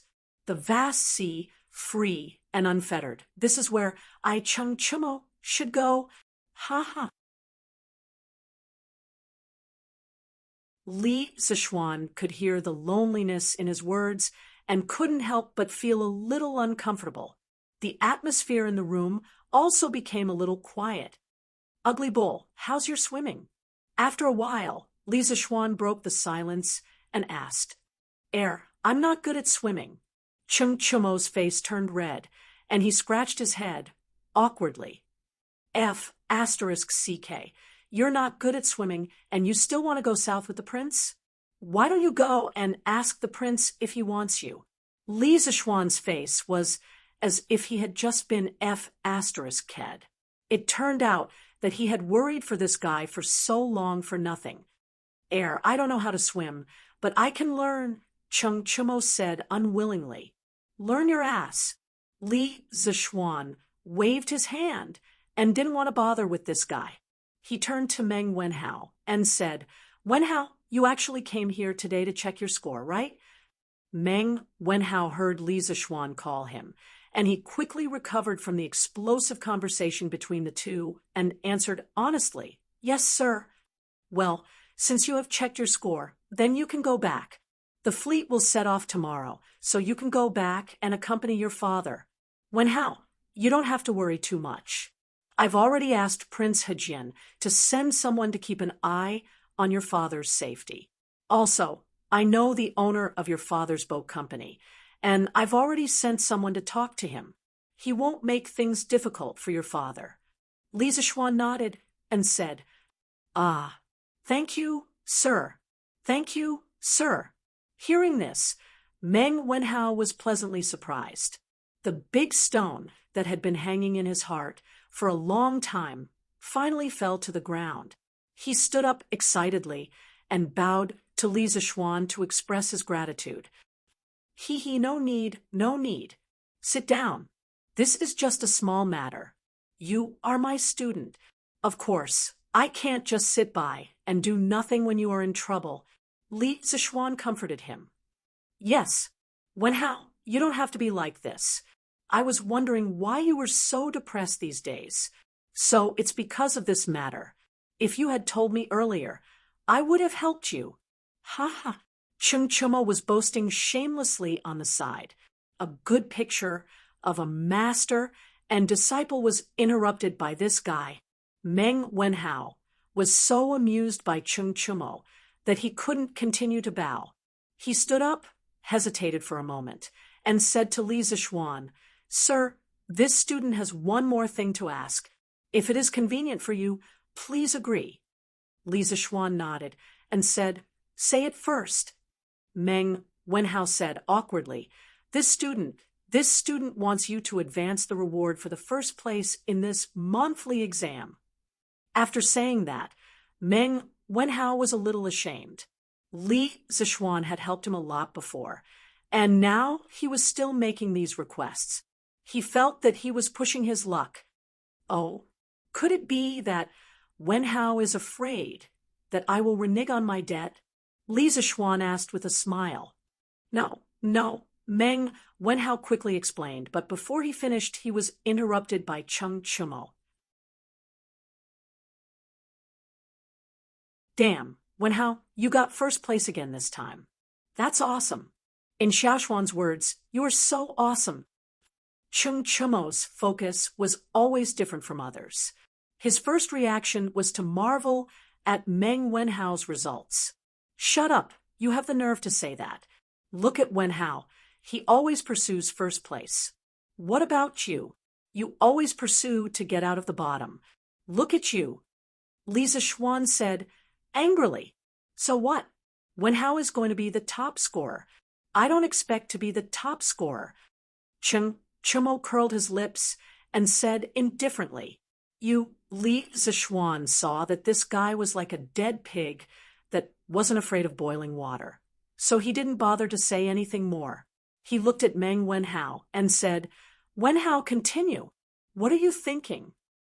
Meng Wenhao continued to explain, "Teacher, it's like this. I have always had a dream.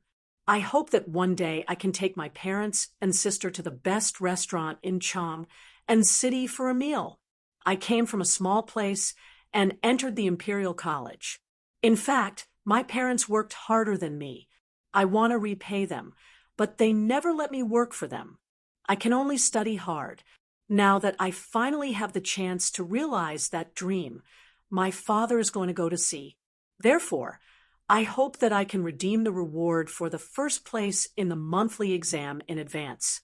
I can let my father drink the wine of his dreams before he goes to sea. Please grant my wish, teacher." After saying that, he bowed deeply to Li Zishuan. Li Zishuan was silent. Chung Chumo also stopped joking and became silent. "I promise you, Wenhao, get up. These are what you deserve. You don't have to beg me.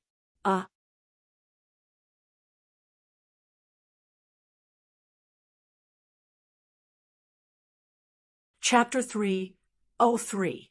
Meng Wenhao, why are you looking for me? Li Yu, who was in the editorial department of Tang Daily, was racking her brains to write the news. When she heard that someone was looking for her, she came out and saw that it was Meng Wenhao. She couldn't help but be surprised. "No, Nothing. I'm just here to see how you've been recently. Compared to the first time they met, when her clothes were tattered and her face was dirty, the current Lee Yu could only be described as stunning. Her eyebrows were picturesque, her lips were red, her small face was like a goose egg, her thin body, and her fiery red clothes fluttered in the wind. She was like a fairy that had descended from the heavens, elegant and otherworldly. She was completely different from the little beggar a few days ago. Meng Wenhao couldn't help but stare blankly at her, stuttering a little. Li Yu was the treasure in the hearts of his adoptive parents. She was afraid that she would melt in their mouths, fall in their hands, and touch in their arms. She had been doted on since she was young. Even though their family fled to Chuyun village, and their lives weren't as rich as before, Fu Lingyan and Lu Yixuan never stopped providing for Li Yu's daily necessities. It could be said that in the first 10 years of Li Yu's life, she didn't understand the suffering of the world at all. It wasn't until her adoptive parents passed away that she stumbled to Chang, and alone, and tasted the hardships along the way. At that time, she was thankful to be able to get food to eat. So how could she have the time to dress up? Therefore, when Meng Wenhao met her for the first time, she was in such a terrible state. But now, the little girl had a high-paying job that countless people envied. Li Zishuan even gave her an advance of 5 strings of money. After deducting the rent and household expenses, she was left with a large sum of money. Li Yu directly turned from a little beggar to a little rich woman. Now that she had money in her pocket, she naturally wouldn't treat herself unfairly. She dressed up and walked around, buying beautiful clothes and hair accessories whenever she saw something she liked. It was as if she had returned to her days as a little princess in Chuyun village. Me? I've been doing well recently. Meng Wenhao, why are you blushing? Hee, are you mesmerized by my beauty? Li Yu immediately noticed the unnatural expression on Meng Wenhao's face. She proudly spun around on the spot. Her fiery red dress was like a ball of fire, dancing in the wind, passionate and unrestrained. Cough, cough, of course not. Meng Wenhao coughed dryly, took 2 steps back, and flatly denied. Hee, your face is getting redder and redder, and you're still denying it? That day, this lady said that the robber didn't have good eyesight. He only wanted to rob money and not women. At that time, you didn't believe me. Hee, do you believe me now? Li Yu pointed at Meng Wenhao's red face and giggled. Meng Wenhao was speechless. He thought to himself that it was a good thing that the robber didn't have a good eye. If he did, you would have been in big trouble that day.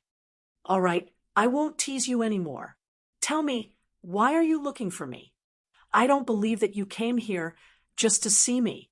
Li Yu twirled the hair in front of her chest with her fingers and said with an expression that said, I'm very smart, don't lie to me. Meng Wenhao scratched his head and said, also, I'm here to treat you to a meal. You treated me to Yangchun noodles before. Cough, although we didn't eat it. At least we became friends because of it. At this moment, he couldn't help but recall the frivolous words that Li Zishuan had said in the morning at the Li estate. Oh, that's right. Why don't you call Li Yu along as well? I think the 2 of you will be quite interesting together. Hee, sure. It's rare for you to take the initiative to treat me to a meal. Tell me, where do you want to eat? Li Yu was quite surprised when she heard this. She thought for a while and agreed. Hee, let's go to the Drunken Immortal Restaurant. Wow, Drunken Immortal Restaurant. Did I hear wrongly? Wenhao, did you get rich? Li Yu shouted excitedly. Although she had some assets now, she didn't dare to go to the Drunken Immortal Restaurant. A meal there would cost at least 3 or 4 strings of money.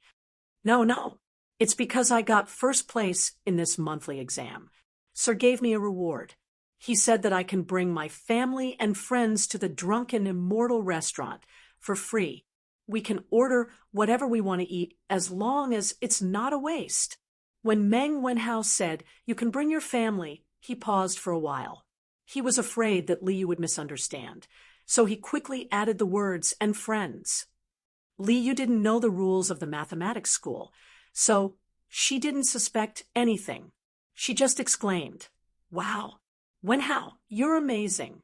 There are so many talents in the Imperial College, and you actually got first place." Meng Wenhao was very happy to be praised by such a beautiful girl. He said embarrassedly, "I only got first place in the mathematics school, not in the entire Imperial College. Little you, don't talk nonsense. That's still very amazing. But is it appropriate for an outsider like me to go when Sir is treating your family to a meal?" The mischievous Liu became shy at this moment, which was rare. "There's nothing inappropriate about it. Not only my family, but Sir and his friends will also go," Meng Wenhao explained. "Oh, okay, I'll go to the Drunken Immortal restaurant after I'm done." Liu was relieved when she heard that Li Zixuan would also go and that she wasn't the only outsider. Although she looked like she didn't care about anything on the surface, she still had a sense of propriety in her heart. She knew what to do and what not to do. "Mom, you don't have to cook for lunch.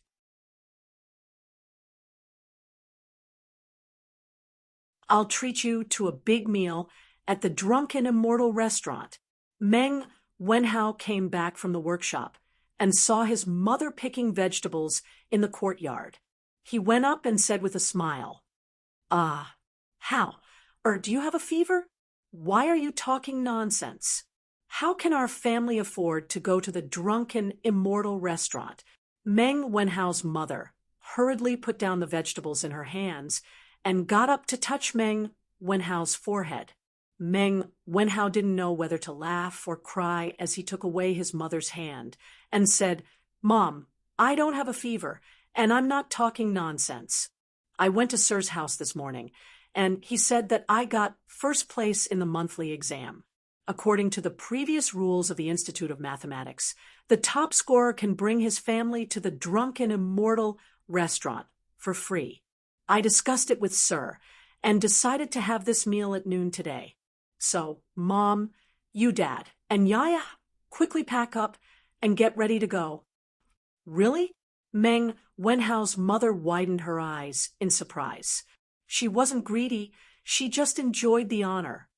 "Really, Mom? Quickly go," Meng Wenhao said again, helplessly. That's great. Darling, how? Got first place in the exam. Quickly pack up, we're going to the Drunken Immortal restaurant for lunch." After getting confirmation, Meng Wenhao's mother reacted and ran into the house excitedly, shouting as she ran.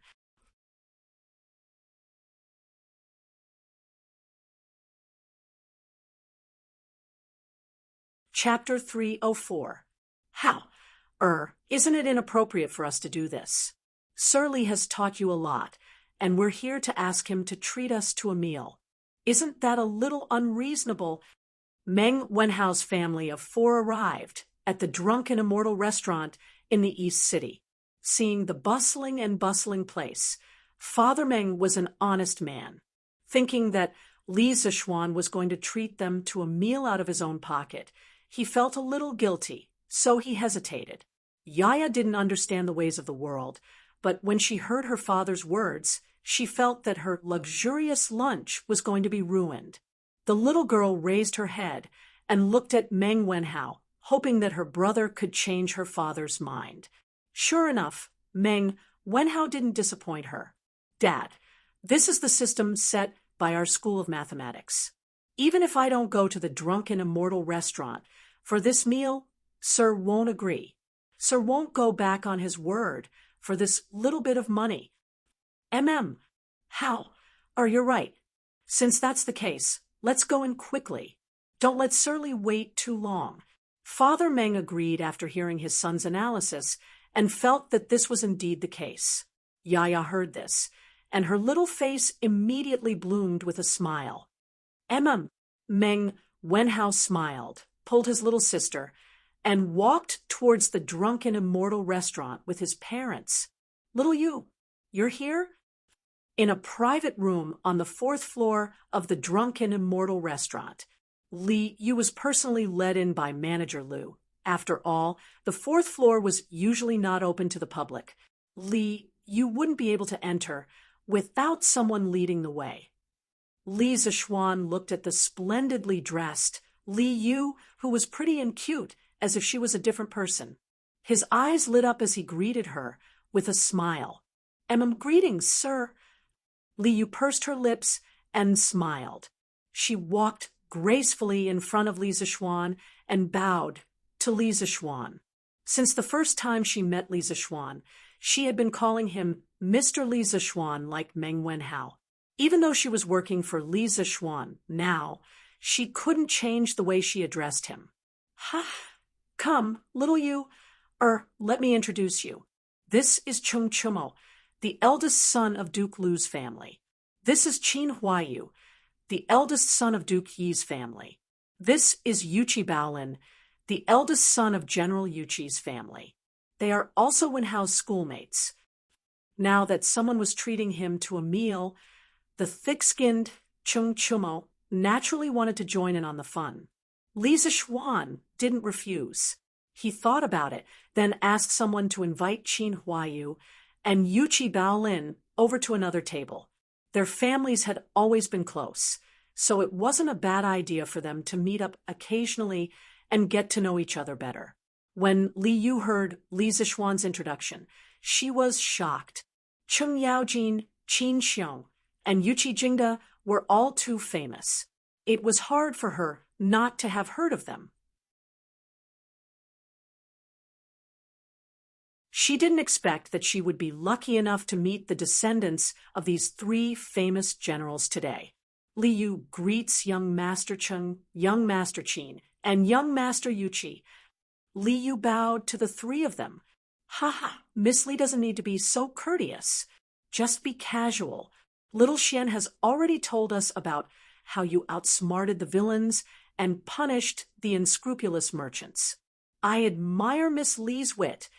Qin Huayu politely returned the greeting. Huayu is right. No need to be so courteous. Yuqi Baolin wasn't good with words. As the saying goes, the more one talks, the more mistakes one will make. He could only agree. Young Master Qin is joking. Those things were just Li Yu's previous playful actions. It's nothing serious. Li Yu said, humbly. Li Zishuan rubbed his eyes. He suspected that this little girl in front of him was a fake Li Yu. The Li Yu he knew was clearly a willful, eccentric little girl. When did she become such a virtuous lady? It seems like this little girl could be both a spoiled, lowly, and a virtuous lady. She really was a little beauty with 100 transformations. Meng Wenhao had picked up a treasure. TSK. Wenhao's taste is not bad. Chung Chumo had obtained more information from Li Zishuan. He pinched his chin and smiled as he looked at Li Zishuan for a moment and muttered in a somewhat improper manner. Li didn't hear it clearly, but Li Zishuan's hearing was good. After he heard it, he glared at Chung Chumo. He really didn't know how to chat. Who would joke with a girl like this? It seems like this guy was destined to be a single dog for life. Little you, sit here for a while. When Wenhao and the others arrive, you can go and eat with them. Mister, you're not going to eat with them? Li Yu was dumbfounded. We're not going. There are so many people at the table. Li Zishuan shook his head and said, Then, Mister, I'm not going either. I'll just eat here. Li Yu hesitated. We're all men here. Why are you, a little girl, joining in the fun? What's wrong? Our fearless little you, also knows how to be shy? Li Zishuan joked. Of course not. Who's shy? Young Master Meng, this way, please. Yes, this is the room. The 4 of you can eat here. My young master and a few of his friends are next door. He'll be here in a while. Meng Wenhao and the others arrived at the Drunken Immortal restaurant. After they explained their identities, manager Lu personally led them to the room next to Li Zixuan's. Thank you, manager. Meng Wenhao politely cupped his hands and said, "Haha, you're welcome, young Master Meng. You're an important guest that my young master specially instructed. Just tell him what you want to eat. I'll take my leave first." "Okay, take care, manager. Brother, Yaya wants to eat nibbled chicken." After Manager Lu left, Yaya pulled Meng Wenhao's sleeve and said greedily,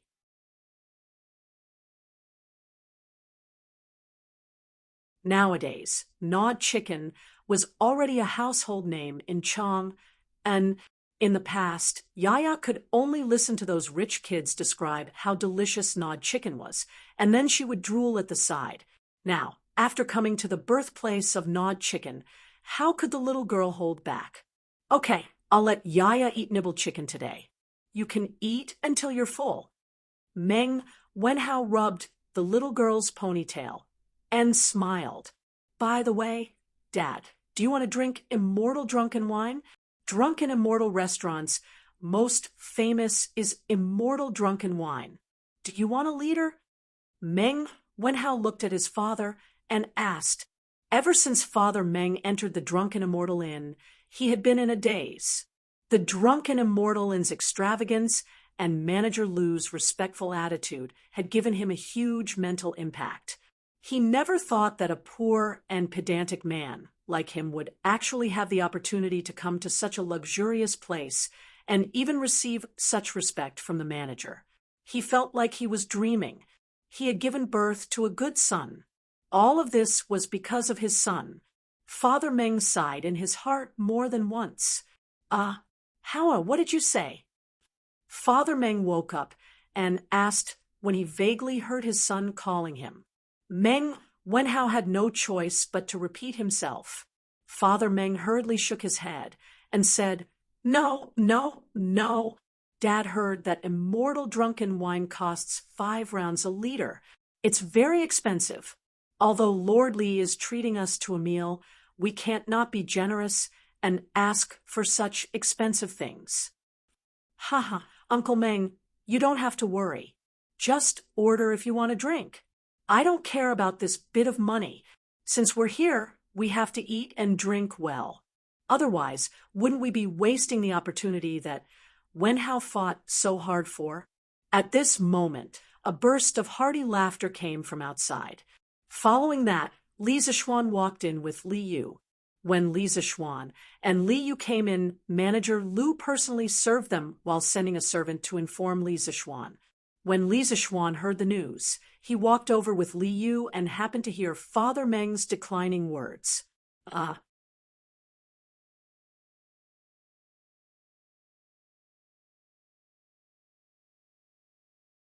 Chapter 305. Sir. When Meng Wenhao saw Li Zixuan enter, he quickly stood up and bowed. Then he turned to his parents and said, "Father, Mother, this is my teacher in the School of Mathematics." Meng Wenhao's father was shocked. He didn't expect his son's teacher to be so young. He secretly thought that the son of a rich family was indeed not someone his small family could compare with. He was so young, and yet he had the ability to become a teacher in the Imperial College. Meng Dachuan greets Lord Ju. Zhu Qing greets Lord Ju. Meng Wenhao's father and mother quickly came over and bowed to Li Zixuan. As a commoner of the lower class, they had a natural fear of the upper-class aristocrats. They had never come into contact with such a high-ranking official, so they were even more reserved. "Ha, you don't have to be so polite. Take a seat." Li Zixuan quickly walked over and helped the two of them up. He said in a warm voice, "You too gave birth to a good son. Ha! This banquet is an opportunity that Wenhao fought for himself. Since you are here, don't think about saving money for me. Eat and drink as much as you can. If you don't eat well, I will be unhappy. This is what you deserve." Meng Wenhao's father and mother heard this and were inexplicably excited. They stepped forward and said, "Thank you, Lord Ju." "Haha, no need." Wenhao, is this your little sister?" Li Zixuan smiled and waved his hand. Suddenly, he saw Yaya hiding behind Meng Wenhao and looking at him timidly. "Yes, sir. Come, Yaya, come and greet sir." Meng Wenhao quickly pulled Yaya out and said, before Meng Wenhao's mother came, she had dressed the little girl up. At this moment, Yaya's hair was neatly combed. Although the clothes on her body weren't luxurious or expensive, they were still neat and tidy. At least, there weren't too many patches. But even so, the little girl was too thin and looked malnourished.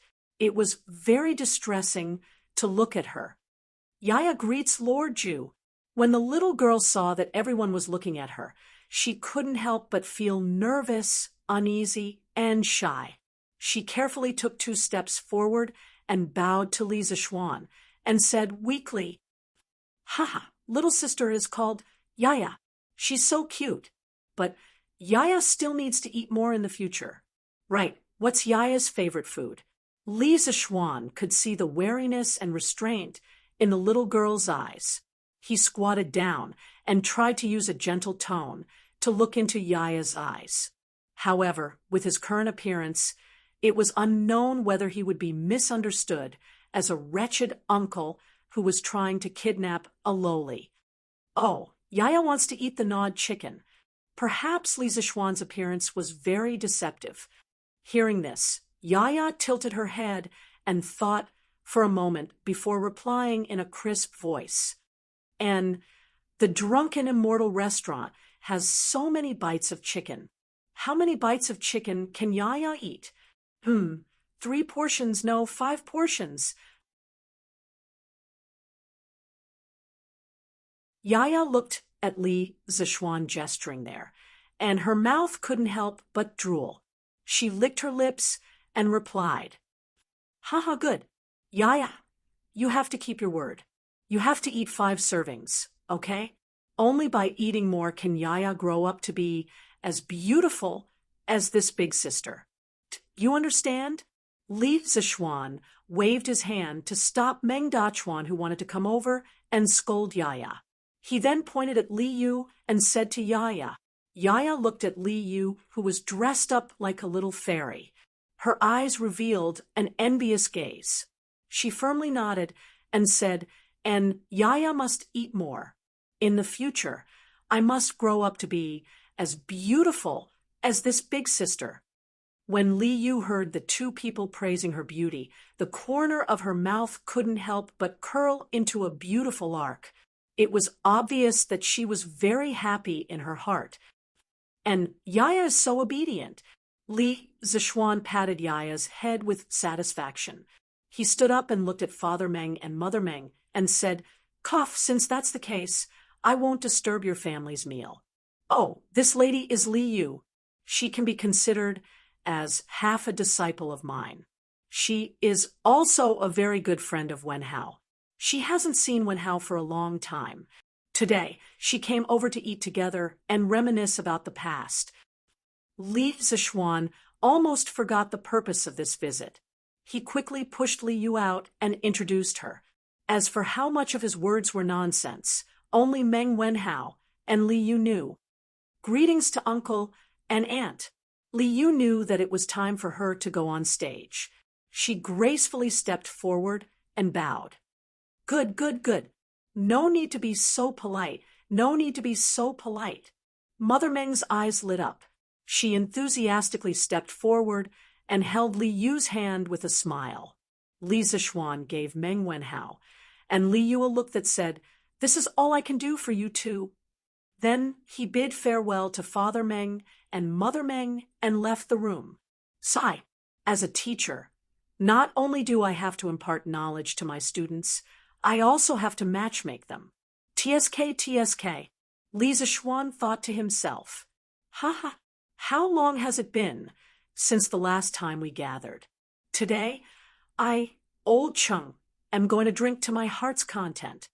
In another room, Chung Chumo poured a glass of drunken immortal for everyone except for Li Zishuan, of course, and laughed heartily. Li Zishuan knew very well that the excuse of not gathering for a long time was just an excuse.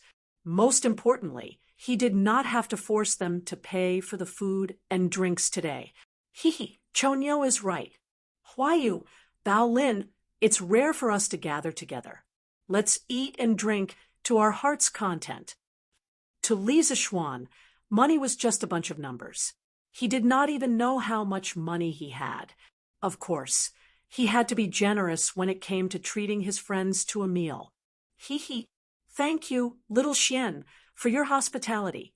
Here's a toast to you. Qin Huayu raised his glass and laughed. Hee, here's a toast to little Xian, too. Yuchi Baolin also raised her glass and joined in the fun. In the School of Mathematics, they had a teacher-student relationship with Li Zishuan. But outside the School of Mathematics, they were good friends again. All right then, here's a toast to you too. But, little Xian, you're drinking a soft drink. It's not strong at all. Chung Chumo grumbled unhappily. Ha ha, I didn't want to show my alcohol tolerance. I was afraid that it would hurt you, Chonyo. Come, cheers.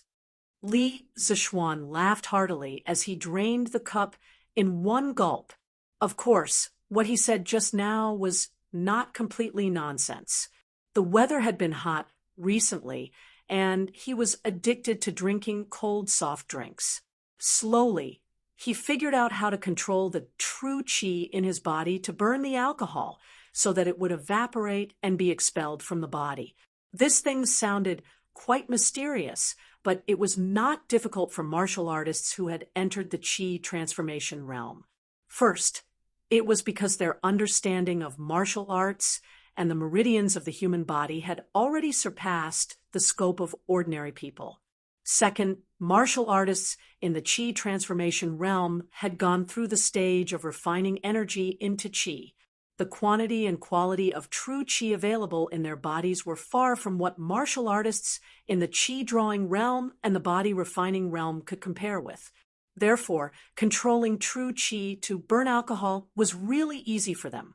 When Li Zishuan was bored out of his mind, he thought of those wuxia cultivation novels from his previous life where the protagonists used their internal energy to force alcohol. That was why he tried it out of curiosity.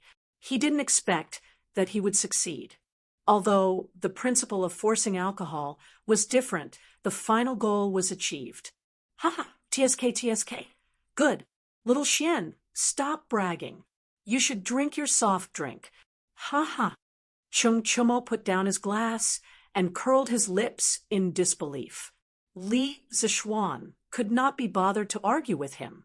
There was no need to compete between brothers. He smiled and shook his head, minding his own business as he ate. Although Qin Huayu could drink, he was not good at it. After drinking a glass of drunken immortal, his face had already begun to turn red. Chung Chumo looked at him and finally said to Yuchi Baolin, since both of them are not good at drinking, then Baolin, let's have a drinking game. Okay. Yuchi Baolin hurriedly agreed, happily.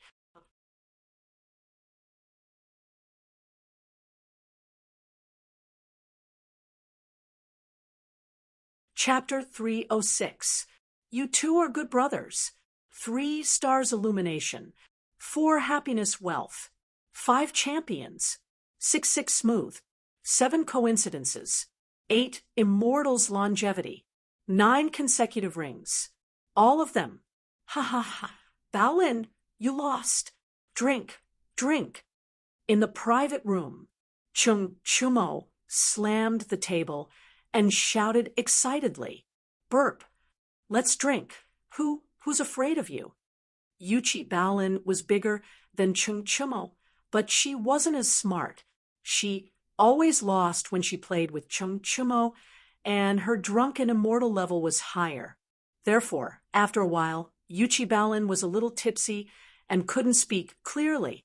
Li Zixuan and Qin Huayu were almost full. They put down their chopsticks and sat at the side to watch the show with interest. This was the second time Li Zixuan saw the ancient version of the finger-guessing game.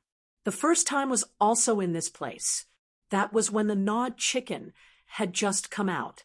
Chung Chumo and Li Chengqian were playing finger-guessing games here. However, Li Zixuan was accompanying Lan, and Changle to tell stories, so he didn't pay much attention. Therefore, this was the first time Li Zixuan seriously observed the ancient version of the finger-guessing game. The finger-guessing game was also known as finger-guessing, finger-guessing, finger-guessing, finger-guessing, finger-guessing, and finger-guessing. It was a game that people played to liven things up when drinking. It originated from the Han Dynasty. When drinking, two people stretched out their fingers at the same time and each said a number. Whoever said a number that matched the total number of fingers stretched out by both parties would be the winner. The loser would drink. There was a word from 1 to 10, which was collectively known as the fist word. The fist words were generally different from place to place. Later, the finger-guessing game developed into a family, and the method of execution became an independent system. Empty fist, inner fist, 5 poison fist, 5 elements order, 7 stars order, and 3 victories order were all in this category. Haha, come again. As the finger-guessing game required shouting, it was easy to get excited in this kind of atmosphere. At this moment, Chung Chumo was in a state of excitement. This guy had forgotten his purpose of coming here today to freeload. Good, good, good, again.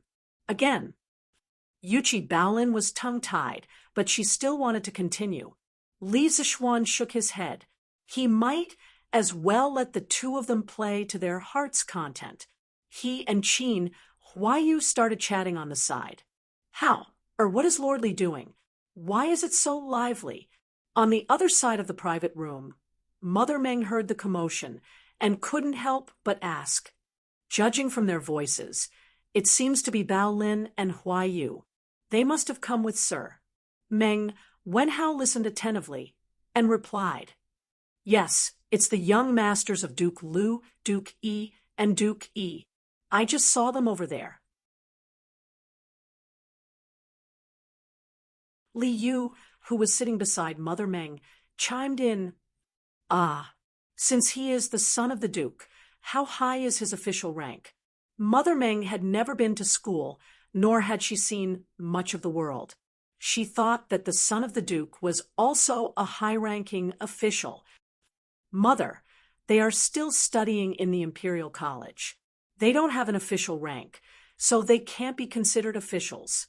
"That's right, Auntie. These young masters from the High Duke's family are Wenhao's classmates." "So that's how it is. Little you know so much. No wonder Lord Li accepted you as his disciple. Today, Li Yu was going to be a lady to the end." Her words were appropriate, and her actions were generous. Meng Wenhao didn't recognize her anymore. However, this made Meng Wenhao's mother very satisfied. She looked at Li Yu with admiration in her eyes, but there was also a trace of inexplicable meaning. Father Meng was greedily drinking the drunken immortal at the side. He didn't have time to pay attention to their conversation. From the moment he took the first sip of the drunken immortal, he had already forgotten the expensive price of this wine. He also didn't remember that he couldn't bear to drink it just now. The wine and meat passed through his intestines. The spiciness of the white wine and the sweetness of the mountain fruit exploded in Father Meng's taste buds. At that moment, he really felt as comfortable as a deity. No, he wouldn't exchange it for a deity. As for Yaya, she had transformed into a Tao Tai and was sweeping the goods like a whirlwind sweeping away the clouds. At first, the little girl ate 2 portions of chicken. Her mouth was full of oil, and she was very satisfied. There were bits of meat on her face from time to time. Li Yu, who was beside her, kept wiping her mouth with a handkerchief. After eating 2 servings of chicken, Yaya rubbed her stomach because she felt that she was already half full. She thought about how she told Li Zishuan that she wanted to eat 5 servings of chicken and grow up to be as beautiful as Li Yu in the future. The little girl's eyes flashed with a trace of determination and stubbornness. She started to attack the other 3 servings of chicken. However, the tragedy was that after a while, the waiter came up with 4 more dishes. They were red braised pork, red braised lion's head, dompa pork, and twice cooked pork. Just by smelling the fragrance, Yaya couldn't stand it. When she saw the others eating with relish, she could only eat the chicken at the side and watch helplessly. At this moment, the little girl's heart was filled with grievances. She had only heard people say that the chicken was delicious. Who would have thought that there was something more delicious than the chicken in the Drunken Immortal restaurant? Your Majesty, do you have something on your mind? Imperial Palace West Court, Empress's bedroom. Empress Zhongsun saw Li Er mechanically eating the food and staring blankly at the table as if there was something rare on the table. She asked with some concern, I was thinking about the telegraph machine I saw a few days ago. Guanyin maid, don't you think that thing is strange? It's just a small iron box. Not only can it make a sound by itself, but it can also transmit the same sound dozens of miles away. It's really amazing. Li Er put down his bowl and chopsticks sighed and said, So, Your Majesty is thinking about this. In fact, I also feel that this thing is quite amazing. Yesterday, when Li Xian'an explained the principle of the telegraph machine, I didn't understand it very well. I don't know how this child thought of making this thing. Seeing that Li Er didn't seem to want to eat anymore, Empress Zhongsun took a clean bowl and scooped soup for Li Er, while smiling. Hey, this kid. Li Er laughed, took the soup from Zhongsun, and said, I didn't understand much, but I understood the general meaning. From what he said, the reason why this telegraph machine can transmit signals so far is because of the process of electricity generating magnetism and magnetism generating electricity. I know about magnetism. Isn't it a magnet? But what is this electricity? Is it the thunder and lightning in the sky? Ah, thunder and lightning? The thunder and lightning in the sky. We mortals can also create it. Zhongsun covered her mouth in surprise and said in surprise, Oh, who knows? This brat has too many secrets. Previously, I sent 100 riders to Mount Longhu and asked them to investigate what this brat and spiritual masterling Su had experienced in the 8 years that they had disappeared, but they didn't find anything. They seemed to have evaporated from the world in those 8 years. In short, this kid is too mysterious. If it weren't for the fact that his family background is clean and he has no ambition, and that Xu Bao and Jijia think highly of him, I would have already killed him. After all, such a person with divine skills and unknown intentions will bring a lot of unknown dangers to the Tang Empire. If his skills are used by the foreign race, then the Tang Empire's situation will be even worse. Li Er said lightly as he drank the soup. He had killed countless people in his life. When he said that he wanted to kill Li Zishuan, there was no change in his expression, as if he was talking about a trivial matter. Ah, Your Majesty, from what I see, this child isn't like those evil people. He definitely won't do that kind of thing. Your Majesty, don't do something that will hurt your loved ones and make your enemies happy. It is the blessing of our Tang Empire that this child has such abilities.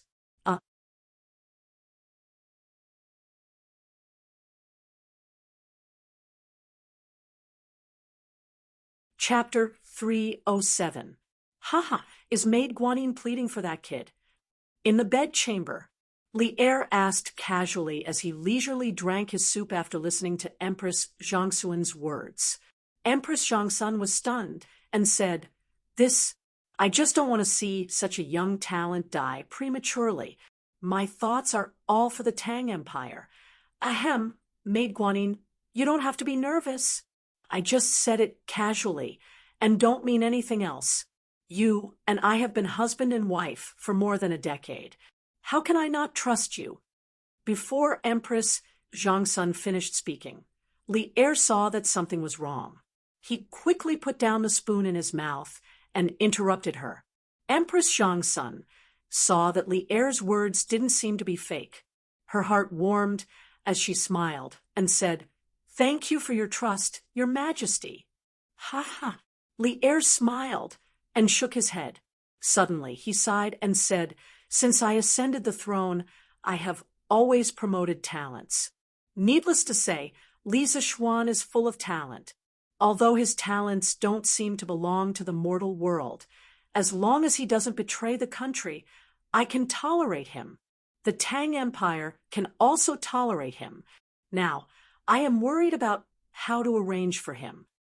Empress Zhangxun blinked her beautiful eyes and asked curiously, "Your Majesty, isn't that child already the youngest official in the history of the Imperial College? Why are you still worried about this?" "You can't say that." Li'er shook his head and said with a complicated expression, "As the saying goes, make the best use of a person's talent.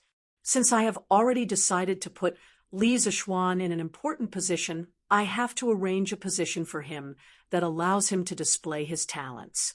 But Maid Guanyin, look at the knowledge that kid is good at. Other than mathematics, physics, chemistry, electricity, electromagnetism, and so on. Who in the world has heard of these knowledge? How can the position of an official in the Imperial College allow him to display all that he has learned?" Hearing this, Empress Zhangxuan's brows furrowed slightly. She thought for a moment and said, "Your Majesty's consideration is thorough. In that case, Li Zishuan is indeed not suited to stay in the directorate." Li'er rubbed the space between his eyebrows and sighed in annoyance. "He is indeed not suitable to stay in the Imperial College, but there is an even more serious problem. This brat has learned many different things. Although we do not know where he learned all this knowledge, we are very sure that he is not from the Confucian school. Thus, even though we clearly know that his knowledge can strengthen the great Tang, we cannot give him too much support. Otherwise, if some of the great Confucians become dissatisfied and stir up trouble among the Confucians, the foundation of the country will be shaken." Empress Zhangxun thought about it in shock and said, "Your Majesty, is it really that serious?" "Of course." Li'er stood up and looked out the door.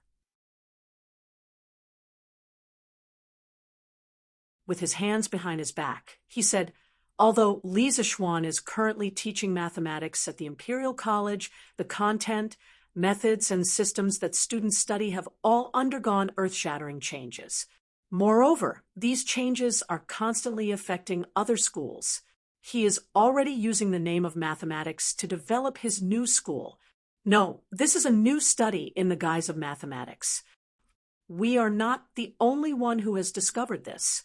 Some of the professors at the Imperial College have also discovered this.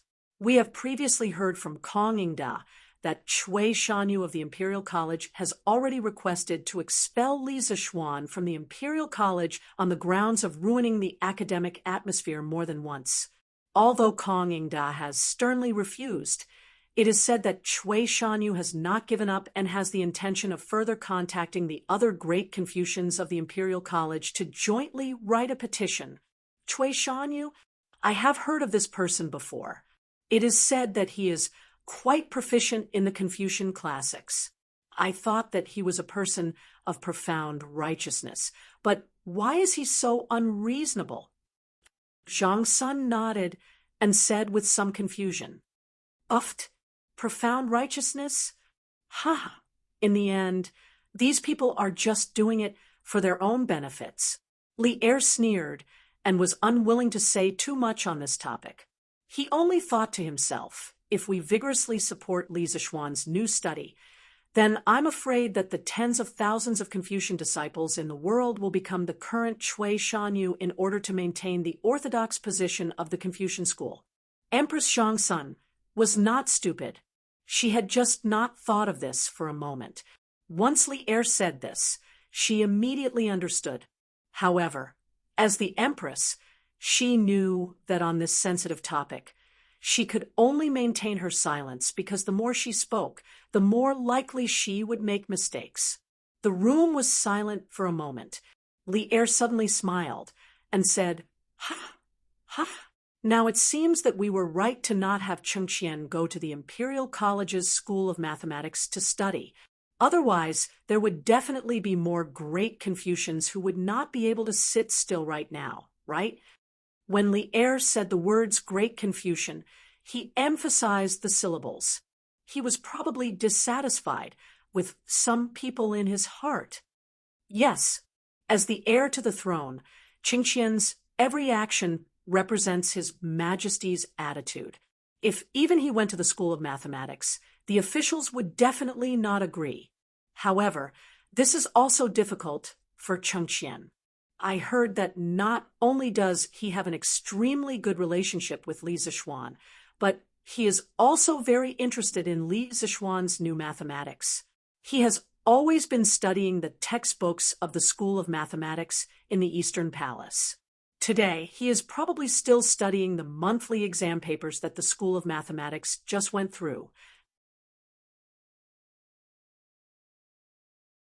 In addition, Chengqian would occasionally run to Qingke to ask questions. In this way, the relationship between the two brothers has improved quite a bit. When Empress Zhongsun heard Li Er say this, she immediately began to feel sorry for her son. As the crown prince, he should sacrifice something for this. The problem now is, where should Li Zixuan be placed? Li Er first smiled, as if it was a matter of course. Then, when he thought of Li Zixuan, he began to frown. Why not ask Li Zixuan for his thoughts? Your Majesty, this child has always had a lot of ideas. I think he will have some ideas. Empress Zhongsun stroked the hair in front of her forehead and said, this is a good idea. Guanin's servant is indeed more intelligent than others. Li Er's eyes flashed with a trace of brilliance as he said excitedly, Eastern Market, Chen's noodle shop. Yes, it was the noodle shop that almost cheated Li Yu and Meng Wenhao last time. Tianhua, aren't you too stingy? You're treating me and Fei Chen to a meal at this small noodle shop? In front of the noodle shop, the three only seedlings of Jinyu Academy were sitting on the stools and waiting for the boss to serve the dishes. Oh, no, it was the dishes. Then Hua Hongyi looked at the terrible surroundings and couldn't help but complain. That's right. Tianhua, you're too unkind. This time, Tang Daily gave you such good conditions. How much money will you earn from writing this novel? Moreover, today is the first time your novel is in the newspaper. It's fine if you don't treat us to Zuaitian restaurant to celebrate, but no matter what, you can't come to this broken noodle shop. Liao Feichen also quickly agreed. Chun Tianhua's mouth twitched slightly. Zuaitian restaurant. His 1 month's remuneration was probably not even enough for the three of them to have a meal at Zuaitian restaurant. Feichen, Hong, Yi, I haven't received my remuneration yet, right? Tang Daily will only give me this month's remuneration next month. When I get my remuneration, I'll bring you to a good meal, but definitely not at Zuaitian restaurant. Moreover, the Yangchun noodles in this noodle shop are not bad either. Chen Tianhua was helpless. Tycoons were always used to be cheated. Dad, that pretty boy with a mole on his face outside called our noodle shop a broken noodle shop. Do you want me to beat him up? Not far away in the kitchen, Giant Baby complained to Boss Chun, who was cooking noodles. Are you surprised? Are you surprised? Ha ha. After the dinner gathering, the swordsmen immediately wrote a chapter to calm themselves down. Therefore, the record of the swordsmen for 144 days did not break. Although I'm tired now, I'm still happy. Dear readers, seeing that the swordsmen are working so hard to update, can you come to QQ to read or subscribe to a few chapters on Chidian? Because I found a lot of students who read pirated versions, and some of the pirated versions are very interesting. If there's no author on it, I'll write it at the end, and the pirated readers won't be able to see it. Swordsmen drag their tired bodies to update every day. Don't tell me I can't exchange it for 20 cents a day from you guys.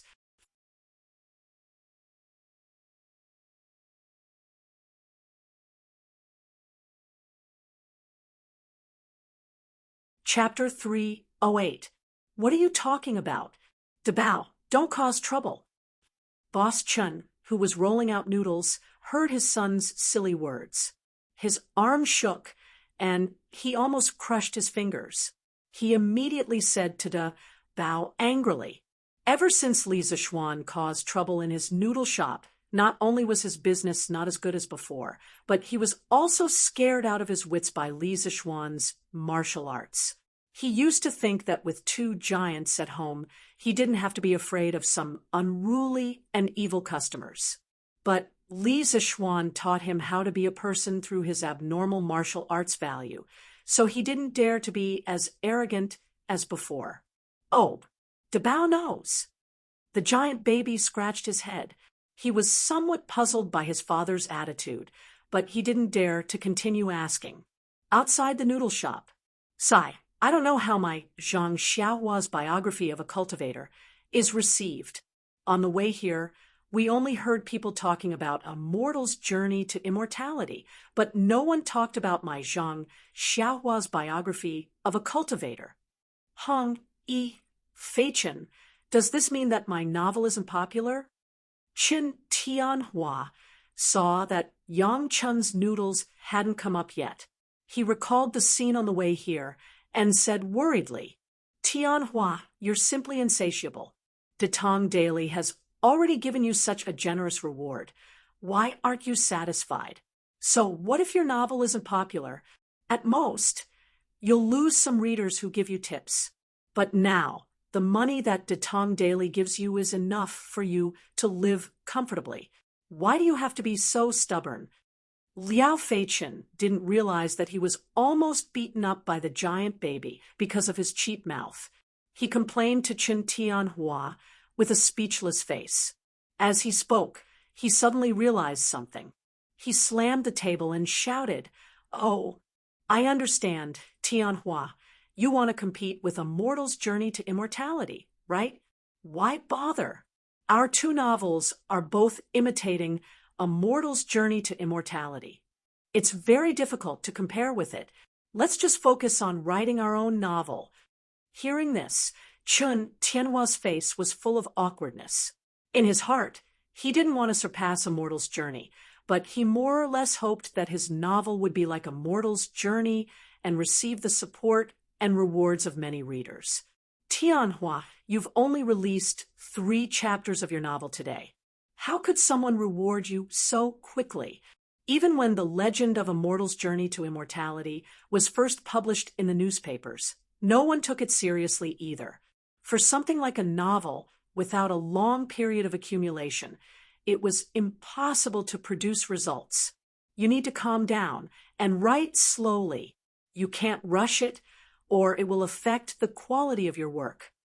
Hua Hongyi was a mature and steady person. He hit the nail on the head and pointed out the crux of the problem. Brother Hong Yi is right. I've gone too far. Thank you, Hong Yi, for enlightening me. Hua Hongyi's words were like a wake-up call to Qin Tianhua. Qin Tianhua was stunned for a moment, then reacted. He cupped his hands and thanked Hua Hongyi. Yang Chun noodles are here. Please enjoy your meal. Boss Chen brought out 3 bowls of Yangchun noodles on a tray and bowed to Hua Hongyi, and the other 2 with a smile. Haha, let's eat noodles. No matter what, thank you for your hospitality today. Tianhua, Hua Hongyi laughed. Yes, yes, yes. Let's eat noodles. Hiss. This restaurant's Yangchun egg noodles are so delicious. Liao Feichen was already starving. He cheered, picked up his chopsticks, and started eating. Chun Tianhua smiled helplessly. He wasn't in the mood to eat noodles now. He wanted to go back and write his novel in peace. I'm not drunk. Let me drink another cup. This immortal drunk is really good wine. Burp. Good wine. Drunken, immortal restaurant. The banquet was over. Everyone was full, especially Yaya. The little girl was rubbing her stomach in pain. As for Father Meng, he was drunk and was throwing a tantrum. You're already so drunk, and you're still not drunk. I told you to drink less, but you didn't listen. Come, get up, let's go home. Mother Meng pulled Father Meng's arm and shouted angrily, Annie, why don't I hire a carriage to send Uncle Meng back? After all, Drunken Immortal Restaurant is quite far from Gi Lane. After this banquet, Li Yu had become very familiar with Meng Wenhao's family. She quickly suggested. Mother Meng hesitated. Hiring a carriage would cost a lot of money. There's no need to hire a carriage. Drunken Immortal Restaurant has its own carriage. I'll ask Boss Lu to send someone to send you back later. At this time, Li Zixuan walked in with a smile. The banquet was over. Qin Huayu had already left with the drunk Chung Chumo and Yuchi Baolin in the carriage. Thank you, Lord Ju. Mother Meng was surprised and happy at the same time. She thought to herself that Meng Hao's teacher was not only kind, but also considerate of others. No wonder he could reach such a high position at such a young age. This kind of cultivation was not something that ordinary people like us could have. Thank you, sir. Meng Wenhao also came over and thanked him sincerely. Today was the happiest day of his life. Through his own efforts, he had finally brought his family to Drunken Immortal Restaurant. Furthermore, his family had received the respect that they deserved. He was now grateful to Li Zixuan from the bottom of his heart. Well, Wenhao, now that your wish has been fulfilled, you have to focus on your studies. As your teacher, I look forward to you getting first place in the next monthly exam. Li Zixuan patted Meng Wenhao's shoulder and smiled. I won't disappoint you, sir. Meng Wenhao replied confidently. Good. Wenhao, go find Boss Lu and ask him to arrange a carriage. Yes, sir. Meng Wenhao replied with a smile and went out. Liu, isn't it time for you to go back to the workshop? If you don't go back now, Steward Ma will probably come and ask me for you. Li Zixuan looked at the mischievous Li Yu and smiled.